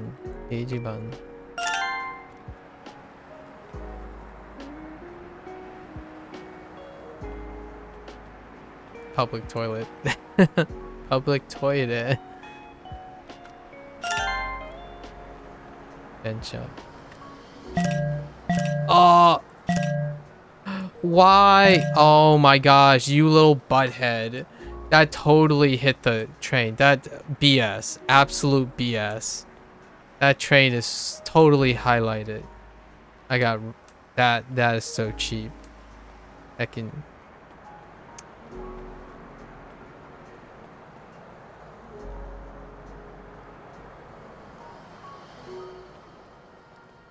Okay, I commented on the thickness of this thing, right?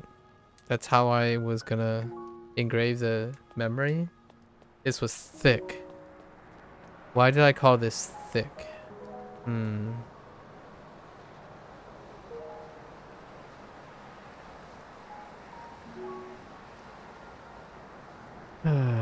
Thick. I was trying to snap a picture of the train so that before it left my sight, I can...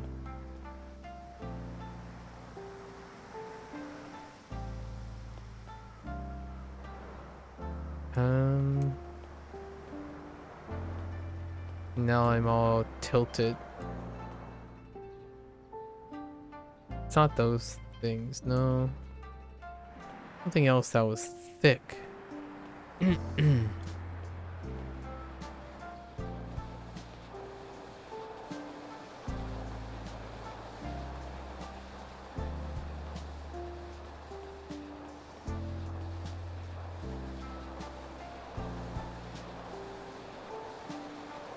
Oh, we'll just skip for now.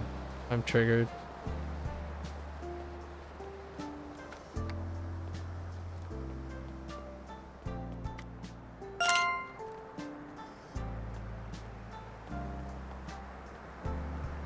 I won't even try this one. I know what it is, though.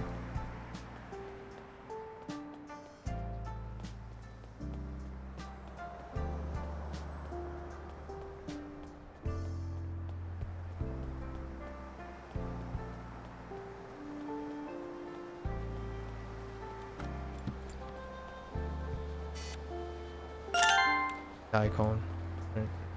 Akana.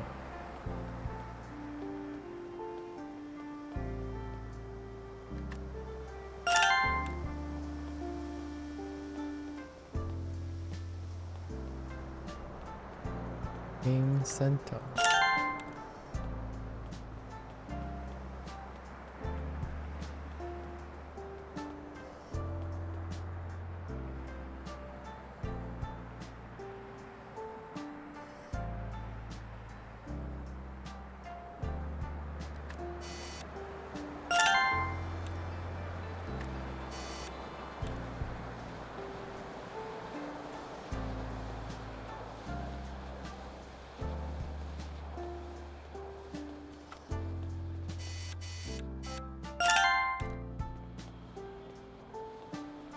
Manga.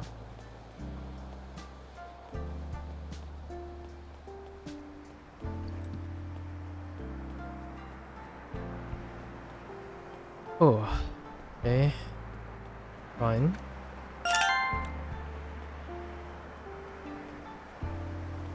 Oshirase. Oshirase. Okane.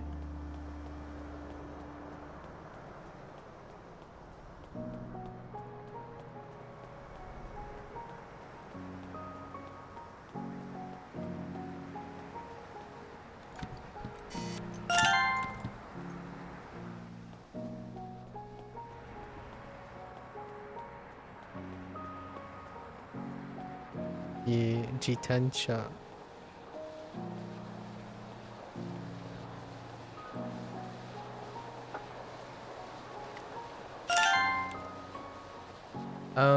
I still lean towards how Duolingo introduces the hiragana read before introducing the kanji.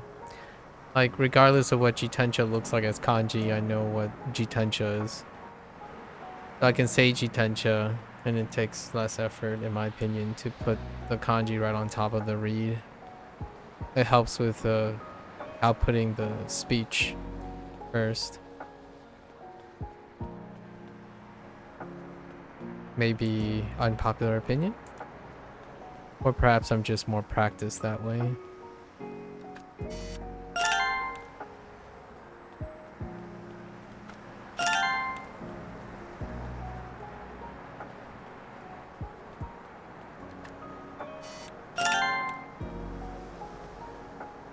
You can type all you want. You can't really speak that.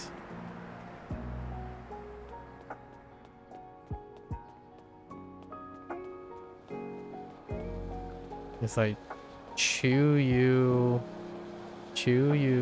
something.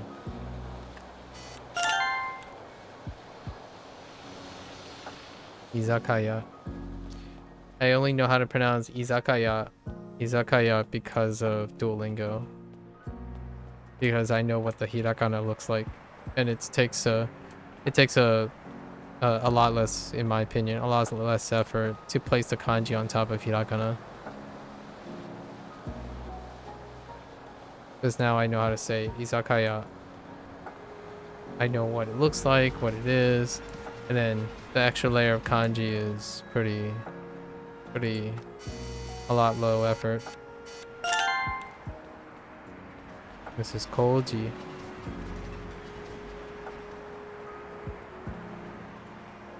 I know Koji because I screwed that up on listening too many times over. So I've made a conscious effort to remember what it is.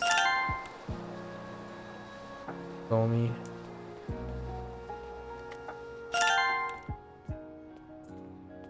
I don't know what the first syllable of Nikuten is.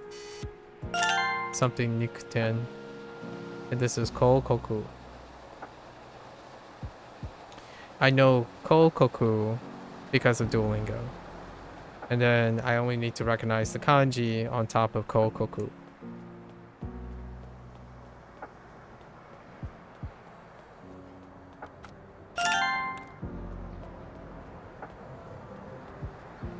And Hikoki. I know Hikoki because Hikoki is, I know the hiragana read already of Hikoki. And it's easier to, once again, place the kanji on top of Hikoki.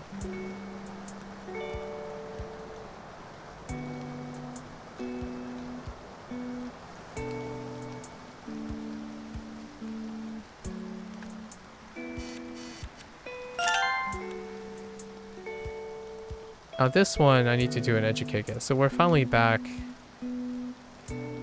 to it. Let's see. K.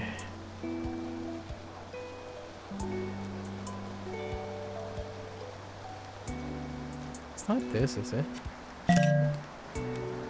Yeah, it's a key. This is a key.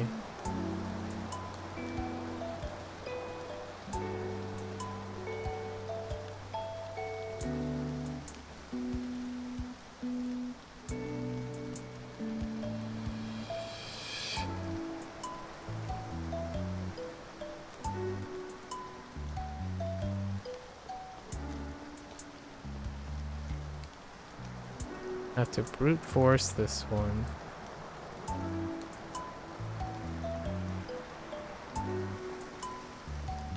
No tethers here.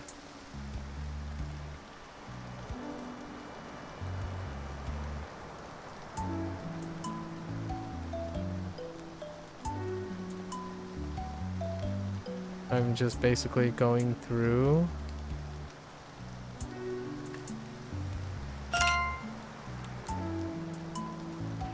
Basically just going through all the objects. There's only like 2 or 3 things I don't know or haven't highlighted. So I'm just gonna go through all of them. This one, it's thick. My comment was it's thick.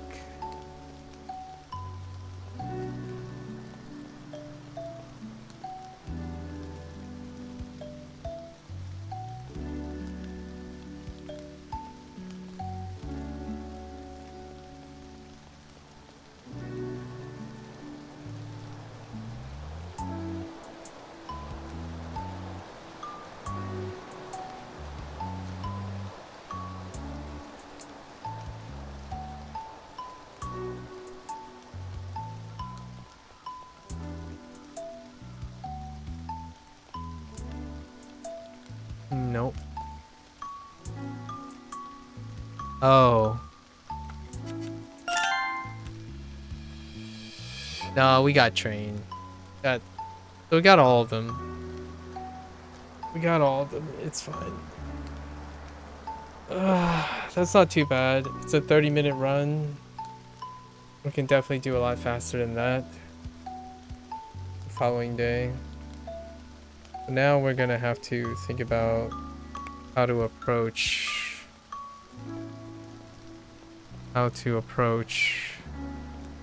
extracting. Okay, so the 2 things I have to work on: get the read down on all the kanji by focusing on the hiragana. The hiragana is the bridge to, and then hearing. Sure, hearing's fine. We can combine hearing and furigana next time on warm up. So focus on the furigana and the hearing at the same time. You get 2 attempts at remembering the read on the kanji. The kanji themselves, we have to figure out a way to write them after a while. And then we still got the backs of all of these, which I'm kind of curious. Oh, there's still... man, traffic light doesn't get picked at all. What the heck? Holy heck. What else we got? 提灯 Chochin. Chochin. 掲示板 Eijiban. We're okay with that. 居酒屋 Izakaya. 落書き Rakugaki doesn't get picked a lot. Rakugaki. This is 看板 Anban. Anban. Ninja. Tori. 鳥居 Tori. 精肉店 Seinikten. Oh, Sei is in front. Right. Seinikten. Machiya. Tsushita. Tsuya. Kuya. Daikon. 道路標識 Doryo Hiroshiki. Doryo. Do.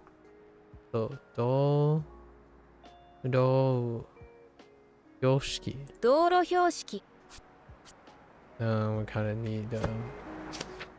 Let's turn Furigana back on. So what is this? Konkyo. 換気口 Kankiko. Whoops. 換気口 Kankiko. So kan. Got nothing here. Kankiko. Kankiko. 道路標識 Do. Oh no, it's just Doro. Doro Hyoshiki. Doro Hyoshiki.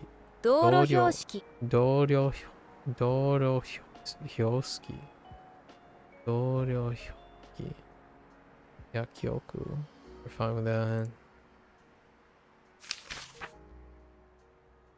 Oh. Oh. Hold on. Hold on, hold on. Hold on, hold on. 横断歩道 Hold on, hold on. 横断歩道 Hold on. Hold on, hold on.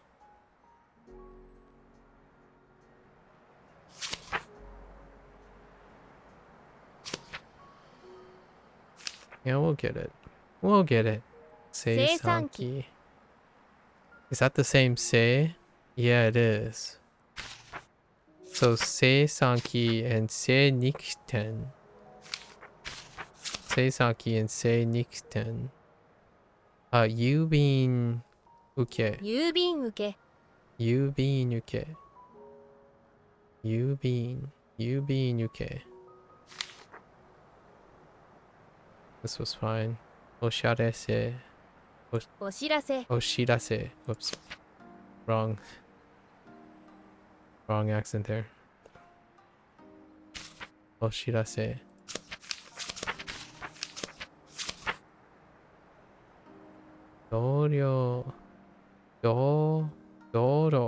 Doro Hyoshiki. Doro Hyoshiki. Hankiko. Where's outdoor AC unit? Seinikten.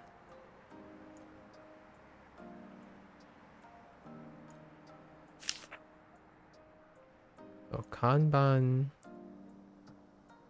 Yakugaki. Buckle. 2 buckles. Keijiban. Izakaya. Shukaiki. 室外機 Shukaiki. 室外機 Shukaiki. 室外機 Shukaiki. 提灯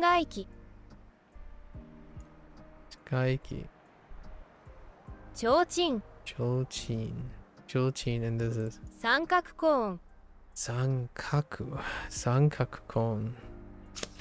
Okay. That's Dosho. Koshu. Toire. 公衆トイレ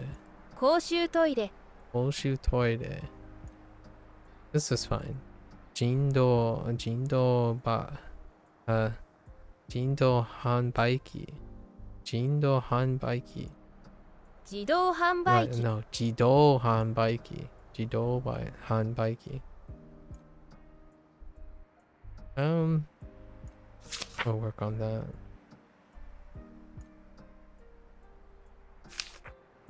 Johan Baiki. Shingoki. 信号機 Shingoki. Overall, not too many things that I need to practice on and read on. Alright. That's it for today. A little over. We're short 10 stars. Not too bad. Alright, folks. That's a wrap for Shashingo Day 6. We're not gonna go back to Wagodabi until the soft launch, so we're just gonna be back with Shashingo again. We'll work on this. Shashingo is a side project. Gotta extract all the information. Right. And then I'll think about when to do like a closing conclusion, right? Closing conclusion for Shashingo as we continue. Kind of like a review kind of situation. All right. Until next time.